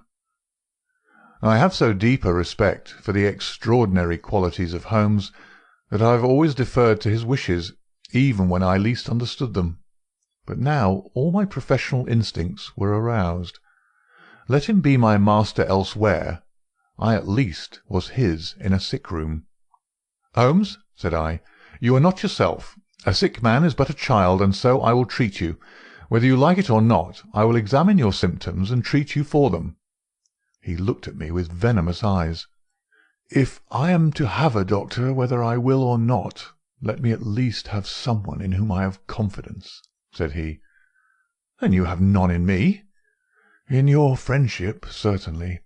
But facts are facts, Watson, and after all, you are only a general practitioner with very limited experience and mediocre qualifications. It is painful to have to say these things, but you leave me no choice." I was bitterly hurt. "Such a remark is unworthy of you, Holmes. It shows me very clearly the state of your own nerves. But you have no confidence in me. I would not intrude my services. Let me bring Sir Jasper Meek or Penrose Fisher, or any of the best men in London. But someone you must have, and that is final.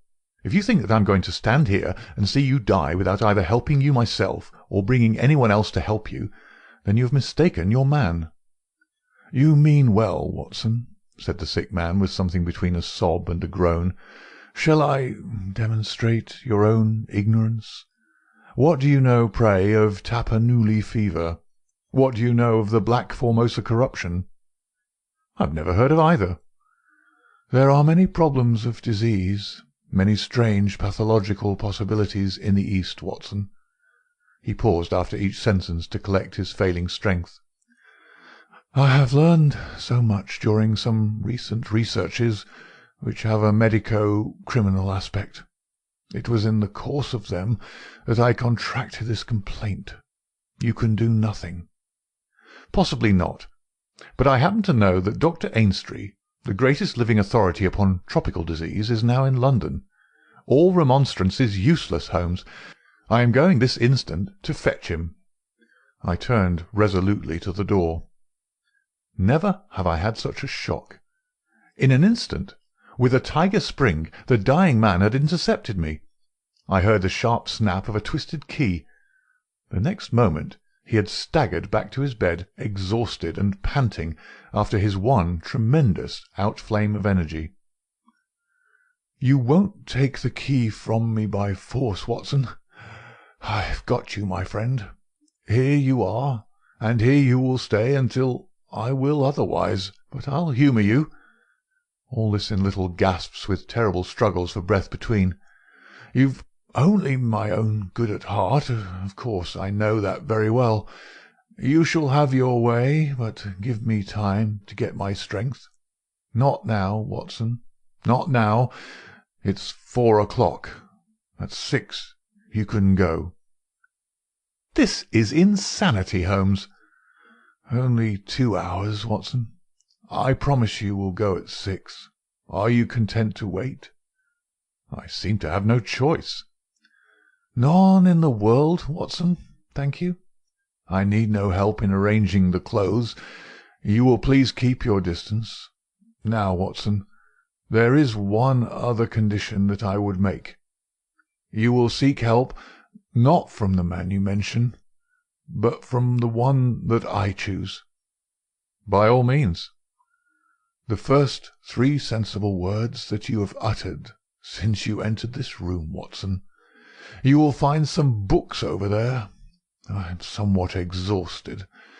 I wonder how a battery feels when it pours electricity into a non-conductor. At 6, Watson, we resume our conversation." But it was destined to be resumed long before that hour, and in circumstances which give me a shock hardly second to that caused by his spring to the door. I had stood for some minutes looking at the silent figure in the bed. His face was almost covered by the clothes, and he appeared to be asleep. Then, unable to settle down to reading, I walked slowly round the room, examining the pictures of celebrated criminals with which every wall was adorned. Finally, in my aimless perambulation, I came to the mantelpiece. A litter of pipes, tobacco pouches, syringes, penknives, revolver cartridges, and other debris was scattered over it. In the midst of these was a small black and white ivory box with a sliding lid. It was a neat little thing, and I had stretched out my hand to examine it more closely when— It was a dreadful cry that he gave, a yell which might have been heard down the street. My skin went cold and my hair bristled at that horrible scream. As I turned, I caught a glimpse of a convulsed face and frantic eyes. I stood paralyzed with a little box in my hand. "Put it down, down, this instant, Watson! This instant, I pray!" His head sank back upon the pillow, and he gave a deep sigh of relief as I replaced the box upon the mantelpiece. "I hate to have my things touched, Watson. You know that I hate it. You fidget me beyond endurance. You, a doctor, you are enough to drive a patient into an asylum. Sit down, man, and let me have my rest." The incident left a most unpleasant impression upon my mind. The violent and causeless excitement, followed by this brutality of speech, so far removed from his usual suavity, showed me how deep was the disorganization of his mind. Of all ruins, that of a noble mind is the most deplorable. I sat in silent dejection until the stipulated time had passed. He seemed to have been watching the clock as well as I, for it was hardly 6 before he began to talk, with the same feverish animation as before. "Now, Watson," said he, "have you any change in your pocket?" "Yes." "Any silver?" "A good deal." "How many half-crowns?" "I have 5. "Oh, too few, too few. How very unfortunate, Watson. However, such as they are, you can put them in your watch-pocket, and all the rest of your money in your left trouser pocket. Thank you. It will balance you so much better like that." This was raving insanity. He shuddered and again made a sound between a cough and a sob. "You will now light the gas, Watson, but you will be very careful that not for one instant shall it be more than half on. I implore you to be careful, Watson. Thank you. That is excellent. No, you need not draw the blind. Now you will have the kindness to place some letters and papers upon this table within my reach. Thank you. Now, some of that litter from the mantelpiece. Excellent, Watson. There's a sugar-tongs there. Kindly raise that small ivory box with its assistance. Place it here among the papers. Good. You can now go and fetch Mr. Culverton Smith of 13 Lower Burke Street." To tell the truth, My desire to fetch a doctor had somewhat weakened, for poor Holmes was so obviously delirious that it seemed dangerous to leave him. However, he was as eager now to consult the person named as he had been obstinate in refusing. "I never heard the name," said I. "Possibly not, my good Watson. It may surprise you to know that the man upon earth who is best versed in this disease is not a medical man, but a planter. Mr. Culverton Smith is a well-known resident of Sumatra, now visiting London. An outbreak of the disease upon his plantation, which was distant from medical aid, caused him to study it himself with some rather far-reaching consequences. He is a very methodical person, and I did not desire you to start before 6, because I was well aware that you would not find him in his study. If you could persuade him to come here and give us the benefit of his unique experience of this disease, the investigation of which has been his dearest hobby, I cannot doubt that he could help me."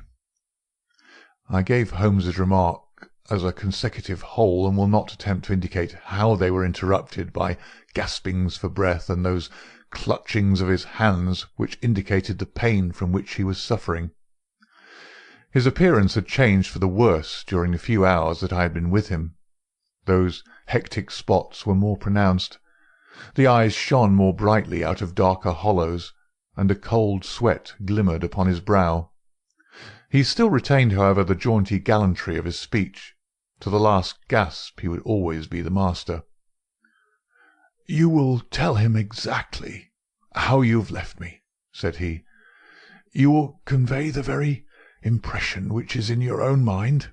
A dying man, a dying and delirious man.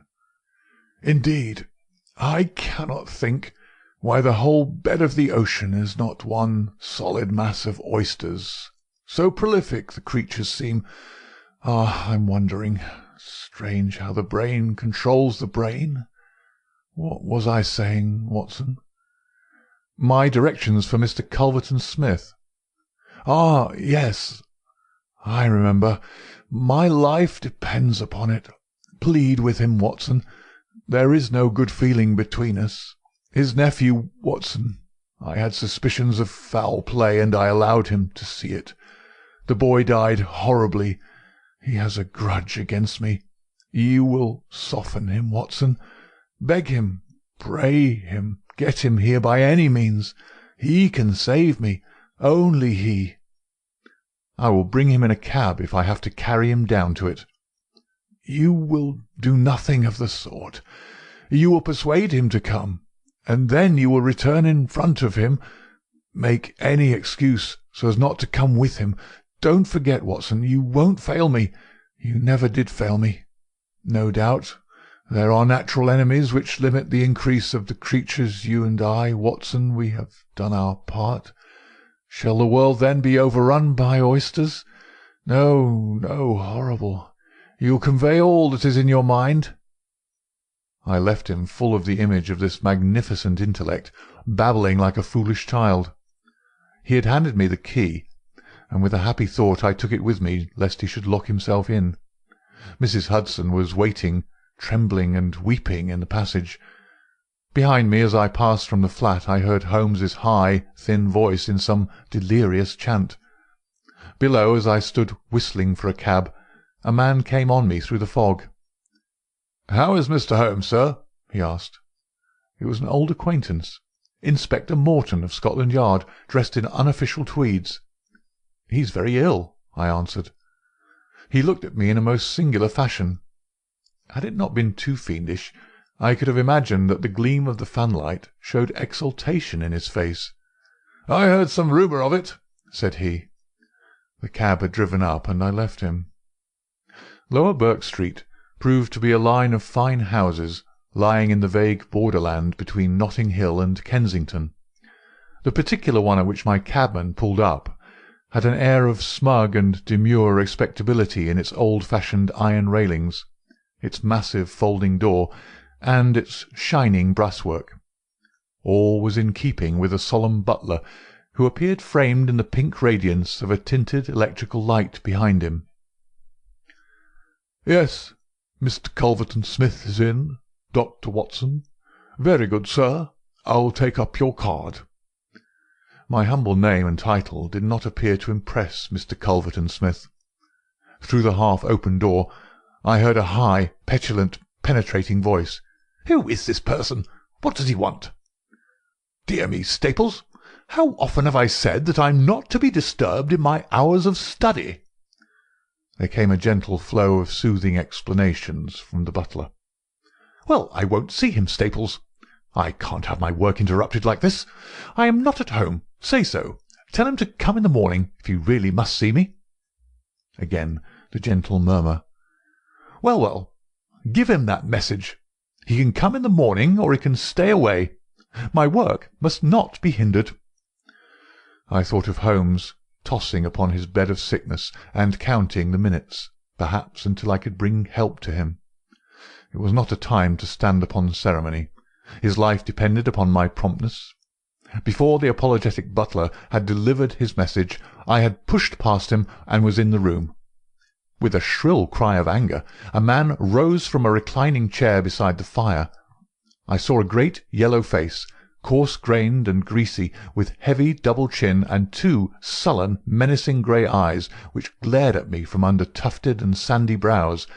A high bald head had a small velvet smoking-cap poised coquettishly upon one side of its pink curve. The skull was of enormous capacity, and yet as I looked down I saw to my amazement that the figure of the man was small and frail, twisted in the shoulders and back like one who has suffered from rickets in his childhood. "What's this?" he cried in a high screaming voice. "What is the meaning of this intrusion? Didn't I send you word that I would see you tomorrow morning?" "I am sorry," said I, "but the matter cannot be delayed. Mr. Sherlock Holmes—" The mention of my friend's name had an extraordinary effect upon the little man. The look of anger passed in an instant from his face. His features became tense and alert. "Have you come from Mr. Holmes?" he asked. "I've just left him." "What about Holmes? How is he?" "He is desperately ill. That's why I've come."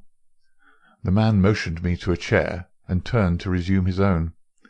As he did so, I caught a glimpse of his face in the mirror over the mantelpiece. I could have sworn that it was set in a malicious and abominable smile. Yet I persuaded myself that it must have been some nervous contraction which I had surprised, for he turned to me an instant later with genuine concern upon his features. "I am sorry to hear this," said he.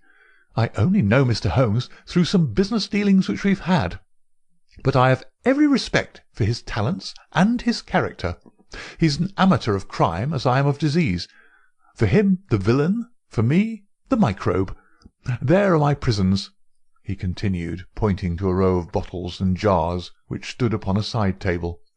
"Among those gelatin cultivations, some of the very worst offenders in the world are now doing time." "It was on account of your special knowledge that Mr. Holmes desired to see you. He has a high opinion of you, and thought that you were the one man in London who could help him." The little man started, and the jaunty smoking-cap slid to the floor. "Why?" he asked. "Why should Mr. Holmes think that? I could help him in his trouble." "Because of your knowledge of Eastern diseases." "But why should he think that this disease which he has contracted is Eastern?"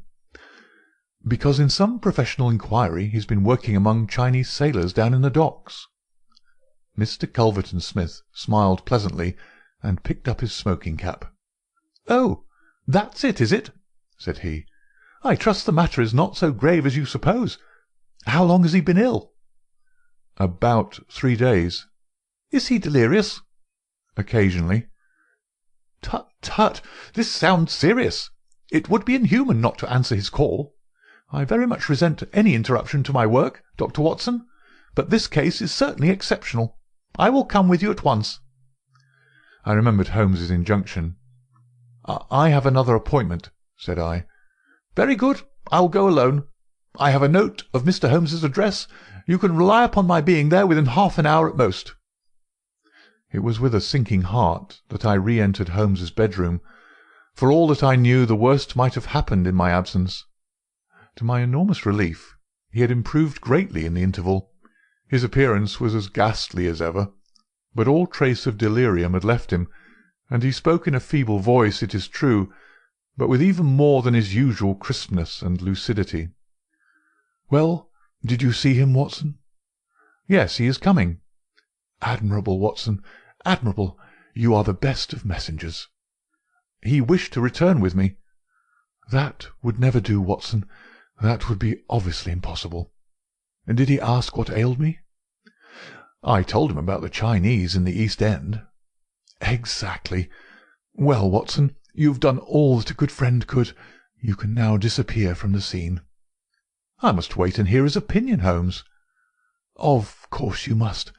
But I have reasons to suppose that this opinion would be very much more frank and valuable if he imagines that we are alone. There is just room behind the head of my bed, Watson." "My dear Holmes!" "I fear there is no alternative, Watson. The room does not lend itself to concealment, which is as well as it is the less likely to arouse suspicion. But just there, Watson, I fancy that it could be done." Suddenly he sat up with a rigid intentness upon his haggard face. "There are the wheels, Watson. Quick, man, if you love me. And don't budge, whatever happens. Whatever happens, do you hear? Don't speak. Don't move. Just listen with all your ears." Then in an instant his sudden access of strength departed, and his masterful, purposeful talk droned away into the low, vague murmurings of a semi-delirious man. From the hiding-place into which I had been so swiftly hustled, I heard the footfalls upon the stair, with the opening and the closing of the bedroom door. Then, to my surprise, there came a long silence, broken only by the heavy breathings and gaspings of the sick man. I could imagine that our visitor was standing by the bedside and looking down at the sufferer. At last that strange hush was broken. "Holmes!" he cried. "Holmes!" in the insistent tone of one who awakens a sleeper. "Can't you hear me, Holmes?" There was a rustling, as if I had shaken the sick man roughly by the shoulder. "Is that you, Mr. Smith?" Holmes whispered. "I hardly dared hope that you would come." The other laughed. "I should imagine not," he said. "And yet, you see, I am here. Coals of fire, Holmes, coals of fire." "It is very good of you, very noble of you. I appreciate your special knowledge." Our visitor sniggered. "You do. You are, fortunately, the only man in London who does. Do you know what is the matter with you?" "The same," said Holmes. "Ah! You recognize the symptoms?" "Only too well." "Well, I shouldn't be surprised, Holmes. I shouldn't be surprised if it were the same. A bad lookout for you it is. Poor Victor was a dead man on the 4th day. A strong, hearty young fellow. It was certainly, as you said, very surprising that he should have contracted an out-of-the-way Asiatic disease in the heart of London. A disease, too, of which I had made such a very special study. Singular coincidence, Holmes. Very smart of you to notice it, but rather uncharitable to suggest that it was cause and effect." "I knew that you did it." "Oh, you did you? Well, you couldn't prove it anyhow. But what do you think of yourself, spreading reports about me like that, and then crawling to me for help the moment you're in trouble? What sort of a game is that, eh?" I heard the rasping, laboured breathing of the sick man. "Give me the water," he gasped. You're precious near your end, my friend, but I don't want you to go till I have had a word with you. That's why I give you water. There, don't slop it about. That's right. Can you understand what I say?" Holmes groaned. "Do what you can for me. Let bygones be bygones," he whispered. "I'll put the words out of my head. I swear I will. Only cure me, and I'll forget it." "Forget what?" "Well, about Victor Savage's death. You as good as admitted just now that you had done it. I'll forget it." You can forget it or remember it, just as you like. I don't see you in the witness box. Ha! Quite another shaped box, my good Holmes, I assure you. It matters nothing to me that you should know how my nephew died. It's not him we're talking about, it's you. Yes, yes. The fellow who came for me, I've forgotten his name, said that you contracted it down in the East End among the sailors. I could only account for it so. You are proud of your brains, Holmes, are you not? Think yourself smart, don't you? You came across someone who is smarter this time. Now cast your mind back, Holmes. Can you think of no other way you could have got this thing? I can't think. My mind is gone. For heaven's sake, help me. Yes, I will help you. I'll help you to understand just where you are and how you got there. I'd like you to know before you die. Give me something to ease my pain. Painful, is it? Yes, the coolies used to do some squealing towards the end. Takes you as cramp, I fancy. Yes, it is cramp. Well, you can hear what I say, anyhow. Listen now. Can you remember any unusual incident in your life just about the time your symptoms began? No, nothing. Think again. I'm too ill to think. Well, then, I'll help you. Did anything come by post?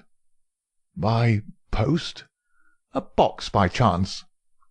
I'm fainting. I'm gone. Listen, Holmes. There was a sound as if he was shaking the dying man, and it was all that I could do to hold myself quiet in my hiding-place. You must hear me. You shall hear me. Do you remember a box? An ivory box. It came on Wednesday. You opened it. Do you remember? Yes, I opened it. There was a sharp spring inside it. Some joke. It was no joke, as you will find to your cost. You fool! You would have had it, and you've got it. Who asked you to cross my path? If you'd left me alone, I would not have hurt you. I remember, Holmes gasped. The spring. It drew blood. This box. This on the table. The very one, by George! And it may as well leave the room in my pocket. There goes your last shred of evidence. But you have the truth now, Holmes, and you can die with the knowledge that I killed you.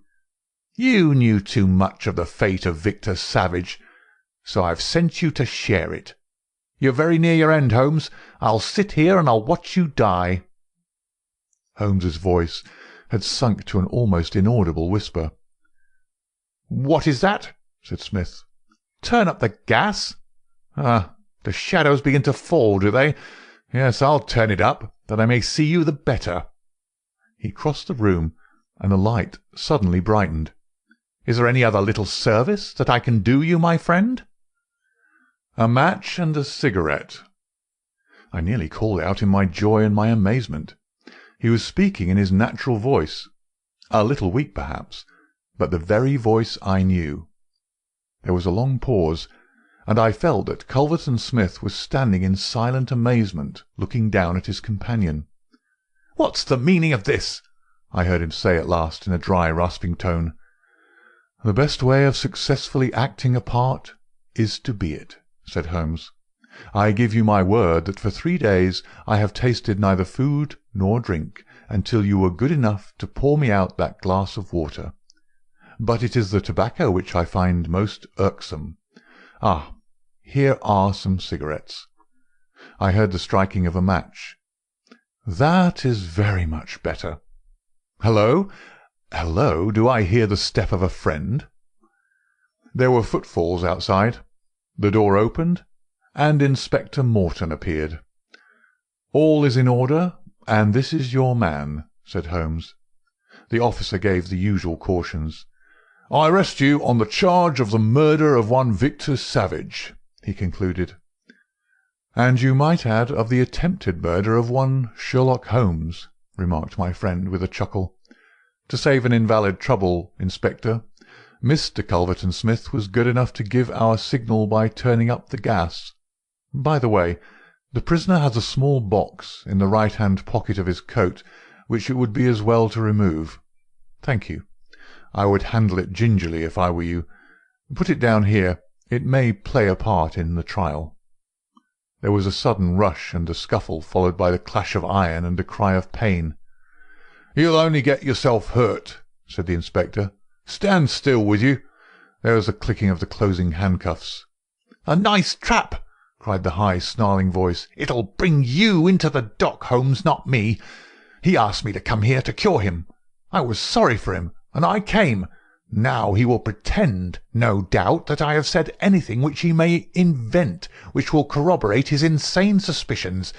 You can lie as you like, Mr. Holmes. My word is always as good as yours." "Good heavens!" cried Holmes. "I had totally forgotten him. My dear Watson, I owe you 1,000 apologies.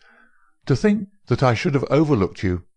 I need not introduce you to Mr. Culverton-Smith, since I understand that you met somewhat earlier in the evening. Have you the cab below? I will follow you when I am dressed, for I may be of some use at the station." "I never needed it more," said Holmes, as he refreshed himself with a glass of claret and some biscuits in the intervals of his toilet. "However, as you know, my habits are irregular, and such a feat means less to me than to most men. It was very essential that I should impress Mrs. Hudson with the reality of my condition, since she was to convey it to you, and you in turn to him. You won't be offended, Watson. You will realize that among your many talents dissimulation finds no place, and that if you had shared my secret you would never have been able to impress Smith with the urgent necessity of his presence, which was the vital point of the whole scheme. Knowing his vindictive nature, I was perfectly certain that he would come to look upon his handiwork. But your appearance, Holmes, your ghastly face! 3 days of absolute fast does not improve one's beauty, Watson. For the rest, there is nothing which a sponge may not cure. With Vaseline upon one's forehead, belladonna in one's eyes, rouge over the cheekbones, and crusts of beeswax round one's lips, a very satisfying effect can be produced. Malingering is a subject upon which I have sometimes thought of writing a monograph. A little occasional talk about half-crowns, oysters, or any other extraneous subject produces a pleasing effect of delirium. But why would you not let me near you, since there was in truth no infection? Can you ask, my dear Watson? Do you imagine that I have no respect for your medical talents? Could I fancy that your astute judgment would pass a dying man, who, however weak, had no rise of pulse or temperature? At 4 yards I could deceive you. If I failed to do so, who would bring Mr. Smith within my grasp? No, Watson, I would not touch that box. You can just see, if you look at it sideways, where the sharp spring like a viper's tooth emerges as you open it.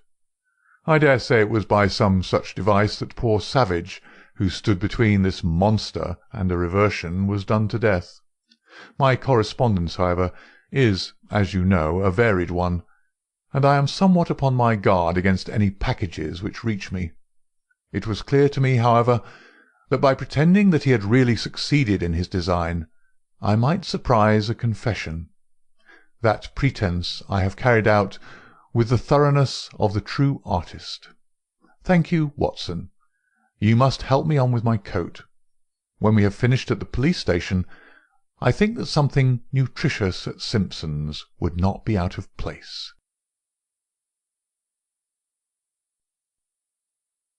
Adventure 6.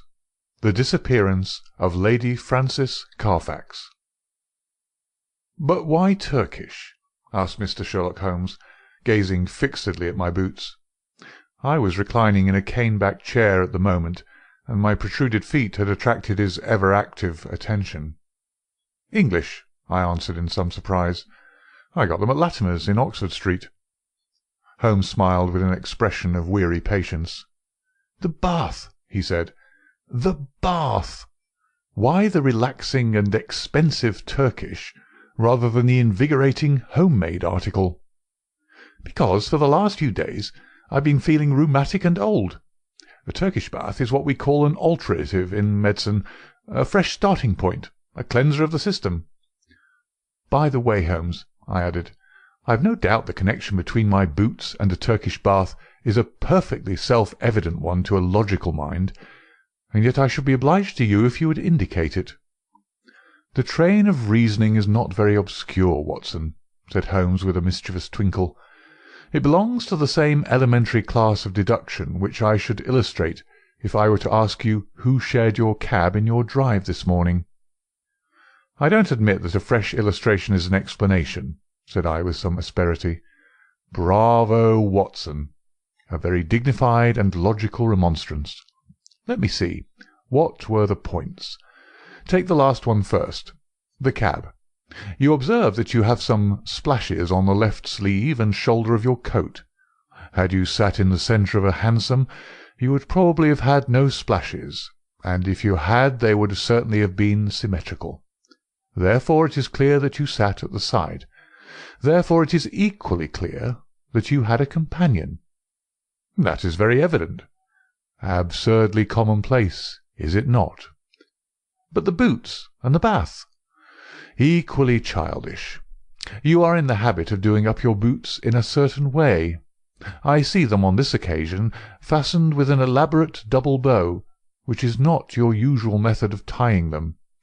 You have therefore had them off. Who has tied them? A bootmaker? Or the boy at the bath? It is unlikely that it is the bootmaker, since your boots are nearly new. Well, what remains? The bath. Absurd, is it not? But for all that, the Turkish bath has served a purpose." "What is that?" "You say that you have had it because you need a change.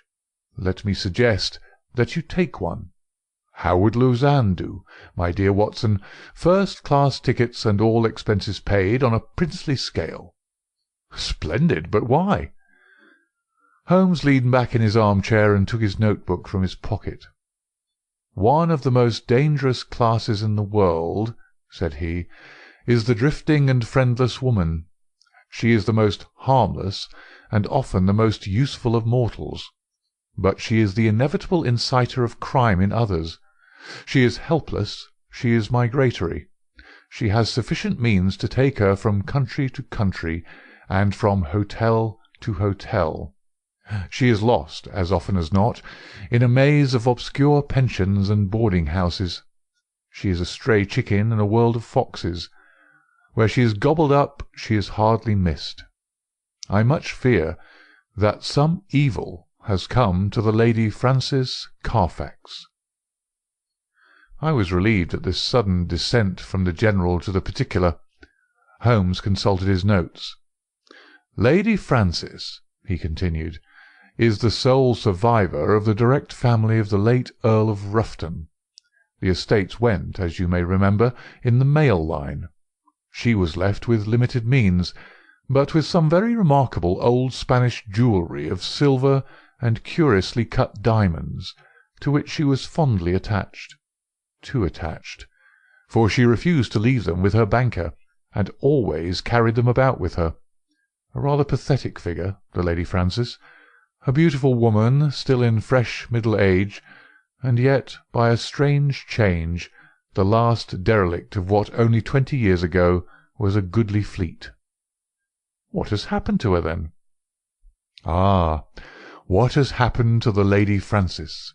Is she alive or dead? There is our problem. She is a lady of precise habits, and for 4 years it has been her invariable custom to write every second week to Miss Daubeny, her old governess, who has long retired and lives in Camberwell. It is this Miss Daubeny who has consulted me. Nearly 5 weeks have passed without a word. The last letter was from the Hotel National at Lausanne. Lady Frances seems to have left there and given no address. The family are anxious, and as they are exceedingly wealthy, no sum will be spared if we can clear the matter up." "Is Miss Daubeny the only source of information? Surely she had other correspondents?"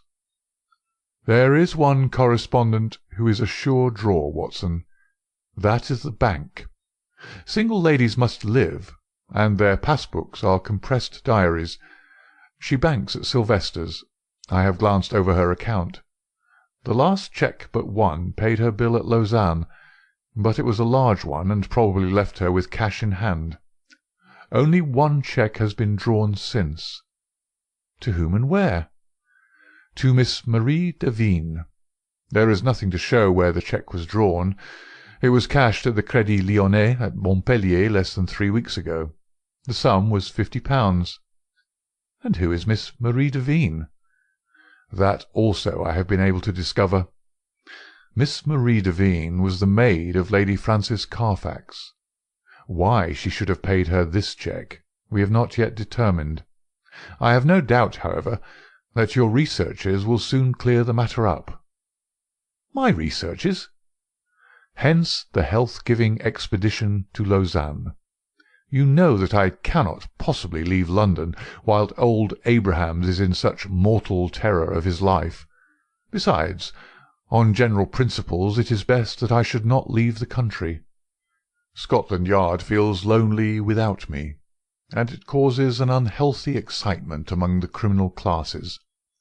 Go then, my dear Watson, and if my humble counsel can ever be valued at so extravagant a rate as 2d a word, it waits your disposal night and day at the end of the continental wire.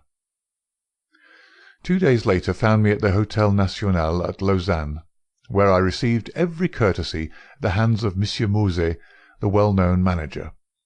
Lady Frances, as he informed me, had stayed there for several weeks. She had been much liked by all who met her. Her age was not more than 40.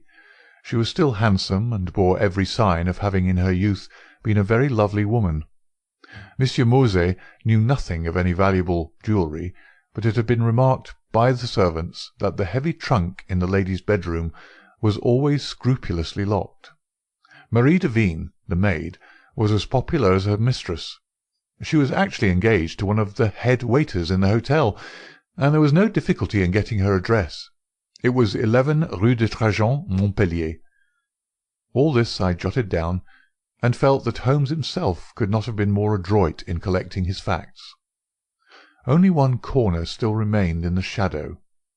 No light which I possessed could clear up the cause for the lady's sudden departure. She was very happy at Lausanne. There was every reason to believe that she intended to remain for the season in her luxurious rooms overlooking the lake. And yet she had left at a single day's notice, which involved her in the useless payment of a week's rent. Only Jules Vibart, the lover of the maid, had any suggestion to offer. He connected the sudden departure with the visit to the hotel a day or two before of a tall, dark, bearded man. "Un sauvage, un véritable sauvage," cried Jules Vibart. The man had rooms somewhere in the town. He had been seen talking earnestly to Madame on the promenade by the lake. Then he had called. She had refused to see him. He was English, but of his name there was no record. Madame had left the place immediately afterwards. Jules Vibart, and what was more of importance, Jules Vibart's sweetheart, thought that this call and the departure were cause and effect.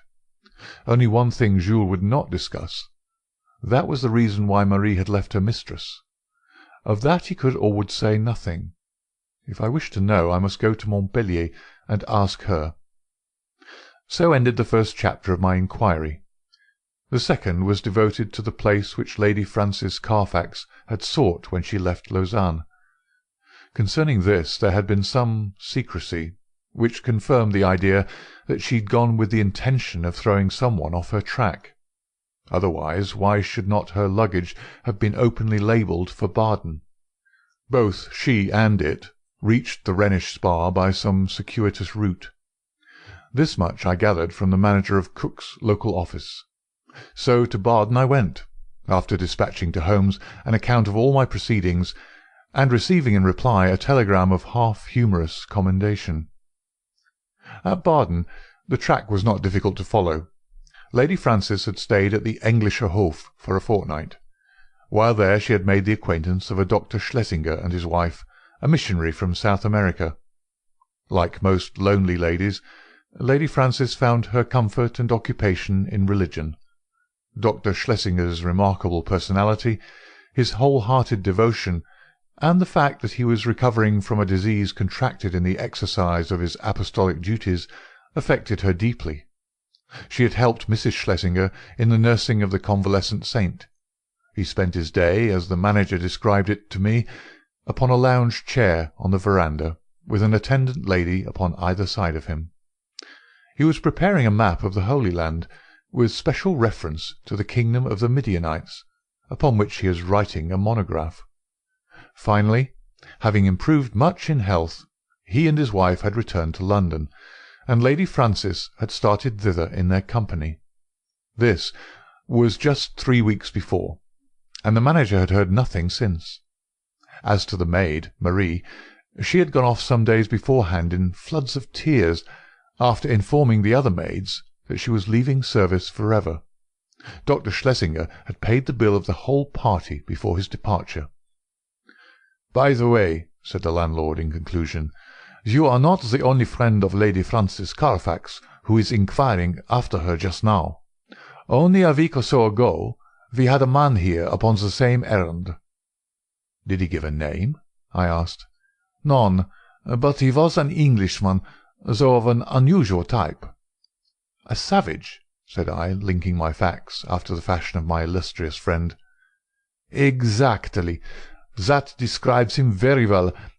He is a bulky, bearded, sunbirded fellow, who looks as if he would be more at home in a farmer's inn than in a fashionable hotel. A hard, fierce man, I should think, and one whom I should be sorry to offend." Already the mystery began to define itself, as figures grow clearer with the lifting of a fog. Here was this good and pious lady pursued from place to place by a sinister and unrelenting figure. She feared him, or she would not have fled from Lausanne. He had still followed. Sooner or later he would overtake her. Had he already overtaken her? Was that the secret of her continued silence? Could the good people who were her companions not screen her from his violence or his blackmail? What horrible purpose, what deep design, lay behind this long pursuit? There was the problem which I had to resolve. To Holmes I wrote, showing how rapidly and surely I had got down to the roots of the matter. In reply I had a telegram, asking for a description of Dr. Schlesinger's left ear. Holmes's ideas of humour are strange, and occasionally offensive, so I took no notice of his ill-timed jest. Indeed, I had already reached Montpellier in my pursuit of the maid Marie before his message came. I had no difficulty in finding the ex-servant, and in learning all that she could tell me. She was a devoted creature, who had only left her mistress because she was sure that she was in good hands, and because her own approaching marriage made a separation inevitable in any case. Her mistress had, as she confessed with distress, shown some irritability of temper towards her during their stay in Baden, and had even questioned her once as if she had suspicions of her honesty, and this had made the parting easier than it would otherwise have been. Lady Frances had given her £50 as a wedding present. Like me, Marie viewed with deep distrust the stranger who had driven her mistress from Lausanne. With her own eyes she had seen him seize the lady's wrist with great violence on the public promenade by the lake. He was a fierce and terrible man. She believed that it was out of dread of him that Lady Frances had accepted the escort of the Schlesingers to London. She had never spoken to Marie about it, but many little signs had convinced the maid that her mistress lived in a state of continual nervous apprehension. So far she had got in her narrative, when suddenly she sprang from her chair, and her face was convulsed with surprise and fear. "See!" she cried, "the miscreant follows still! There is the very man of whom I speak!" Through the open sitting-room window I saw a huge, swarthy man with a bristling black beard walking slowly down the centre of the street and staring eagerly at the numbers of the houses. It was clear that, like myself, he was on the track of the maid. Acting upon the impulse of the moment, I rushed out and accosted him.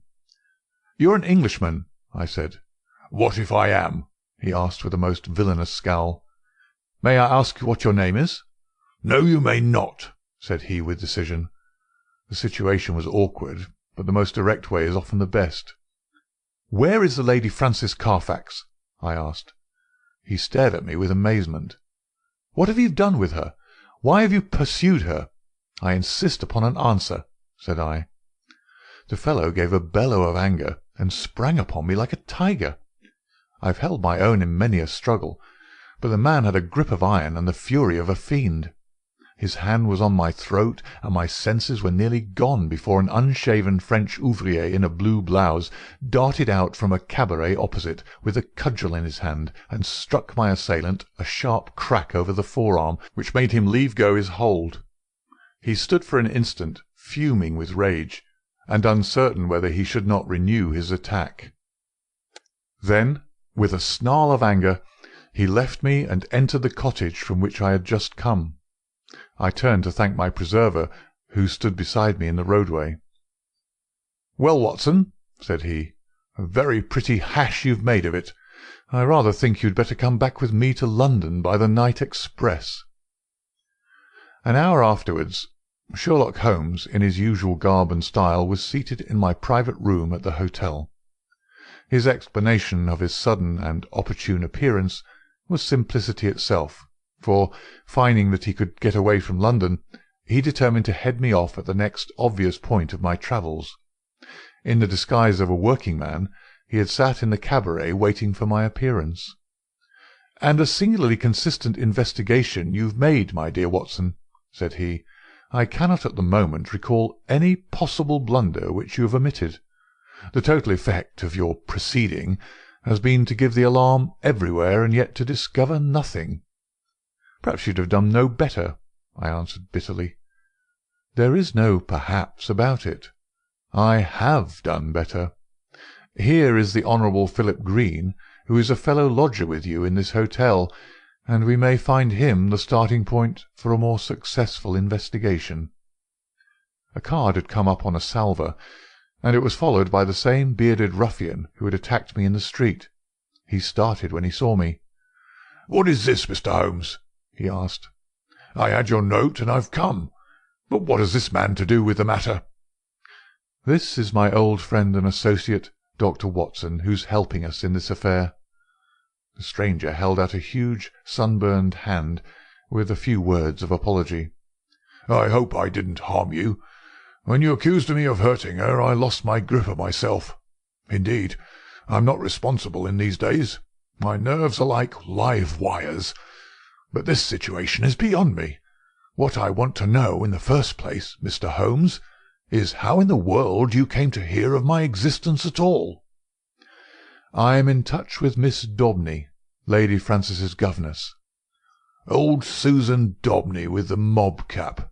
I remember her well." "And she remembers you.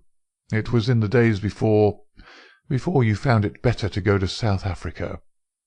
"Ah, I see you know my whole story. I need hide nothing from you. I swear to you, Mr. Holmes, that there never was in this world a man who loved a woman with a more whole-hearted love than I had for Frances. I was a wild youngster, I know, not worse than others of my class, but her mind was pure as snow. She could not bear a shadow of coarseness. So when she came to hear of things that I'd done, she would have no more to say to me. And yet she loved me. That is the wonder of it. Loved me well enough to remain single all her sainted days, just for my sake alone. When the years had passed, and I'd made my money at Barberton, I thought perhaps I could seek her out and soften her. I'd heard that she was still unmarried. I found her at Lausanne and tried all I knew. She weakened, I think, but her will was strong, and when next I called she had left the town. I traced her to Baden, and then after a time heard that her maid was here. I'm a rough fellow, fresh from a rough life, and when Dr. Watson spoke to me as he did, I lost hold of myself for a moment. But for God's sake tell me what has become of the Lady Frances." "That is for us to find out," said Sherlock Holmes with peculiar gravity. What is your London address, Mr. Green?" "The Langham Hotel will find me." "Then may I recommend that you return there, and be on hand in case I should want you. I have no desire to encourage false hopes, but you may rest assured that all that can be done will be done for the safety of Lady Frances. I can say no more for the instant. I will leave you this card so that you may be able to keep in touch with us. Now, Watson, if you will pack your bag, I will cable to Mrs. Hudson to make one of her best efforts for 2 hungry travellers at 7:30 tomorrow." A telegram was awaiting us when we reached our Baker Street rooms, which Holmes read with an exclamation of interest and threw across to me. "Jagged or torn" was the message, and the place of origin, Baden. "What is this?" I asked. "It is everything," Holmes answered. "You may remember my seemingly irrelevant question as to this clerical gentleman's left ear. You did not answer it." "I'd left Baden and could not inquire." "Exactly. For this reason I sent a duplicate to the manager of the Englischer Hof, whose answer lies here." "What does it show?" "It shows, my dear Watson, that we are dealing with an exceptionally astute and dangerous man. The Reverend Dr. Schlesinger, missionary from South America, is none other than Holy Peters, one of the most unscrupulous rascals that Australia has ever evolved, and for a young country it has turned out some very finished types. His particular specialty is the beguiling of lonely ladies by playing upon their religious feelings, and his so-called wife, an Englishwoman named Fraser, is a worthy helpmate. The nature of his tactics suggested his identity to me, and this physical peculiarity (he was badly bitten in a saloon fight at Adelaide in '89) confirmed my suspicion. This poor lady is in the hands of a most infernal couple, who will stick at nothing, Watson. That she is already dead is a very likely supposition. If not, she is undoubtedly in some sort of confinement, and unable to write to Miss Daubeny or her other friends. It is always possible that she never reached London, or that she has passed through it, but the former is improbable, as, with their system of registration, it is not easy for foreigners to play tricks with the continental police, and the latter is also unlikely, as these rogues could not hope to find any other place where it would be as easy to keep a person under restraint. All my instincts tell me that she is in London, but as we have at present no possible means of telling where, we can only take the obvious steps, eat our dinner, and possess our souls in patience. Later in the evening I will stroll down and have a word with friend Lestrade at Scotland Yard. But neither the official police nor Holmes's own small but very efficient organisation sufficed to clear away the mystery. Amid the crowded millions of London, the 3 persons we sought were as completely obliterated as if they had never lived. Advertisements were tried and failed. Clues were followed and led to nothing. Every criminal resort which Schlesinger might frequent was drawn in vain. His old associates were watched, but they kept clear of him. And then suddenly, after a week of helpless suspense, there came a flash of light. A silver and brilliant pendant of old Spanish design had been pawned at Bovington's, in Westminster Road. The pawner was a large, clean-shaven man of clerical appearance. His name and address were demonstrably false. The ear had escaped notice, but the description was surely that of Schlesinger. 3 times had our bearded friend from the Langham called for news, the 3rd time within an hour of this fresh development. His clothes were getting looser on his great body. He seemed to be wilting away in his anxiety. "If you'll only give me something to do," was his constant wail. At last Holmes could oblige him. "He has begun to pawn the jewels. We should get him now." "But does this mean that any harm has befallen the Lady Frances?" Holmes shook his head very gravely. "Supposing that they have held her prisoner up to now, it is clear that they cannot let her loose without their own destruction. We must prepare for the worst." "What can I do?" "These people do not know you by sight?" "No." "It is possible that he will go to some other pawnbroker in the future. In that case we must begin again. On the other hand, he has had a fair price and no questions asked, so if he is in need of ready money, he will probably come back to Bovington's. I will give you a note to them, and they will let you wait in the shop. If the fellow comes, you will follow him home, but no indiscretion, and above all no violence. I put you on your honour that you will take no step without my knowledge and consent." For 2 days the Honourable Philip Green, he was, I may mention, the son of the famous admiral of that name who commanded the Sea of Azov fleet in the Crimean War, brought us no news. On the evening of the 3rd he rushed into our sitting-room, pale, trembling, with every muscle of his powerful frame quivering with excitement. "We have him! We have him!" he cried. He was incoherent in his agitation. Holmes soothed him with a few words and thrust him into an armchair. "Come now, give us the order of events," said he. "She came only an hour ago. It was the wife this time, but the pendant she brought was the fellow of the other. She is a tall, pale woman with ferret eyes." "That is the lady," said Holmes. "She left the office, and I followed her. She walked up the Kennington Road, and I kept behind her. Presently she went into a shop. Mr. Holmes, it was an undertaker's." My companion started. "Well?" he asked in that vibrant voice which told of the fiery soul behind the cold grey face. "She was talking to the woman behind the counter. I enters as well. 'It is late,' I heard her say, or words to that effect. The woman was excusing herself. 'It should be there before now,' she answered. 'It took longer, being out of the ordinary.' They both stopped and looked at me. So I asked some questions and then left the shop." "You did excellently well. What happened next?" "The woman came out, but I had hid myself in a doorway. Her suspicions had been aroused, I think, for she looked round her. Then she called a cab and got in. I was lucky enough to get another, and so to follow her. She got down at last at No. 36 Pulteney Square, Brixton. I drove past, left my cab at the corner of the square, and watched the house." "Did you see anyone?" "The windows were all in darkness, save one on the lower floor. The blind was down, and I could not see in. I was standing there wondering what I should do next, when a covered van drove up with 2 men in it. They descended, took something out of the van, and carried it up the steps to the hall door.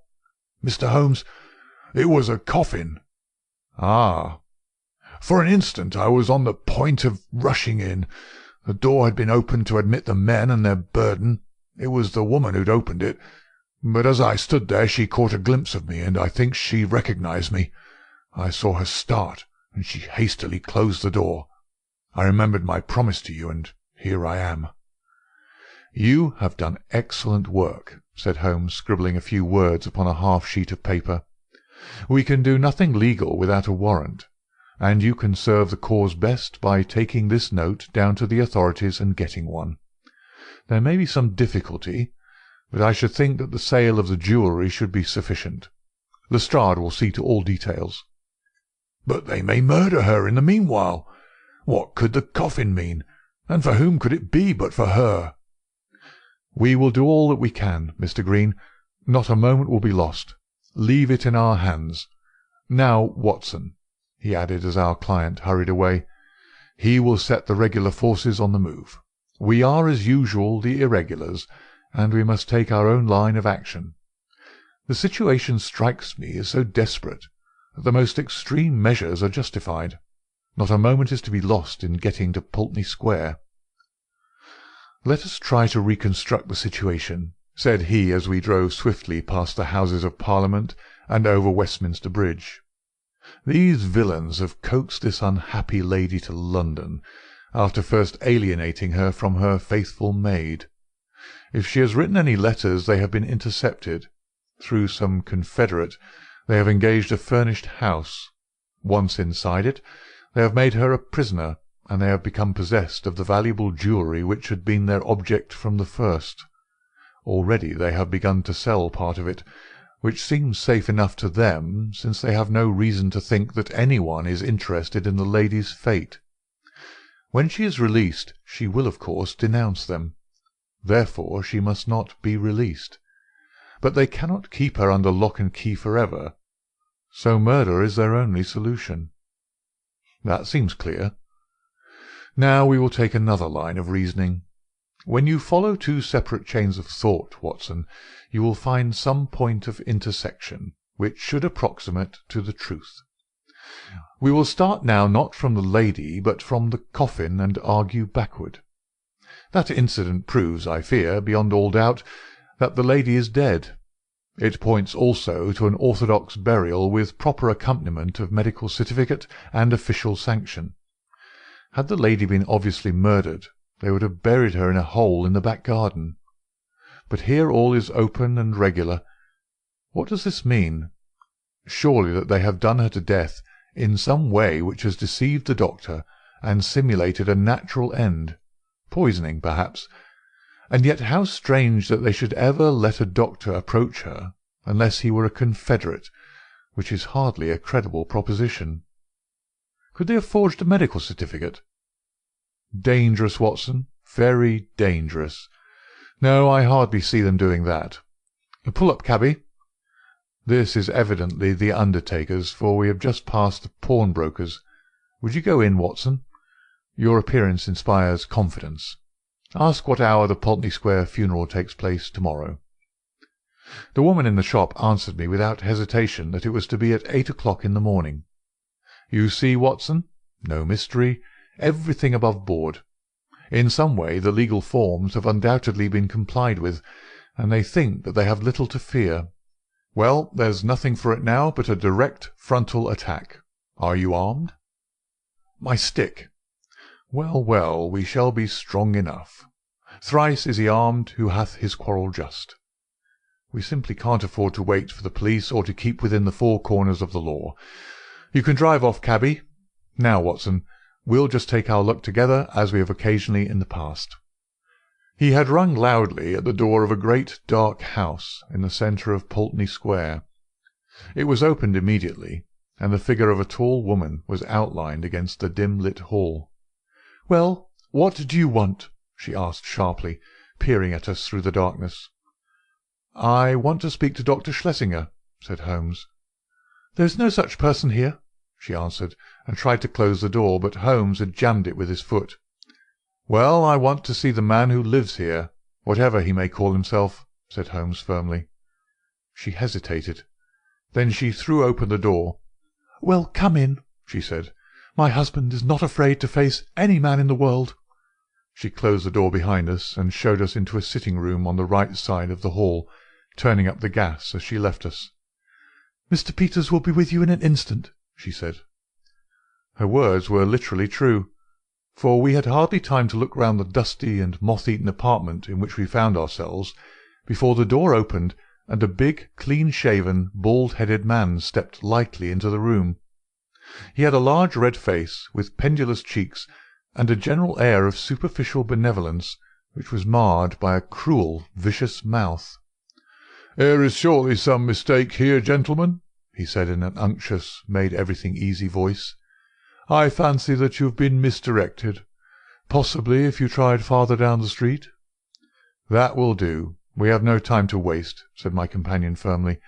"You are Henry Peters of Adelaide, late the Reverend Dr. Schlesinger of Baden and South America. I am as sure of that as that my own name is Sherlock Holmes." Peters, as I will now call him, started and stared hard at his formidable pursuer. "I guess your name does not frighten me, Mr. Holmes," said he coolly. "When a man's conscience is easy, you can't rattle him. What is your business in my house?" "I want to know what you've done with the Lady Frances Carfax, whom you brought away with you from Baden." "I'd be very glad if you could tell me where that lady may be," Peters answered coolly. "I've a bill against her for nearly £100, and nothing to show for it but a couple of trumpery pendants that the dealer would hardly look at. She attached herself to Mrs. Peters and me at Baden. It is a fact that I was using another name at the time, and she stuck on to us until we came to London. I paid her bill and her ticket. Once in London she gave us the slip, and, as I say, left these out-of-date jewels to pay her bills. You find her, Mr. Holmes, and I'm your debtor." "I mean to find her," said Sherlock Holmes.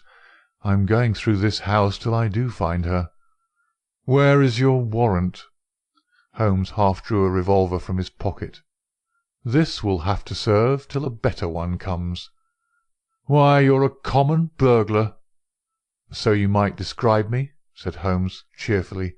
"My companion is also a dangerous ruffian, and together we're going through your house." Our opponent opened the door. "Fetch a policeman, Annie," said he. There was a whisk of feminine skirts down the passage, and the hall door was opened and shut. "Our time is limited, Watson," said Holmes. "If you try to stop us, Peters, you'll most certainly get hurt. Where is that coffin which was brought into the house?" "What do you want with the coffin? It is in use. There is a body in it." "I must see the body." "Never, with my consent." "Then without it." With a quick movement, Holmes pushed the fellow to one side and passed into the hall. A door half open stood immediately before us. We entered. It was the dining-room. On the table, under a half-lit chandelier, the coffin was lying. Holmes turned up the gas and raised the lid. Deep down in the recesses of the coffin lay an emaciated figure. The glare from the lights above beat down upon an aged and withered face. By no possible process of cruelty, starvation, or disease could this worn-out wreck be the still beautiful Lady Frances. Holmes's face showed his amazement, and also his relief. "Thank God," he muttered. "It's someone else."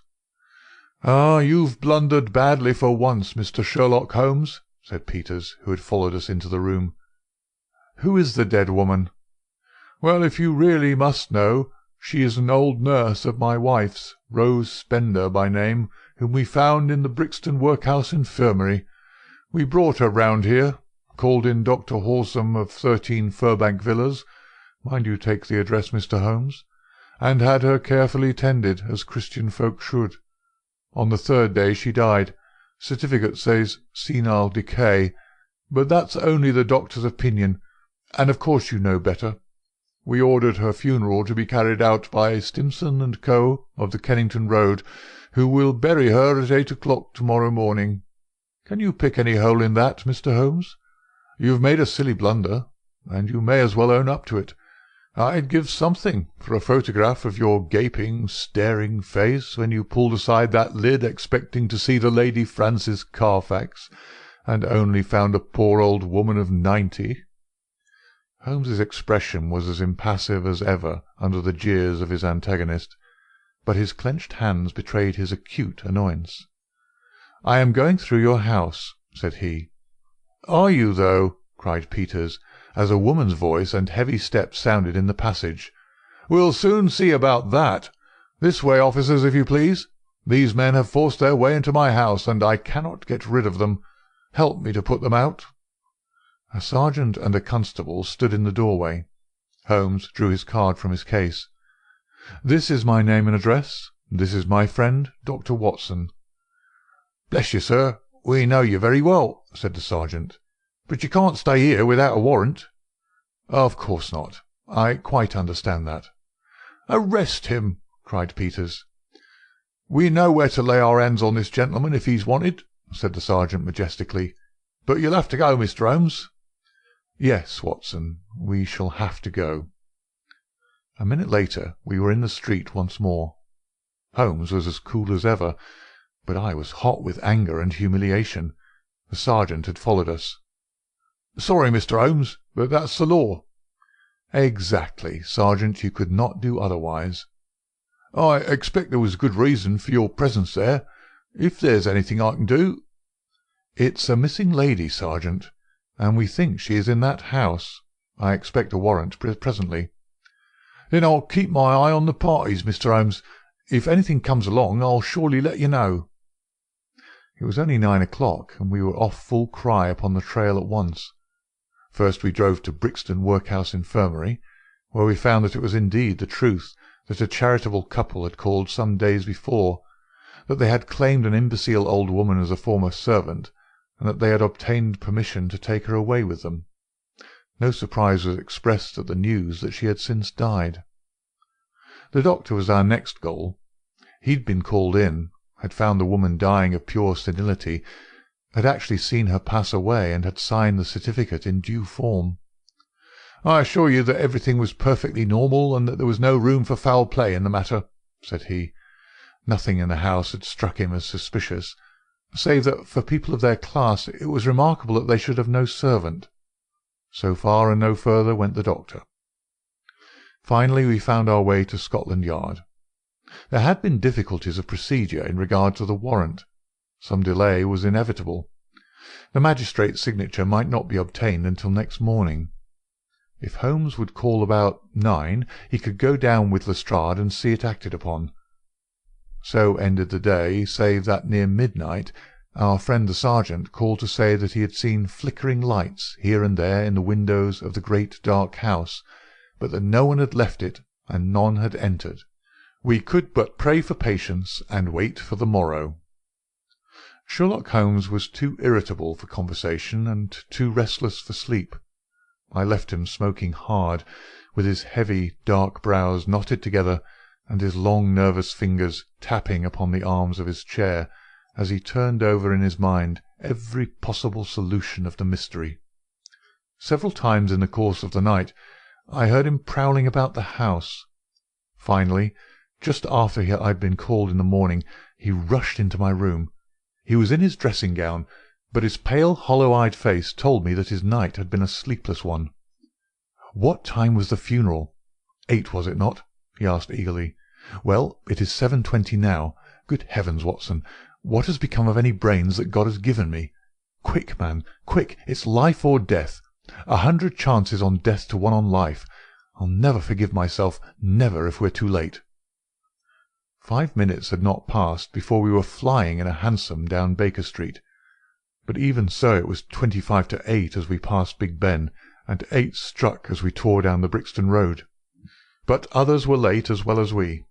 10 minutes after the hour, the hearse was still standing at the door of the house, and even as our foaming horse came to a halt, the coffin, supported by 3 men, appeared on the threshold. Holmes darted forward and barred their way. "Take it back!" he cried, laying his hand on the breast of the foremost. "Take it back this instant!" "What the devil do you mean?" "Once again I ask you, where's your warrant?" shouted the furious Peters, his big red face glaring over the farther end of the coffin. "The warrant is on its way. The coffin shall remain in the house until it comes." The authority in Holmes's voice had its effect upon the bearers. Peters had suddenly vanished into the house, and they obeyed these new orders. "Quick, Watson, quick! Here is a screwdriver," he shouted as the coffin was replaced upon the table. "Here's one for you, my man. A sovereign if the lid comes off in a minute. Ask no questions. Work away. That's good. Another, and another. Now pull all together. It's giving. It's giving. Ah, that does it at last." With a united effort we tore off the coffin lid. As we did so, there came from the inside a stupefying and overpowering smell of chloroform. A body lay within, its head all wreathed in cotton wool, which had been soaked in the narcotic. Holmes plucked it off and disclosed the statuesque face of a handsome and spiritual woman of middle age. In an instant he had passed his arm round the figure and raised her to a sitting position. "Is she gone, Watson? Is there a spark left? Surely we're not too late?" For half an hour it seemed that we were. What with actual suffocation, and what with the poisonous fumes of the chloroform, the Lady Frances seemed to have passed the last point of recall, and then, at last, with artificial respiration, with injected ether, and with every device that science could suggest, some flutter of life, some quiver of the eyelids, some dimming of a mirror spoke of the slowly returning life. A cab had driven up, and Holmes, parting the blind, looked out at it. "Here is Lestrade with his warrant," said he. "He will find that his birds have flown, and here," he added, as a heavy step hurried along the passage, "is someone who has a better right to nurse this lady than we have. Good morning, Mr. Green. I think that the sooner we can move the Lady Frances the better. Meanwhile the funeral may proceed, and the poor old woman who still lies in that coffin may go to her last resting-place alone." "Should you care to add the case to your annals, my dear Watson," said Holmes that evening, "it can only be as an example of that temporary eclipse to which even the best balanced mind may be exposed. Such slips are common to all mortals, and the greatest is he who can recognize and repair them. To this modified credit I may, perhaps, make some claim. My night was haunted by the thought that somewhere a clue, a strange sentence, a curious observation had come under my notice and had been too easily dismissed. Then suddenly, in the grey of the morning, the words came back to me. It was the remark of the undertaker's wife, as reported by Philip Green. She had said, "It should be there before now. It took longer, being out of the ordinary." It was the coffin of which she spoke. It had been out of the ordinary. That could only mean that it had been made to some special measurement. But why? Why? Then, in an instant, I remembered the deep sides and the little wasted figure at the bottom. Why so large a coffin for so small a body? To leave room for another body. Both would be buried under the one certificate. It had all been so clear. If only my own sight had not been dimmed. At 8, the Lady Frances would be buried. Our one chance was to stop the coffin before it left the house. It was a desperate chance that we might find her alive, but it was a chance, as the result showed. These people had never, to my knowledge, done a murder. They might shrink from actual violence at the last. They could bury her with no sign of how she met her end, and even if she were exhumed, there was a chance for them. I hoped that such considerations might prevail with them. You can reconstruct the scene well enough. You saw the horrible den upstairs, where the poor lady had been kept so long. They rushed in and overpowered her with their chloroform, carried her down, poured more into the coffin to insure against her waking, and then screwed down the lid. A clever device, Watson. It is new to me in the annals of crime. If our ex-missionary friends escape the clutches of Lestrade, I shall expect to hear of some brilliant incidents in their future career. Adventure 7. The Adventure of the Devil's Foot. In recording from time to time some of the curious experiences and interesting recollections which I associate with my long and intimate friendship with Mr. Sherlock Holmes, I have continually been faced by difficulties caused by his own aversion to publicity. To his sombre and cynical spirit, all popular applause was always abhorrent, and nothing amused him more at the end of a successful case than to hand over the actual exposure to some orthodox official, and to listen with a mocking smile to the general chorus of misplaced congratulation. It was indeed this attitude upon the part of my friend, and certainly not any lack of interesting material, which has caused me of late years to lay very few of my records before the public. My participation in some of his adventures was always a privilege which entailed discretion and reticence upon me. It was then with considerable surprise that I received a telegram from Holmes last Tuesday. He's never been known to write where a telegram would serve, in the following terms: "Why not tell them of the Cornish horror? Strangest case I have handled." I have no idea what backward sweep of memory had brought the matter fresh to his mind, or what freak had caused him to desire that I should recount it. But I hasten, before another cancelling telegram may arrive, to hunt out the notes which give me the exact details of the case, and to lay the narrative before my readers. It was, then, in the spring of the year 1897, that Holmes' iron constitution showed some symptoms of giving way in the face of constant hard work of a most exacting kind, aggravated perhaps by occasional indiscretions of his own. In March of that year, Dr. Moore Agar of Harley Street, whose dramatic introduction to Holmes I may some day recount, gave positive injunctions that the famous private agent lay aside all his cases and surrender himself to complete rest if he wished to avert an absolute breakdown. The state of his health was not a matter in which he himself took the faintest interest, for his mental detachment was absolute, but he was induced at last, on the threat of being permanently disqualified from work, to give himself a complete change of scene and air. Thus it was that in the early spring of that year we found ourselves together in a small cottage near Poldhu Bay, at the further extremity of the Cornish peninsula. It was a singular spot, and one peculiarly well suited to the grim humour of my patient.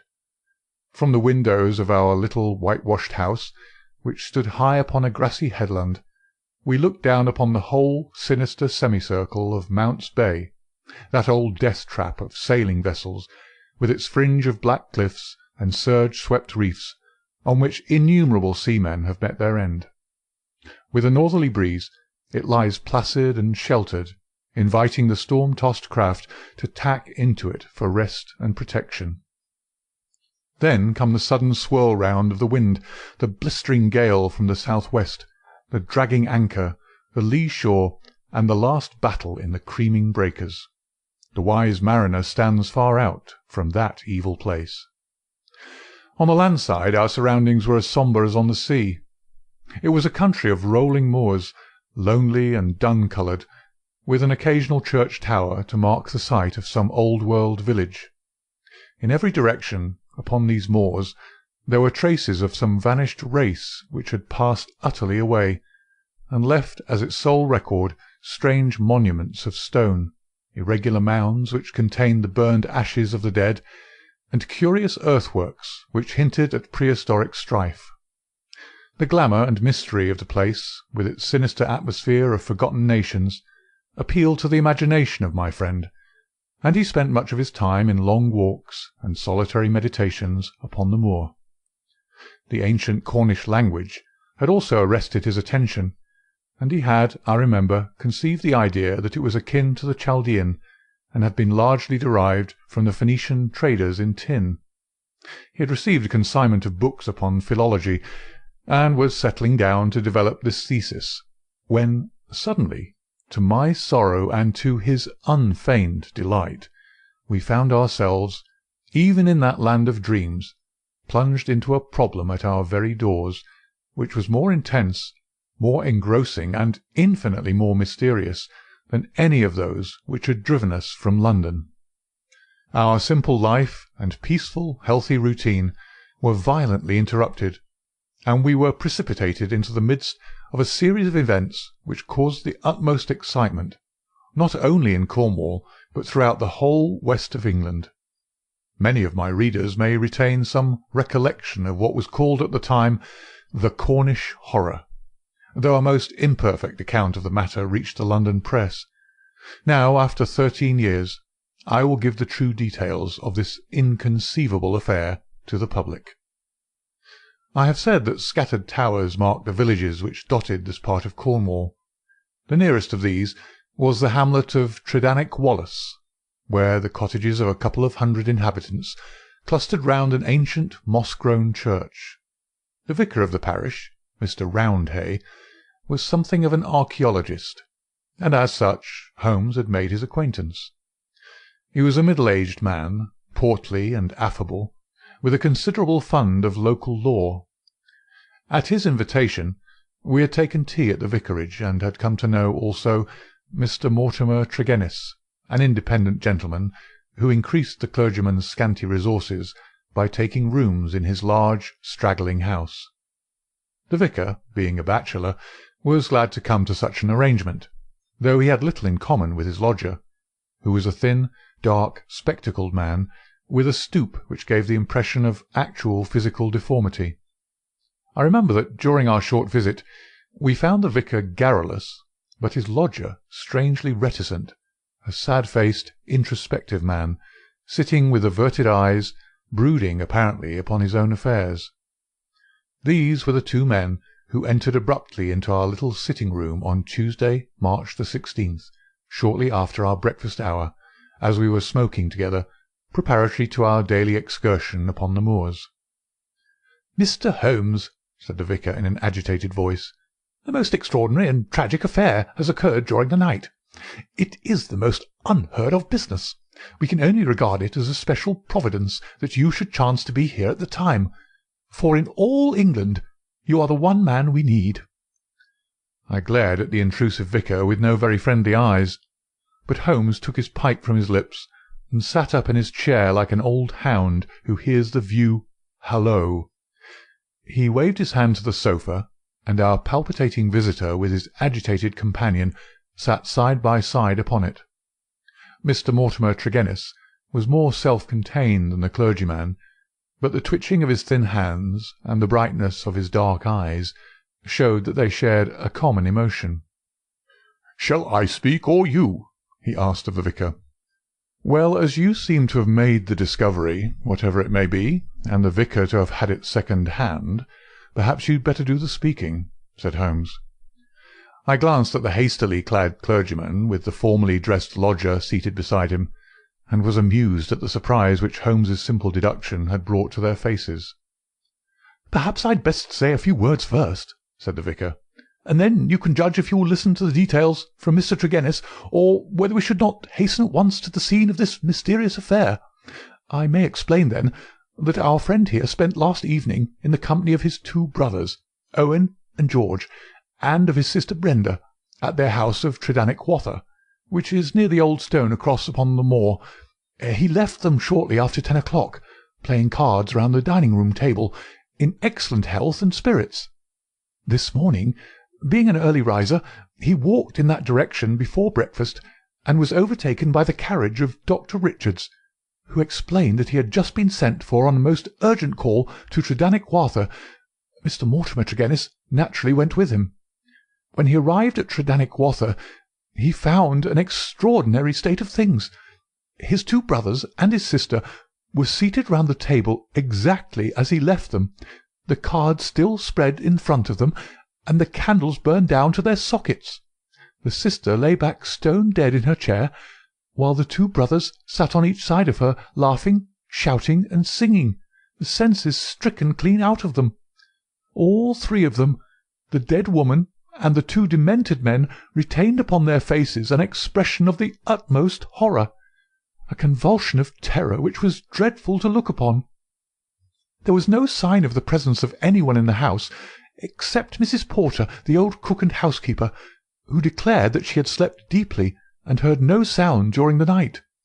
Nothing had been stolen or disarranged, and there is absolutely no explanation of what the horror can be which has frightened a woman to death and 2 strong men out of their senses. There's the situation, Mr. Holmes, in a nutshell, and if you can help us to clear it up, you will have done a great work." I had hoped that in some way I could coax my companion back into the quiet which had been the object of our journey, but one glance at his intense face and contracted eyebrows told me how vain was now the expectation. He sat for some little time in silence, absorbed in the strange drama which had broken in upon our peace. "I will look into this matter," he said at last. "On the face of it would appear to be a case of very exceptional nature. Have you been there yourself, Mr. Roundhay?" "No, Mr. Holmes. Mr. Tregennis brought back the account to the vicarage, and I at once hurried over with him to consult you." "How far is it to the house where this singular tragedy occurred?" "About a mile inland." "Then we shall walk over together. But before we start, I must ask you some questions, Mr. Mortimer Tregennis." The other had been silent all this time, but I had observed that his more controlled excitement was even greater than the obtrusive emotion of the clergyman. He sat with a pale, drawn face, his anxious gaze fixed upon Holmes, and his thin hands clasped convulsively together. His pale lips quivered as he listened to the dreadful experience which had befallen his family, and his dark eyes seemed to reflect something of the horror of the scene. "Ask what you like, Mr. Holmes," said he eagerly. "It is a bad thing to speak of, but I will answer you the truth." "Tell me about last night." "Well, Mr. Holmes, I supped there, as the vicar has said, and my elder brother George proposed a game of whist afterwards. We sat down about 9 o'clock. It was 10:15 when I moved to go. I left them all round the table, as merry as could be." "Who let you out?" "Mrs. Porter had gone to bed, so I let myself out. I shut the hall door behind me. The window of the room in which they sat was closed, but the blind was not drawn down. There was no change in door or window this morning, or any reason to think that any stranger had been to the house. Yet there they sat, driven clean mad with terror, and Brenda lying dead of fright, with her head hanging over the arm of the chair. I'll never get the sight of that room out of my mind, so long as I live." "The facts as you state them are certainly most remarkable," said Holmes. "I take it that you have no theory yourself which can in any way account for them?" "It's devilish, Mr. Holmes, devilish," cried Mortimer Tregennis. "It is not of this world. Something has come into that room which has dashed the light of reason from their minds. What human contrivance could do that?" "I fear," said Holmes, "that if the matter is beyond humanity, it is certainly beyond me. Yet we must exhaust all natural explanations before we fall back upon such a theory as this. As to yourself, Mr. Tregennis, I take it you were divided in some way from your family since they lived together, and you had some rooms apart." "That is so, Mr. Holmes, though the matter is past and done with. We were a family of tin miners at Redruth, but we sold our venture to a company, and so retired with enough to keep us. I won't deny that there was some feeling about the division of the money, and it stood between us for a time, but it was all forgiven and forgotten, and we were the best of friends together." "Looking back at the evening which you spent together, does anything stand out in your memory as throwing any possible light upon the tragedy? Think carefully, Mr. Tregennis, for any clue which can help me." "There's nothing at all, sir." "Your people were in their usual spirits?" "Never better." "Were they nervous people? Did they ever show any apprehension of coming danger?" "Nothing of the kind." "You have nothing to add, then, which could assist me?" Mortimer Tregennis considered earnestly for a moment. "There is one thing occurs to me," said he at last. "As we sat at the table, my back was to the window, and my brother George, he being my partner at cards, was facing it. I saw him once look hard over my shoulder, so I turned round and looked also. The blind was up and the window shut, but I could just make out the bushes on the lawn, and it seemed to me for a moment that I saw something moving among them. I couldn't even say if it was man or animal, but I just thought there was something there. When I asked him what he was looking at, he told me that he had the same feeling. That is all that I can say." "Did you not investigate?" "No, the matter passed as unimportant." "You left them, then, without any premonition of evil?" "None at all." "I am not clear how you came to hear the news so early this morning." "I am an early riser, and generally take a walk before breakfast. This morning I had hardly started when the doctor in his carriage overtook me. He told me that old Mrs. Porter had sent a boy down with an urgent message. I sprang in beside him, and we drove on. When we got there we looked into that dreadful room. The candles and the fire must have burned out hours before, and they had been sitting there in the dark until dawn had broken. The doctor said Brenda must have been dead at least 6 hours. There were no signs of violence. She just lay across the arm of the chair with that look on her face. George and Owen were singing snatches of songs and gibbering like two great apes. Oh, it was awful to see. I couldn't stand it, and the doctor was as white as a sheet. Indeed, he fell into a chair in a sort of faint, and we nearly had him on our hands as well." "Remarkable, most remarkable," said Holmes, rising and taking his hat. "I think perhaps we'd better go down to Tredannick Wather without further delay. I confess that I have seldom known a case which at first sight presented a more singular problem." Our proceedings that first morning did little to advance the investigation. It was marked, however, at the outset by an incident which left the most sinister impression upon my mind. The approach to the spot at which the tragedy occurred is down a narrow, winding country lane. While we made our way along it, we heard the rattle of a carriage coming towards us, and stood aside to let it pass. As it drove by us, I caught a glimpse through the closed window of a horribly contorted, grinning face glaring out at us. Those staring eyes and gnashing teeth flashed past us like a dreadful vision. "My brothers!" cried Mortimer Tregennis, white to his lips. "They are taking them to Helston." We looked with horror after the black carriage lumbering upon its way. Then we turned our steps toward this ill-omened house in which they had met their strange fate. It was a large and bright dwelling, rather a villa than a cottage, with a considerable garden which was already, in that Cornish air, well filled with spring flowers. Towards this garden the window of the sitting-room fronted, and from it, according to Mortimer Tregennis, must have come that thing of evil which had, by sheer horror, in a single instant, blasted their minds. Holmes walked slowly and thoughtfully among the flower-pots, and along the path before we entered the porch. So absorbed was he in his thoughts, I remember, that he stumbled over the watering-pot, upset its contents, and deluged both our feet and the garden path. Inside the house we were met by the elderly Cornish housekeeper, Mrs. Porter, who, with the aid of a young girl, looked after the wants of the family. She readily answered all Holmes's questions. She had heard nothing in the night. Her employers had all been in excellent spirits lately, and she had never known them more cheerful and prosperous. She had fainted with horror upon entering the room in the morning and seeing that dreadful company around the table. She had, when she recovered, thrown open the window to let the morning air in, and had run down to the lane, when she sent a farm lad for the doctor. The lady was on her bed upstairs if we cared to see her. It took 4 strong men to get the brothers into the asylum carriage. She would not herself stay in the house another day, and was starting that very afternoon to rejoin her family at St. Ives.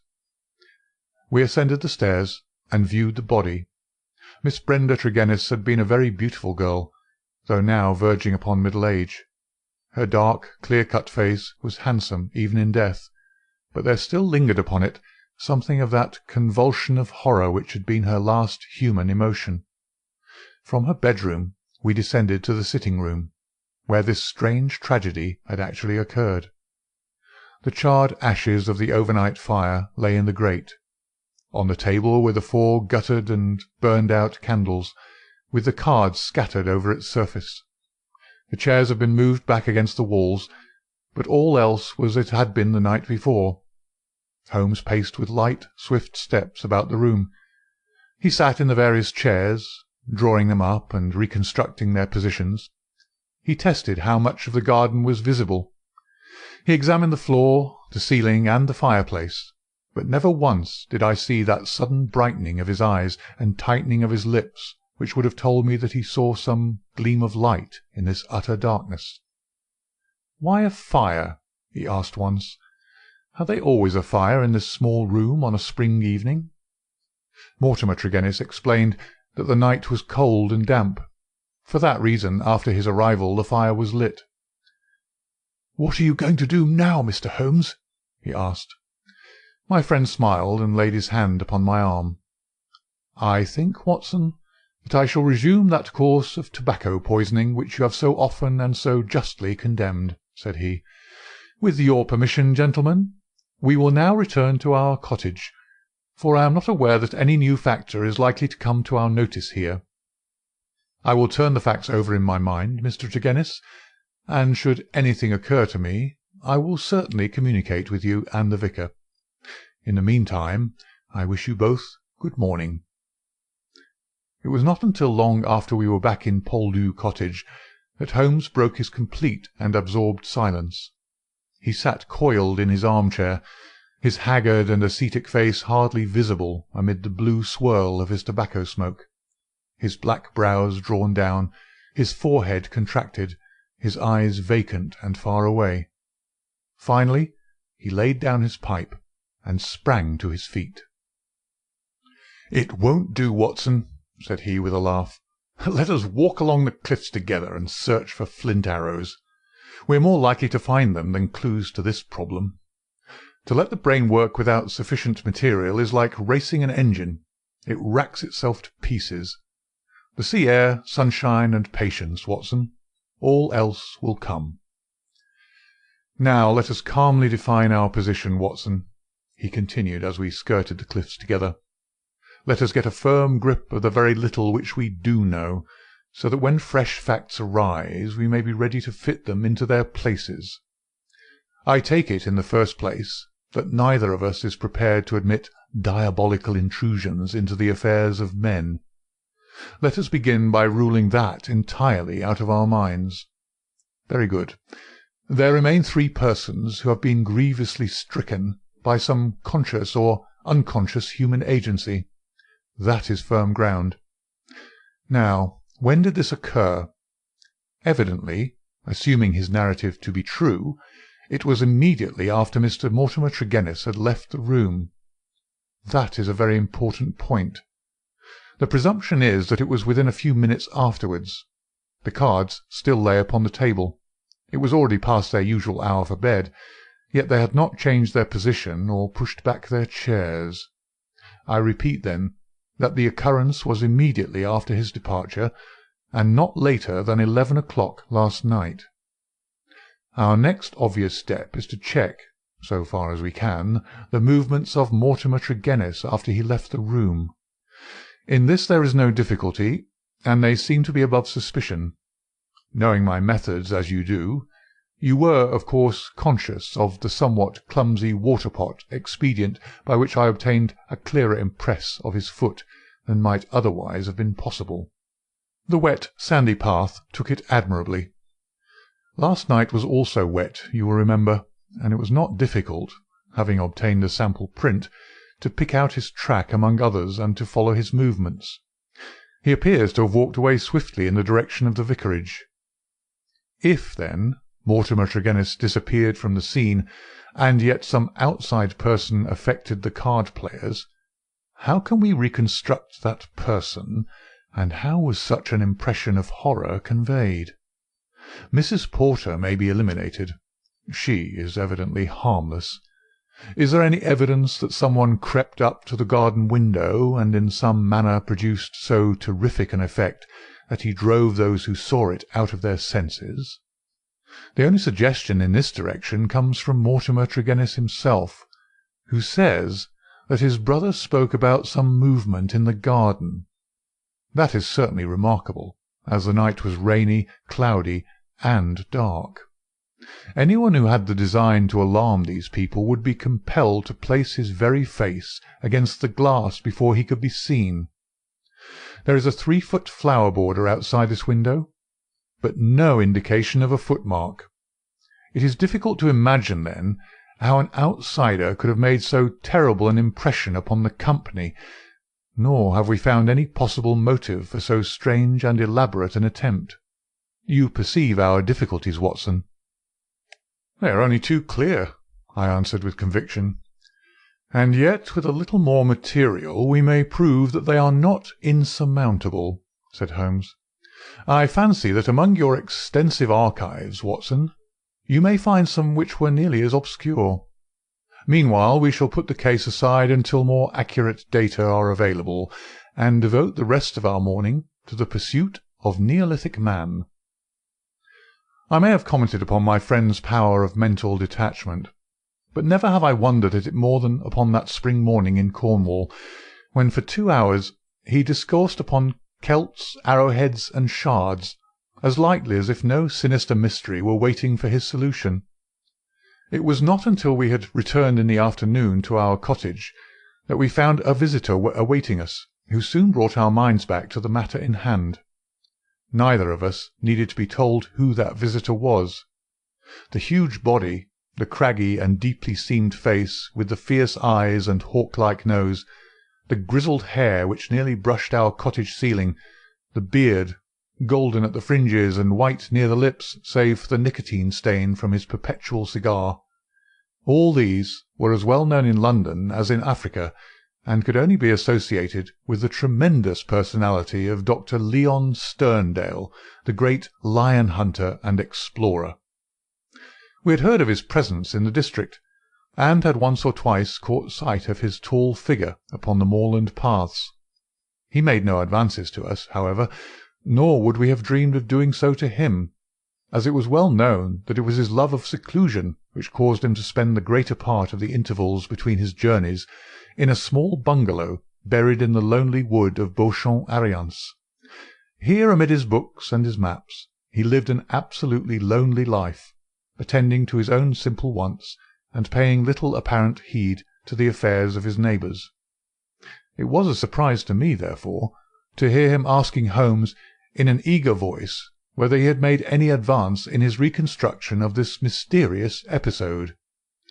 "The county police are utterly at fault," said he, "but perhaps your wider experience has suggested some conceivable explanation. My only claim to being taken into your confidence is that during my many residences here I have come to know this family of Tregennis very well indeed. Upon my Cornish mother's side, I could call them cousins, and their strange fate has naturally been a great shock to me. I may tell you that I have got as far as Plymouth upon my way to Africa, but the news reached me this morning, and I came straight back again to help in the inquiry." Holmes raised his eyebrows. "Did you lose your boat through it?" "I will take the next." "Dear me, that is friendship indeed." "I tell you, they were relatives." "Quite so. Cousins of your mother. Was your baggage aboard the ship?" "Some of it, but the main part at the hotel." "I see. But surely this event could not have found its way into the Plymouth morning papers?" "No, sir. I had a telegram." "Might I ask from whom?" A shadow passed over the gaunt face of the explorer. "You are very inquisitive, Mr. Holmes." "It is my business." With an effort Dr. Sterndale recovered his ruffled composure. "I have no objection to telling you," he said. "It was Mr. Rounday, the vicar, who sent me the telegram which recalled me." "Thank you," said Holmes. "I may say in answer to your original question that I have not cleared my mind entirely on the subject of this case, but that I have every hope of reaching some conclusion. It would be premature to say more." "Perhaps you would not mind telling me if your suspicions point in any particular direction?" "No, I can hardly answer that." "Then I have wasted my time and need not prolong my visit." The famous doctor strode out of our cottage in considerable ill-humour, and within 5 minutes Holmes had followed him. I saw him no more until the evening, when he returned with a slow step and haggard face, which assured me that he had made no great progress with his investigation. He glanced at a telegram which awaited him, and threw it into the grate. "From the Plymouth Hotel, Watson," he said. "I learned the name of it from the vicar, and I wired to make certain that Dr. Leon Sterndale's account was true. It appears that he did indeed spend last night there, and that he has actually allowed some of his baggage to go on to Africa, while he returned to be present at this investigation. What do you make of that, Watson?" "He's deeply interested." "Deeply interested. Yes. There is a thread here which we have not yet grasped, and which might lead us through the tangle. Cheer up, Watson, for I am very sure that our material has not yet all come to hand. When it does, we may soon leave our difficulties behind us." Little did I think how soon the words of Holmes would be realized, or how strange and sinister would be that new development which opened up an entirely fresh line of investigation. I was shaving at my window in the morning when I heard the rattle of hoofs, and looking up saw a dog-cart coming at a gallop down the road. It pulled up at our door, and our friend the vicar sprang from it and rushed up our garden path. Holmes was already dressed, and we hastened down to meet him. Our visitor was so excited that he could hardly articulate, but at last, in gasps and bursts, his tragic story came out of him. "We are devil-ridden, Mr. Holmes. My poor parish is devil-ridden," he cried. "Satan himself is loose in it. We are given over into his hands." He danced about in his agitation, a ludicrous object if it were not for his ashy face and startled eyes. Finally he shot out his terrible news. "Mr. Mortimer Tregennis died during the night, and with exactly the same symptoms as the rest of his family." Holmes sprang to his feet, all energy in an instant. "Can you fit us both into your dog-cart?" "Yes, I can." "Then, Watson, we will postpone our breakfast. Mr. Roundhay, we are entirely at your disposal. Hurry, hurry, before things get disarranged." The lodger occupied 2 rooms at the vicarage, which were in an angle by themselves, the one above the other. Below was a large sitting-room, above his bedroom. They looked out upon a croquet lawn which came up to the windows. We had arrived before the doctor or the police, so that everything was absolutely undisturbed. let me describe exactly the scene as we saw it upon that misty March morning. It has left an impression which can never be effaced from my mind. The atmosphere of the room was of a horrible and depressing stuffiness. The servant, who had first entered, had thrown up the window, or it would have been even more intolerable. This might partly be due to the fact that a lamp stood flaring and smoking on the centre table. Beside it sat the dead man, leaning back in his chair, his thin beard projecting, his spectacles pushed up onto his forehead, and his lean dark face turned towards the window and twisted into the same direction of terror which had marked the features of his dead sister. His limbs were convulsed, and his fingers contorted, as though he had died in a very paroxysm of fear. He was fully clothed, though there were signs that his dressing had been done in a hurry. We had already learned that his bed had been slept in, and that the tragic end had come to him in the early morning. One realized the red-hot energy which underlay Holmes's phlegmatic exterior when one saw the sudden change which came over him from the moment that he entered the fatal apartment. In an instant he was tense and alert, his eyes shining, his face set, his limbs quivering with eager activity. He was out on the lawn, in through the window, round the room, and up into the bedroom, for all the world like a dashing foxhound drawing a cover. In the bedroom he made a rapid cast around, and ended by throwing open the window, which appeared to give him some fresh cause for excitement, for he leaned out of it with loud ejaculations of interest and delight. Then he rushed down the stair, out through the open window, threw himself upon his face on the lawn, sprang up and into the room once more, all with the energy of the hunter who is at the very heels of his quarry. The lamp, which was an ordinary standard, he examined with minute care, making certain measurements upon its bowl. He carefully scrutinized with his lens the talc shield which covered the top of the chimney, and scraped off some ashes which adhered to its upper surface, putting some of them into an envelope, which he placed in his pocket-book. Finally, just as the doctor and the official police put in an appearance, he beckoned to the vicar, and we all three went out upon the lawn. "I am glad to say that my investigation has not been entirely barren," he remarked. "I cannot remain to discuss the matter with the police, but I should be exceedingly obliged, Mr. Roundhay, if you would give the inspector my compliments, and direct his attention to the bedroom window and to the sitting-room lamp. Each is suggestive, and together they are almost conclusive. If the police would desire further information, I shall be happy to see any of them at the cottage. And now, Watson, I think that perhaps we shall be better employed elsewhere." It may be that the police resented the intrusion of an amateur, or that they imagined themselves to be upon some hopeful line of investigation, but it is certain that we heard nothing from them for the next 2 days. During this time Holmes spent some of his time smoking and dreaming in the cottage, but a greater portion in country walks which he undertook alone, returning after many hours without remark as to where he had been. One experiment served to show me the line of his investigation. He had bought a lamp which was the duplicate of the one which had burned in the room of Mortimer Tregennis on the morning of the tragedy. This he filled with the same oil as that used at the vicarage, and he carefully timed the period which it would take to be exhausted. Another experiment which he made was of a more unpleasant nature, and one which I am not likely ever to forget. "You will remember, Watson," he remarked one afternoon, "that there is a single common point of resemblance in the varying reports which have reached us. This concerns the effect of the atmosphere of the room in each case upon those who had first entered it.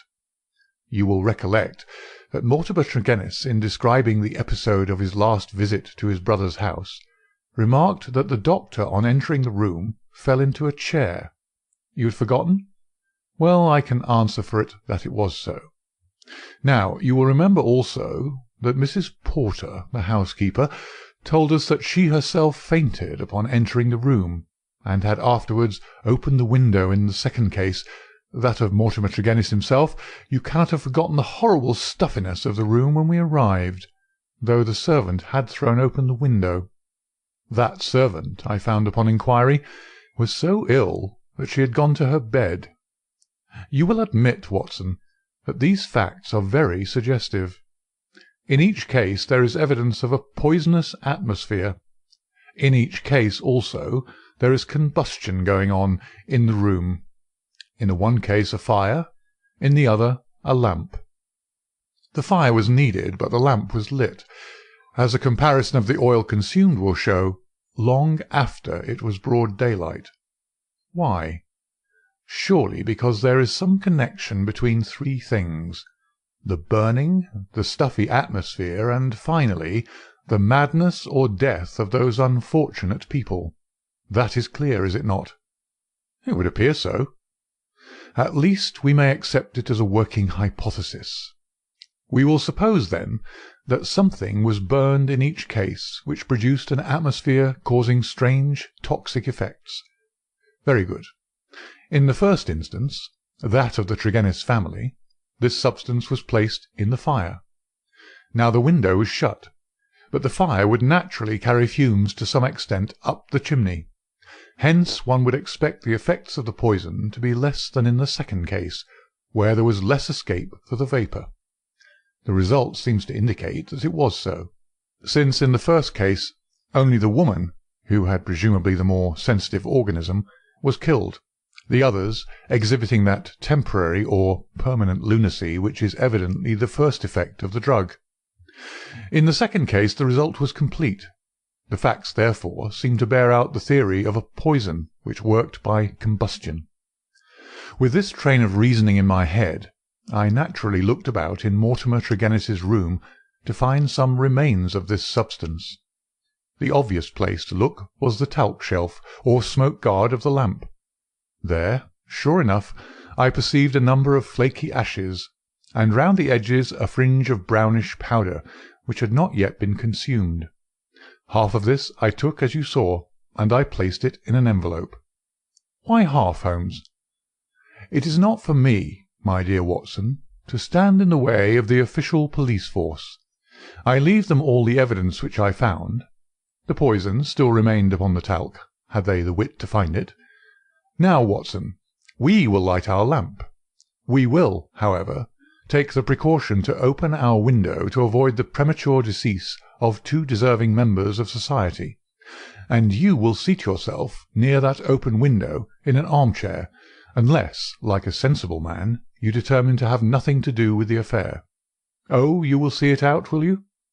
I thought I knew my Watson. This chair I will place opposite yours, so that we may be the same distance from the poison and face to face. The door we will leave ajar. Each is now in a position to watch the other, and to bring the experiment to an end should the symptoms seem alarming. Is that all clear? Well, then, I take our powder, or what remains of it, from the envelope, and I lay it above the burning lamp, so. Now, Watson, let us sit down and await developments. They were not long in coming.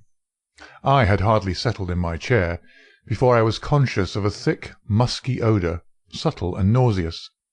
At the very first whiff of it, my brain and my imagination were beyond all control. A thick black cloud swirled before my eyes, and my mind told me that in this cloud, unseen as yet, but about to spring out upon my appalled senses, lurked all that was vaguely horrible, all that was monstrous and inconceivably wicked in the universe. Vague shapes swirled and swam amid the dark cloud-bank, each a menace and a warning of something coming, the advent of some unspeakable dweller upon the threshold, whose very shadow would blast my soul. A freezing horror took possession of me. I felt that my hair was rising, that my eyes were protruding, that my mouth was opened and my tongue like leather. The turmoil within my brain was such that something must surely snap. I tried to scream, and was vaguely aware of some hoarse croak which was my own voice, but distant and detached from myself. At the same moment, in some effort of escape, I broke through that cloud of despair, and had a glimpse of Holmes's face, white, rigid, and drawn with horror, the very look which I had seen upon the features of the dead. It was that vision which gave me an instant of sanity and of strength, I dashed from my chair, threw my arms round Holmes, and together we lurched through the door, and an instant afterwards had thrown ourselves down upon the grass plot, and were lying side by side, conscious only of the glorious sunshine which was bursting its way through the hellish cloud of terror which had girt us in. Slowly it rose from our souls like the mists from a landscape, until peace and reason had returned, and we were sitting upon the grass, wiping our clammy foreheads and looking with apprehension at each other to mark the last traces of that terrific experience which we had undergone. "Upon my word, Watson," said Holmes at last with an unsteady voice, "I owe you both my thanks and an apology. It was an unjustifiable experiment, even for one's self, and doubly so for a friend. I'm really very sorry." "You know," I answered with some emotion, for I have never seen so much of Holmes's heart before, "that it is my greatest joy and privilege to help you." He relapsed at once into the half-humorous, half-cynical vein which was his habitual attitude to those about him. "It would be superfluous to drive us mad, my dear Watson," said he. "A candid observer would certainly declare that we were so already before we embarked upon so wild an experiment. I confess that I never imagined that the effect would be so sudden and so severe."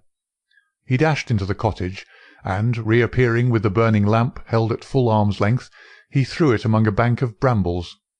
"We must give the room a little time to clear.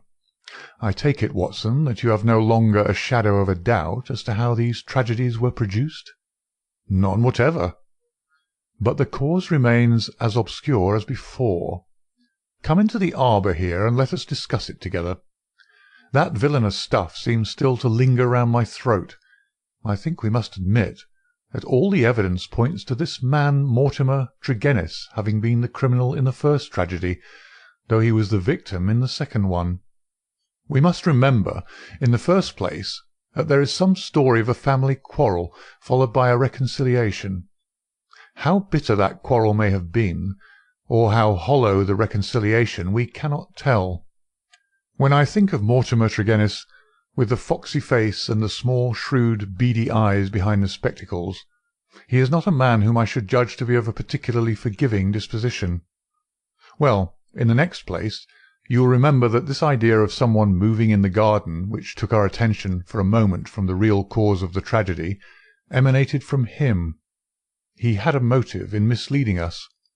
Finally, if he did not throw the substance into the fire at the moment of leaving the room, who did do so? The affair happened immediately after his departure. Had anyone else come in, the family would certainly have risen from the table. Besides, in peaceful Cornwall, visitors did not arrive after 10 o'clock at night. We may take it, then, that all the evidence points to Mortimer Tregennis as the culprit. Then his own death was suicide. Well, Watson, it is on the face of it a not impossible supposition. The man who had the guilt upon his soul of having brought such a fate upon his own family might well be driven by remorse to inflict it upon himself. There are, however, some cogent reasons against it. Fortunately, there is one man in England who knows all about it, and I have made arrangements by which we shall hear the facts this afternoon from his own lips. Ah, he is a little before his time. Perhaps you would kindly step this way, Dr. Leon Sterndale. We have been conducting a chemical experiment indoors which has left our little room hardly fit for the reception of so distinguished a visitor." I had heard the click of the garden gate, and now the majestic figure of the great African explorer appeared upon the path. He turned in some surprise towards the rustic arbour in which we sat. "You sent for me, Mr. Holmes? I had your note about an hour ago, and I have come, though I really do not know why I should obey your summons." "Perhaps we can clear the point up before we separate," said Holmes. "Meanwhile, I am much obliged to you for your courteous acquiescence. You will excuse this informal reception in the open air, but my friend Watson and I have nearly furnished an additional chapter to what the papers call the Cornish horror, and we prefer a clear atmosphere for the present. Perhaps, since the matters which we have to discuss will affect you personally in a very intimate fashion, it is as well that we should talk where there can be no eavesdropping." The explorer took his cigar from his lips and gazed sternly at my companion. "I am at a loss to know, sir," he said, "what you can have to speak about which affects me personally in a very intimate fashion." "The killing of Mortimer Tregennis," said Holmes. For a moment I wished that I were armed. Sterndale's fierce face turned to a dusky red, his eyes glared, and the knotted, passionate veins started out in his forehead, while he sprang forward with clenched hands toward my companion. Then he stopped, and with a violent effort he resumed a cold, rigid calmness, which was perhaps more suggestive of danger than his hot-headed outburst. "I've lived so long among savages and beyond the law," said he, "that I've got me into the way of being a law to myself. You would do well, Mr. Holmes, not to forget it, for I have no desire to do you an injury." "Nor have I any desire to do you an injury, Dr. Sterndale. Surely the clearest proof of it is that, knowing what I know, I have sent for you, and not for the police." Sterndale sat down with a gasp, overawed for perhaps the first time in his adventurous life. There was a calm assurance of power in Holmes's manner which could not be withstood. Our visitor stammered for a moment, his great hands opening and shutting in his agitation. "What do you mean?" he asked at last. "If this is a bluff upon your part, Mr. Holmes, you've chosen a bad man for your experiment. Let us have no more beating about the bush. What do you mean?" "I will tell you," said Holmes, "and the reason why I tell you is that I hope frankness may beget frankness. What my next step may be will depend entirely upon the nature of your own defence." "My defence?" "Yes, sir." "My defence against what?" "Against the charge of killing Mortimer Tregennis." Sterndale mopped his forehead with his handkerchief. "Upon my word, you're getting on," said he. "Do all your successes depend upon the prodigious power of bluff?" "The bluff," said Holmes sternly, "is upon your side, Dr. Leon Sterndale, and not upon mine. As a proof I will tell you some of the facts upon which my conclusions are based. Of your return from Plymouth, allowing much of your property to go on to Africa, I will say nothing, save that it first informed me that you were one of the factors which are to be taken into account in reconstructing this drama." "I came back." "I have heard your reasons, and regard them as unconvincing and inadequate. We will pass that. You came down here to ask me whom I suspected. I refused to answer you. You then went to the vicarage, waited outside it for some time, and finally returned to your cottage." "How do you know that?" "I followed you." "I saw no one." "That is what you may expect to see when I follow you.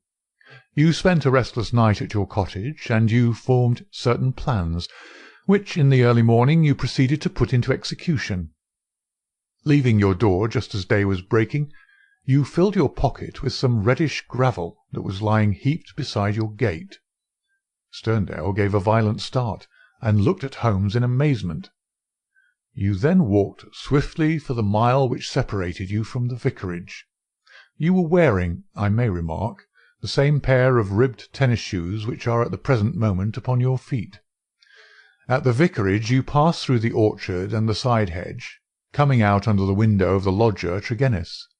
It was now daylight, but the household was not yet stirring. You drew some of the gravel from your pocket, and you threw it up at the window above you." Sterndale sprang to his feet. "I believe that you are the devil himself!" he cried. Holmes smiled at the compliment. "It took 2 or possibly 3 handfuls before the lodger came to the window. You beckoned him to come down. He dressed hurriedly and descended to his sitting-room. You entered by the window. There was an interview, a short one, during which you walked up and down the room. Then you passed out and closed the window, standing on the lawn outside, smoking a cigar and watching what occurred. Finally, after the death of Tregennis, you withdrew as you had come. Now, Dr. Sterndale, how do you justify such conduct, and what were the motives for your actions?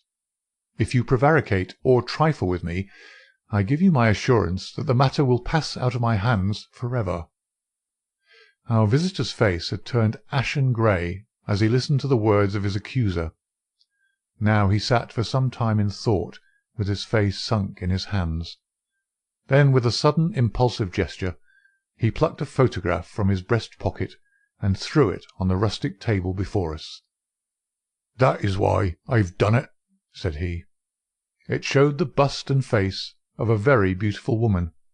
Holmes stooped over it. "Brenda Tregennis," said he. "Yes, Brenda Tregennis," repeated our visitor. "For years I've loved her. For years she loved me. There is the secret of that Cornish seclusion which people have marvelled at. It has brought me close to the one thing on earth that was dear to me. I could not marry her, for I have a wife who has left me for years, and yet whom, by the deplorable laws of England, I could not divorce. For years Brenda waited. For years I waited. And this is what we have waited for." A terrible sob shook his great frame, and he clutched his throat under his brindled beard. Then, with an effort, he mastered himself and spoke on. "The vicar knew. He was in our confidence. He would tell you that she was an angel upon earth. That was why he telegraphed to me and I returned. What was my baggage or Africa to me when I learned that such a fate had come upon my darling? There you have the missing clue to my action, Mr. Holmes." "Proceed," said my friend. Dr. Sterndale drew from his pocket a paper packet and laid it upon that table. On the outside was written Radix Pedis Diaboli, with a red poison label beneath it. He pushed it toward me. "I understand that you are a doctor, sir. Have you ever heard of this preparation?" "Devil's foot root? No, I've never heard of it." "It is no reflection upon your professional knowledge," said he, "for I believe that, save for one sample in a laboratory at Buda, there is no other specimen in Europe.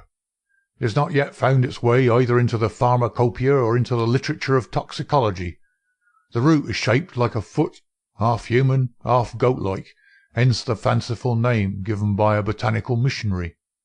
It's used as an ordeal poison by the medicine men in certain districts of West Africa, and is kept as a secret among them. This particular specimen I obtained under very extraordinary circumstances in the Ubangi country."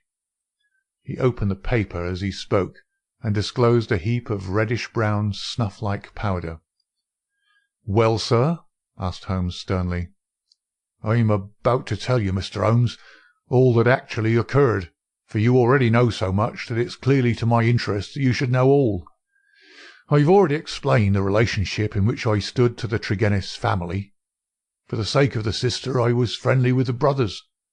There was a family quarrel about money which estranged this man Mortimer, but it was supposed to be made up, and I afterwards met him as I did the others. He was a sly, subtle, scheming man. Several things arose which gave me a suspicion of him, but I had no cause for any positive quarrel. One day, only a couple of weeks ago, he came down to my cottage, and I showed him some of my African curiosities. Among other things, I exhibited this powder, and I told him of its strange properties, how it stimulates those brain centres which control the emotion of fear, and how either madness or death is the fate of the unhappy native who is subjected to the ordeal by the priest of his tribe. I told him also how powerless European science would be to detect it. How he took it, I cannot say, for I never left the room, but there is no doubt that it was then, while I was opening cabinets and stooping to boxes, that he managed to abstract some of that devil's foot root. I well remember how he plied me with questions as to the amount and the time that he was needed for its effect, but I little dreamed that he could have a personal reason for asking. I thought no more of this matter until the vicar's telegram reached me at Plymouth. This villain had thought that I would be at sea before the news could reach me, and that I should be lost for years in Africa. But I returned at once, of course. I couldn't listen to the details without feeling assured that my poison had been used. I came round to see you on the chance that some other explanation had suggested itself to you. But there could be none. I was convinced that Mortimer Tregennis was the murderer, That for the sake of money, and with the idea perhaps that if the other members of his family were all insane, he would be the sole guardian of their joint property. He'd used the devil's foot powder upon them, driven two of them out of their senses, and killed his sister Brenda, the one human being whom I've ever loved or who's ever loved me. There was his crime. What was to be his punishment? Should I appeal to the law? Where were my proofs? I knew that the facts were true, but could I help to make a jury of countrymen believe so fantastic a story? I might or I might not, but I could not afford to fail. My soul cried out for revenge. I have said to you once before, Mr. Holmes, that I have spent much of my life outside the law, as I have come at last to be a law to myself. So it was even now.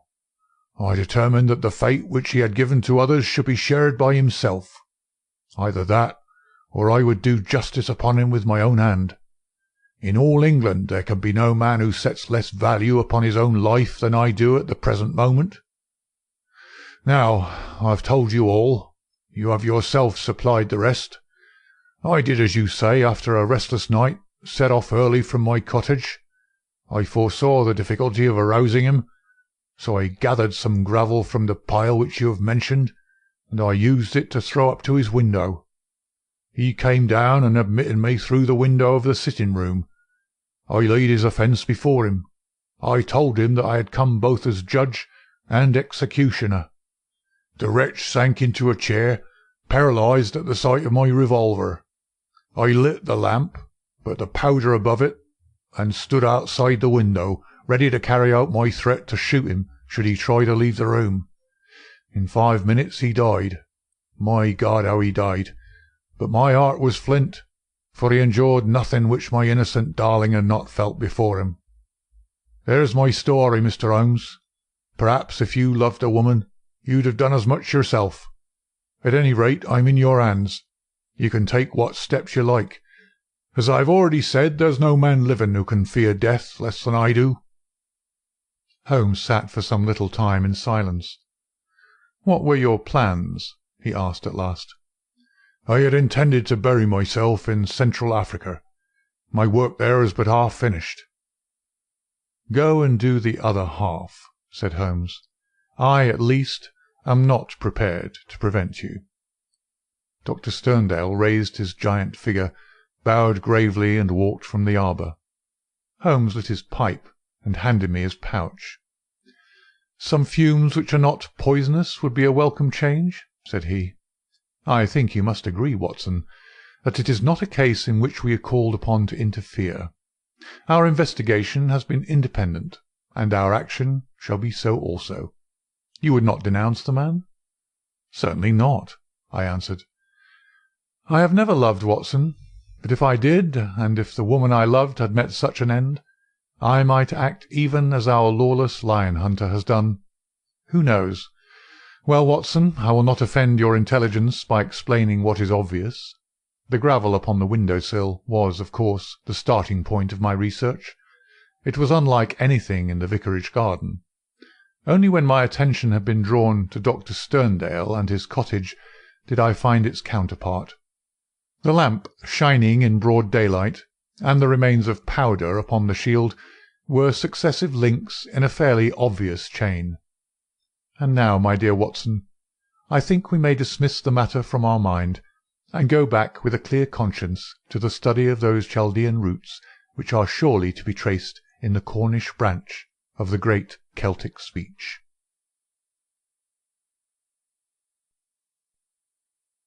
Adventure 8. His Last Bow. It was 9 o'clock at night upon the 2nd of August, the most terrible August in the history of the world. One might have thought already that God's curse hung heavy over a degenerate world, for there was an awesome hush and a feeling of vague expectancy in the sultry and stagnant air. The sun had long set, but one blood-red gash, like an open wound, lay low in the distant west. Above, the stars were shining brightly, and below, the lights of the shipping glimmered in the bay. The two famous Germans stood beside the stone parapet of the garden walk, with the long, low, heavily gabled house behind them, and they looked down upon the broad sweep of the beach at the foot of the great chalk cliff in which von Bork, like some wandering eagle, had perched himself 4 years before. They stood with their heads close together, talking in low, confidential tones. From below, the two glowing ends of their cigars might have been the smouldering eyes of some malignant fiend looking down in the darkness. A remarkable man, this von Bork, a man who could hardly be matched among all the devoted agents of the Kaiser. It was his talents which had first recommended him for the English mission, the most important mission of all. But since he had taken it over, those talents had become more and more manifest to the half-dozen people in the world who were really in touch with the truth. One of these was his present companion, Baron von Herling, the chief secretary of the legation, whose huge 100-horsepower Benz car was blocking the country lane as it waited to waft its owner back to London. "So far as I can judge the trend of events, you will probably be back in Berlin within the week," the secretary was saying. "When you get there, my dear von Bork, I think you'll be surprised at the welcome you will receive. I happen to know what is thought in the highest quarters of your work in this country." He was a huge man, the secretary, deep, broad, and tall, with a slow, heavy fashion of speech which had been his main asset in his political career. Von Bork laughed. "They are not very hard to deceive," he remarked. "A more docile, simple folk could not be imagined." "I don't know about that," said the other thoughtfully. "They have strange limits, and one must learn to observe them. It is that surfaced simplicity of theirs which makes a trap for the stranger. One's first impression is that they are entirely soft. Then one comes suddenly upon something very hard, and you know that you have reached the limit and must adapt yourself to the fact. They have, for example, their insular conventions, which simply must be observed." "Meaning good form, and what sort of thing?" Von Bork sighed as one who had suffered much. "Meaning British prejudice in all its queer manifestations. As an example, I may quote one of my own worst blunders.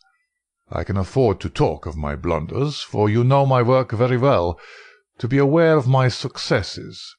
It was on my first arrival. I was invited to a week-end gathering at the country house of a cabinet minister. The conversation was amazingly indiscreet." Von Bork nodded. "I've been there," said he dryly. "Exactly. Well, I naturally sent a résumé of the information to Berlin.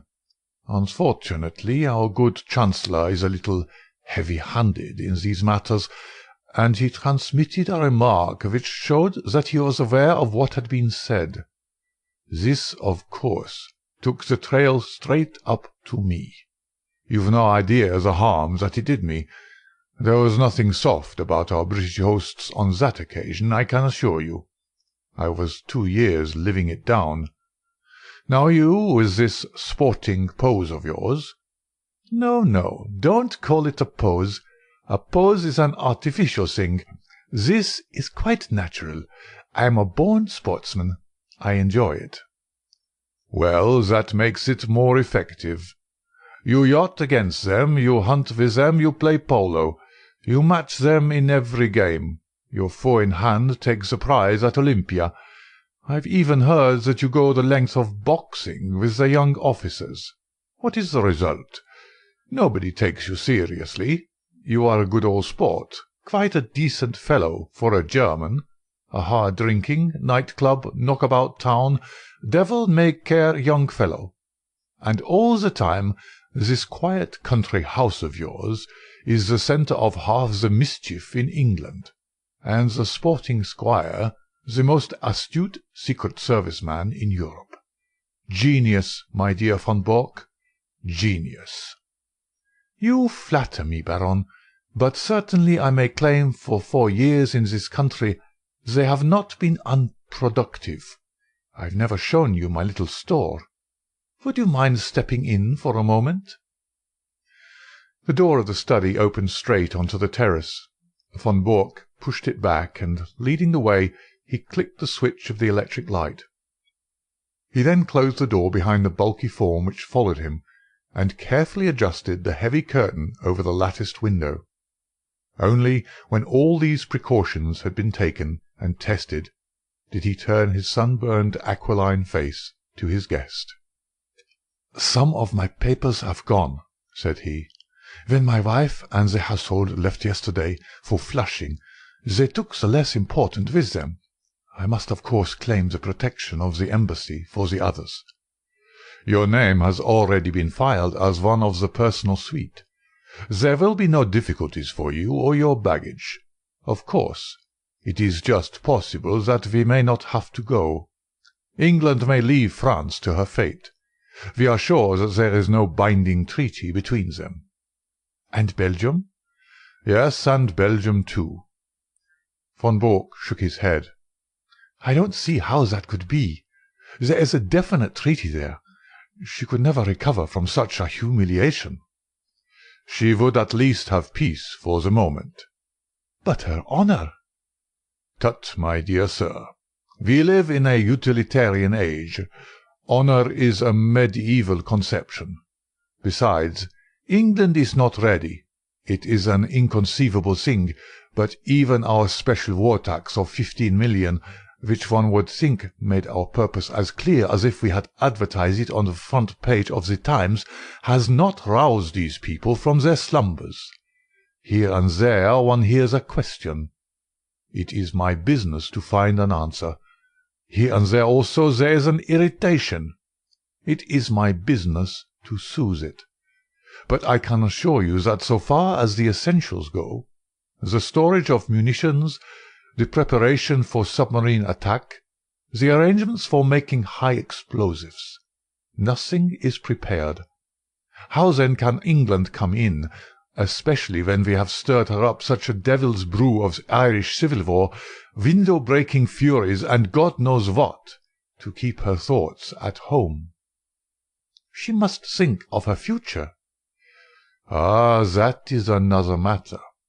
I fancy that in the future we have our own very definite plans about England, and that your information will be very vital to us.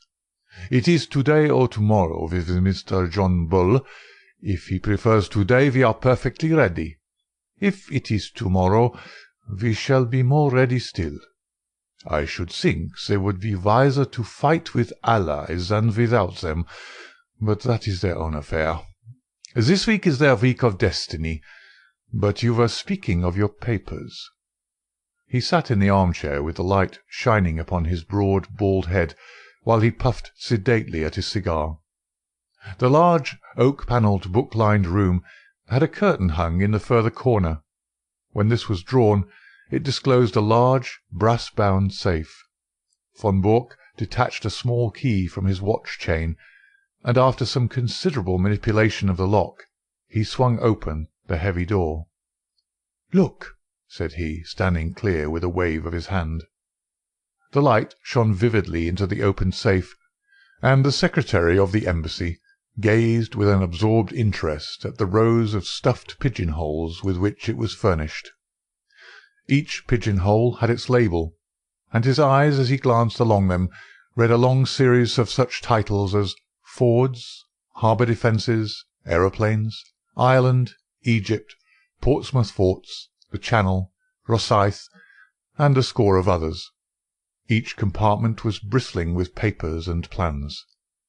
"Colossal!" said the secretary, putting down his cigar. He softly clapped his fat hands. "And in all 4 years, Baron, not such a bad show for the hard-drinking, hard-riding country squire. But the gem of my collection is coming, and there is the setting all ready for it." He pointed to a space over which Naval Signals was printed. "But you have a good dossier there already." "Out of date and waste paper. The Admiralty in some way got the alarm, and every code has been changed. It was a blow, Baron, the worst setback in my whole campaign.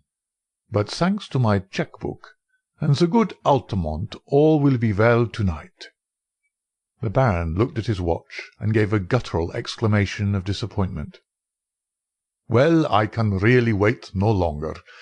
You can imagine that things are moving at present in Carlton Terrace, and that we have all to be at our posts. I had hoped to be able to bring news of your great coup. Did Altamont name no hour?" Von Bork pushed over a telegram. "Will come without fail tonight, and bring new sparking plugs. Altamont." "Sparking plugs, eh?" "You see, he poses as a motor expert, and I keep a full garage.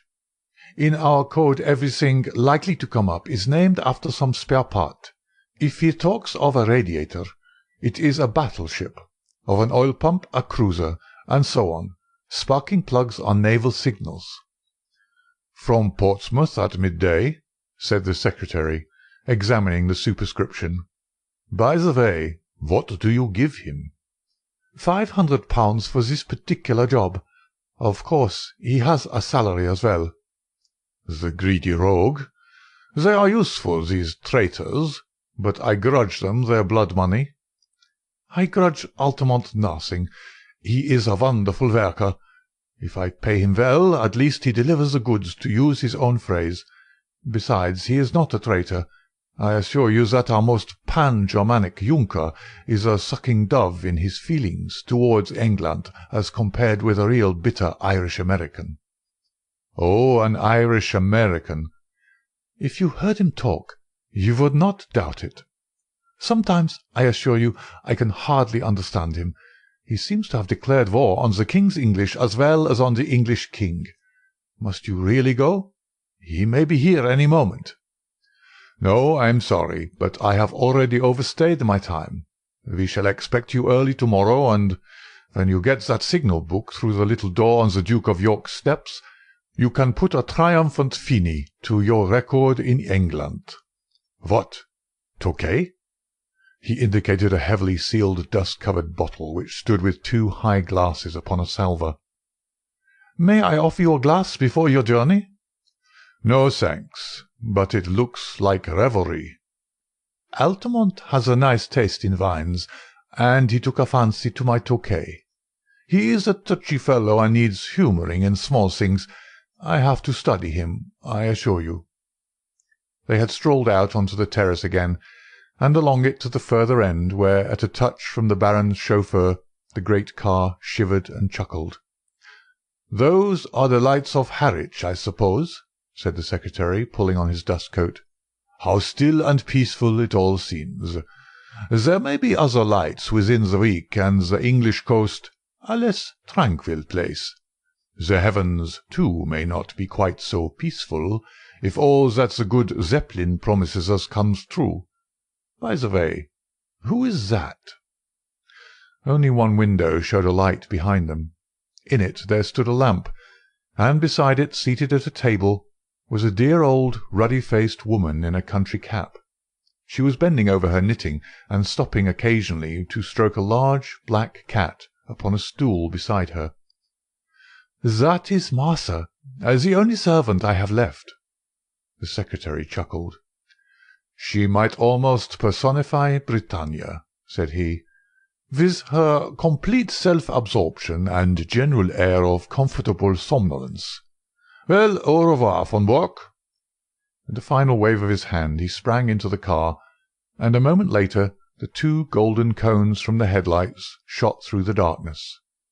The secretary lay back in the cushions of the luxurious limousine, with his thoughts so full of the impending European tragedy that he hardly observed that as his car swung round the village street it nearly passed over a little Ford coming in the opposite direction. Von Bork walked slowly back to the study when the last gleams of the motor lamps had faded into the distance. As he passed, he observed that his old housekeeper had put out her lamp and retired. It was a new experience to him, the silence and darkness of his widespread house, for his family and household had been a large one. It was a relief to him, however, to think that they were all in safety, and that, but for that one old woman who had lingered in the kitchen, he had the whole place to himself. There was a good deal of tidying up to do inside his study, and he set himself to do it until his keen, handsome face was flushed with the heat of the burning papers. A leather valise stood beside his table, and into this he began to pack very neatly and systematically the precious contents of his safe. He had hardly got started with the work, however, when his quick ears caught the sounds of a distant car. Instantly he gave an exclamation of satisfaction, strapped up the valise, shut the safe, locked it, and hurried out onto the terrace. He was just in time to see the lights of a small car come to a halt at the gate. A passenger sprang out of it and advanced swiftly toward him, while the chauffeur, a heavily built elderly man with a grey moustache, settled down like one who resigns himself to a long vigil. "Well?" asked von Bork eagerly, running forward to meet his visitor. For answer the man waved a small brown paper parcel triumphantly above his head. "You can give me the glad hand tonight, mister," he cried. "I'm bringing home the bacon at last." "The signals?" "Same as I said in my cable. Every last one of them. Semaphore, lamp, code, Marconi. A copy, mind you, not the original. That was too dangerous. But it's the real goods, and you can lay to that." He slapped the German upon the shoulder with a rough familiarity from which the other winced. "Come in," he said. "I'm all alone in the house. I was only waiting for this. Of course, a copy is better than the original. If an original were missing, they would change the whole thing. You think it's all safe about the copy?" The Irish-American had entered the study and stretched his long limbs from the armchair. He was a tall, gaunt man of 60, with clear-cut features and a small goatee beard, which gave him a general resemblance to the caricatures of Uncle Sam. A half-smoked, sodden cigar hung from the corner of his mouth, and as he sat down he struck a match and relit it. "Making ready for a move?" he remarked as he looked round him. "Say, mister," he added as his eyes fell upon the safe, from which the curtain was now removed, "you don't tell me you keep your papers in that?" "Why not?" "Gosh, in a wide-open contraption like that? And they reckon you to be some spy? Why, a Yankee crook would be into that with a can-opener. If I'd known that any letter of mine was going to lie loose in a thing like that, I'd have been a mug to write to you at all." "It would puzzle any crook to force that safe," von Bork answered. "You won't cut that metal with any tool." "But the lock?" "No, it's a double combination lock. You know what that is?" "Search me," said the American. "Well, you need a word as well as a set of figures before you can get the lock to work." He rose and showed a double radiating disc round the keyhole. "This outer one is for the letters, the inner one for the figures." "Well, well, that's fine." "So it's not quite as simple as you thought. It was 4 years ago that I had it made, and what do you think I chose for the word and figures?" "It's beyond me." "Well, I chose August for the word and 1914 for the figures, and here we are." The American's face showed his surprise and admiration. "My, but that was smart. You had it down to a fine thing." "Yes, a few of us even then could have guessed the date. Here it is, and I'm shutting down tomorrow morning."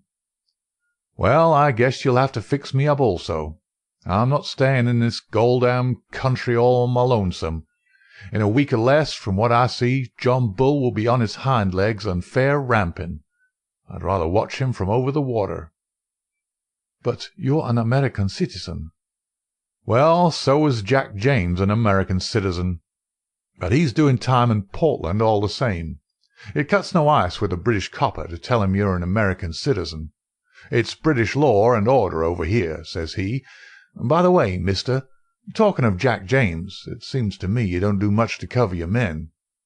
"What do you mean?" von Bork asked sharply. "Well, you're their employer, ain't you? It's up to you to see they don't fall down. But they do fall down, and then when did you ever pick 'em up? There's James—" "It was James' own fault. You know that yourself. He was too self-willed for the job." James was a bonehead, I give you that. Then there was Hollis. The man was mad. Well, he went a bit woozy toward the end. It's enough to make a man bughouse when he has to play a part from morning to night with 100 guys all ready to set the coppers wise to him. But now there's Steiner." Von Bork started violently, and his ruddy face turned a shade paler. "What about Steiner?" "Well, they got him, that's all. They raided his store last night, and he and his papers are all in Portsmouth jail. You'll go off, and he, poor devil, will have to stand the racket, and lucky if he gets off with his life. That's why I went to get over the water as soon as you do." Von Bork was a strong, self-contained man, but it was easy to see that the news had shaken him. "How could they have got on to Steiner?" he muttered. "That's the worst blow yet." "Well, you nearly had a worse one, for I believe they're not far off me." "You don't mean that?" "Sure thing. My landlady down Fratton way had some inquiries, and when I heard of it I guessed it was time for me to hustle. But what I want to know, mister, is how the coppers knew these things. Steiner is the 5th man you've lost since I signed on with you, and I know the name of the 6th if I don't get a move on. How do you explain it? And ain't you ashamed to see your men go down like this?" Von Bork flushed crimson. "How dare you speak in such a way?" "If I didn't dare things, mister, I wouldn't be in your service. But I'll tell you straight what's in my mind. I've heard that with you German politicians, when an agent has done his work, you're not sorry to see him put away."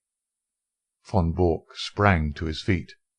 "Do you dare to suggest that I have given away my own agents?" "I don't stand for that, mister. But there's a stool pigeon or a cross somewhere, and it's up to you to find out where it is. Anyhow, I'm taking no more chances. It's me for Little Holland, and the sooner the better." Von Bork had mastered his anger. "We have been allies too long to quarrel. Now at the very hour of victory," he said. "You've done splendid work, and taken risks, and I can't forget it. By all means go to Holland, and you can get a boat from Rotterdam to New York. No other line will be safe for a week from now. I'll take that book and pack it with the rest." The American held a small parcel in his hand, but made no motion to give it up. "What about the dough?" he asked. "The what?" "The boodle, the reward, the £500. The gunner turned damn nasty at the last, and I had to square him with an extra $100, or it would have been Nitsky for you and me. 'Nothing doing,' says he, and he meant it, but the last 100 did it. It's cost me £200 from first to last, so it isn't likely I give it up without getting my wad." Von Bork smiled with some bitterness. "You don't seem to have a very high opinion of my honour," said he. "You want the money before you give up the book." "Well, mister, it is a business proposition." "All right, have your way."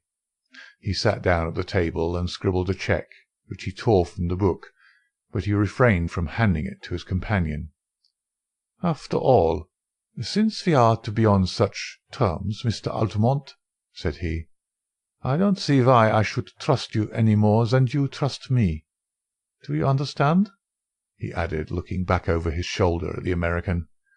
"There's the cheque upon the table. I claim the right to examine that parcel before you pick the money up." The American passed it over without a word. Von Bork undid a winding of string and 2 wrappers of paper. Then he sat gazing for a moment in silent amazement at a small blue book which lay before him. Across the cover was printed in golden letters, "Practical Handbook of Bee Culture." Only for one instant did the master spy glare at this strangely irrelevant inscription. The next he was gripped at the back of his neck by a grasp of iron, and a chloroformed sponge was held in front of his writhing face. "Another glass, Watson?" said Mr. Sherlock Holmes, as he extended the bottle of Imperial Tokay. The thick-set chauffeur, who had seated himself by the table, pushed forward his glass with some eagerness. "It is a good wine, Holmes." "A remarkable wine, Watson. Our friend upon the sofa has assured me that it is from Franz Josef's special cellar at the Schönbrunn Palace. Might I trouble you to open the window? For chloroform vapour does not help the palate." The safe was ajar, and Holmes, standing in front of it, was removing dossier after dossier, swiftly examining each, and then packing it neatly in von Bork's valise. The German lay upon the sofa sleeping stertorously, with a strap round his upper arms and another around his legs. "We need not hurry ourselves, Watson. We are safe from interruption. Would you mind touching the bell? There is no one in the house except old Martha, who has played her part to admiration. I got to the situation here when first I took the matter up. Ah, Martha, you will be glad to hear that all is well." The pleasant old lady had appeared in the doorway. She curtsied with a smile to Mr. Holmes, but glanced with some apprehension at the figure upon the sofa. "It is all right, Martha. He has not been hurt at all." "I am glad of that, Mr. Holmes. According to his lights, he has been a kind master. He wanted me to go with his wife to Germany yesterday, but that would hardly have suited your plans, would it, sir?" "No, indeed, Martha. So long as you were here I was easy in my mind. We waited some time for your signal to-night." "It was the secretary, sir." "I know. His car passed ours." "I thought he would never go. I knew that it would not suit your plans, sir, to find him here." "No, indeed. Well, it only meant that we waited half an hour or so until I saw your lamp go out, and knew that the coast was clear. You can report to me to-morrow in London, Martha, at Claridge's Hotel." "Very good, sir." "I suppose you have everything ready to leave?" "Yes, sir. He posted 7 letters to-day. I have the addresses as usual." "Very good, Martha. I will look into them to-morrow. Good night. These papers," he continued as the old lady vanished, "are not of very great importance, for of course the information which they represent has been sent off long ago to the German government. These are the originals which could not safely be got out of the country." "Then they're of no use." "I should not go so far as to say that, Watson. They will at least show our people what is known and what is not. I may say that a good many of these papers have come through me, and I need not add are thoroughly untrustworthy. It would brighten my declining years to see a German cruiser navigating the Solent according to the minefield plans which I have furnished. But you, Watson—" He stopped his work and took his old friend by the shoulders. "I've hardly seen you in the light yet. How have the years used you? You look the same blithe boy as ever." "I feel 20 years younger, Holmes. I've seldom felt so happy as when I got your wire asking me to meet you at Harwich with the car. But you, Holmes, you have changed very little, save for that horrible goatee." "These are the sacrifices one makes for one's country, Watson," said Holmes, pulling at his little tuft. "To-morrow it will be but a dreadful memory. With my hair cut and a few other superficial changes, I shall no doubt reappear at Claridge's to-morrow as I was before this American stunt. I beg your pardon, Watson, my well of English seems to be permanently defiled. Before this American job came my way." "But you've retired, Holmes. We heard of you as living the life of a hermit among your bees and your books in a small farm upon the South Downs." "Exactly, Watson. Here is the fruit of my leisured ease, the magnum opus of my latter years." He picked up the volume from the table and read out the whole title: "Practical Handbook of Bee Culture, with some observations upon the segregation of the queen. Alone I did it. Behold the fruit of pensive nights and laborious days, when I watched the little working gangs as once I watched the criminal world of London." "But how did you get to work again?" "Ah, I have often marvelled at it myself. The Foreign Minister alone I could have withstood, but when the Premier also deigned to visit my humble roof— The fact is, Watson, that this gentleman upon the sofa was a bit too good for our people. He was in a class by himself. Things were going wrong, and no one could understand why they were going wrong. Agents were suspected or even caught. but there was evidence of some strong and secret central force. It was absolutely necessary to expose it. Strong pressure was brought upon me to look into the matter. It has cost me 2 years, Watson, but they have not been devoid of excitement. When I say that I started my pilgrimage at Chicago, graduated in an Irish secret society at Buffalo, gave serious trouble to the constabulary at Skibbereen, and so eventually caught the eye of a subordinate agent of von Bork, who recommended me as a likely man, you will realize that the matter was complex. Since then I have been honoured by his confidence, which has not prevented most of his plans going subtly wrong, and 5 of his best agents being in prison. I watched them, Watson, and I picked them as they ripened. Well, sir, I hope that you are none the worse." The last remark was addressed to von Bork himself, who, after much gasping and blinking, had lain quietly listening to Holmes's statement. He broke out now into a furious stream of German invective, his face convulsed with passion.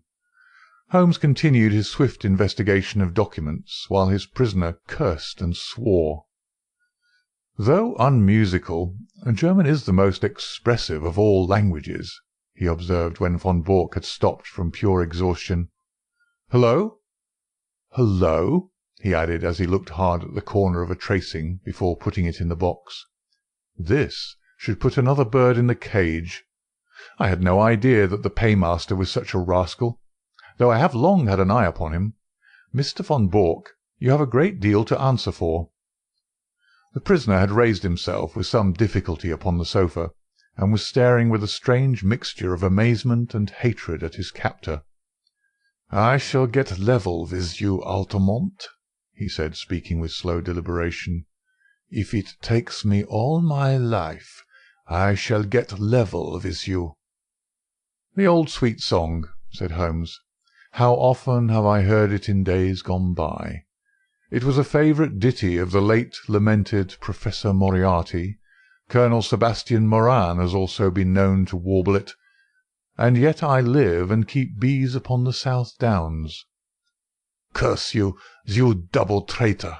cried the German, straining against his bonds and glaring murder from his furious eyes. "No, no, it is not so bad as that," said Holmes, smiling. "As my speech surely shows you, Mr. Altamont of Chicago had no existence, in fact. I used him, and he is gone." "Then who are you?" "It is really immaterial who I am. But since the matter seems to interest you, Mr. von Bork, I may say that this is not my first acquaintance with the members of your family. I have done a good deal of business in Germany in the past, and my name is probably familiar to you." "I would wish to know it," said the Prussian grimly. "It was I who brought about the separation between Irene Adler and the late King of Bohemia when your cousin Heinrich was the imperial envoy. It was I also who saved from murder by the nihilist Klopman Count von and zu Grafenstein, who was your mother's elder brother. It was I—" Von Bork sat up in amazement. "There is only one man," he cried. "Exactly," said Holmes. Von Bork groaned and sank back on the sofa. "And most of that information came through you," he cried. "What is it worth? What have I done? It is my ruin forever." "It is certainly a little untrustworthy," said Holmes. "It will require some checking, and you have little time to check it. Your admiral may find the new guns rather larger than he expects, and the cruisers perhaps a trifle faster." Von Bork clutched at his own throat in despair. "There are a good many other points of detail which will, no doubt, come to light in good time. But you have one quality which is very rare in a German, Mr. von Bork. You are a sportsman, and you will bear me no ill will when you realize that you, who have outwitted so many other people, have at last been outwitted yourself. After all, you have done your best for your country, and I have done my best for mine, and what could be more natural? Besides," he added not unkindly, as he laid his hand upon the shoulder of the prostrate man, "it is better than to fall before some ignoble foe. These papers are now ready, Watson. If you will help me with our prisoner, I think that we may get started for London at once." It was no easy task to move von Bork, for he was a strong and a desperate man. Finally, holding either arm, the two friends walked him very slowly down the garden walk which he had trod with such proud confidence when he received the congratulations of the famous diplomatist only a few hours before. After a short final struggle he was hoisted, still bound hand and foot, into the spare seat of the little car. His precious valise was wedged in beside him. "I trust that you are as comfortable as circumstances permit," said Holmes, when the final arrangements were made. "Should I be guilty of a liberty if I lit a cigar and placed it between your lips?" But all amenities were wasted upon the angry German. "I suppose you realize, Mr. Sherlock Holmes," said he, "that if your government bears you out in this treatment it becomes an act of war." "What about your government and all this treatment?" said Holmes, tapping the valise. "You are a private individual. You have no warrant for my arrest. The whole proceeding is absolutely illegal and outrageous." "Absolutely," said Holmes. "Kidnapping a German subject." "And stealing his private papers." "Well, you realize your position, you and your accomplice here, if I were to shout for help as we pass through the village?" "My dear sir, if you did anything so foolish, you would probably enlarge the too limited titles of our village inns by giving us the Dangling Prussian as a signpost. The Englishman is a patient creature, but at present his temper is a little inflamed, and it would be as well not to try him too far. No, Mr. von Bork, you will go with us in a quiet, sensible fashion to Scotland Yard, whence you can send for your friend Baron von Herling, and see if even now you may not fill that place which he has reserved for you in the ambassadorial suite. As to you, Watson, you are joining us with your old service, as I understand, so London won't be out of your way. Stand with me here upon the terrace, for it may be the last quiet talk that we shall ever have." The two friends chatted in intimate converse for a few minutes, recalling once again the days of the past, while their prisoner vainly wriggled to undo the bonds that held him. As they turned to the car, Holmes pointed back to the moonlit sea and shook a thoughtful head. "There's an east wind coming, Watson." "I think not, Holmes. It is very warm." "Good old Watson. You are the one fixed point in a changing age. There's an east wind coming all the same. Such a wind as never blew on England yet.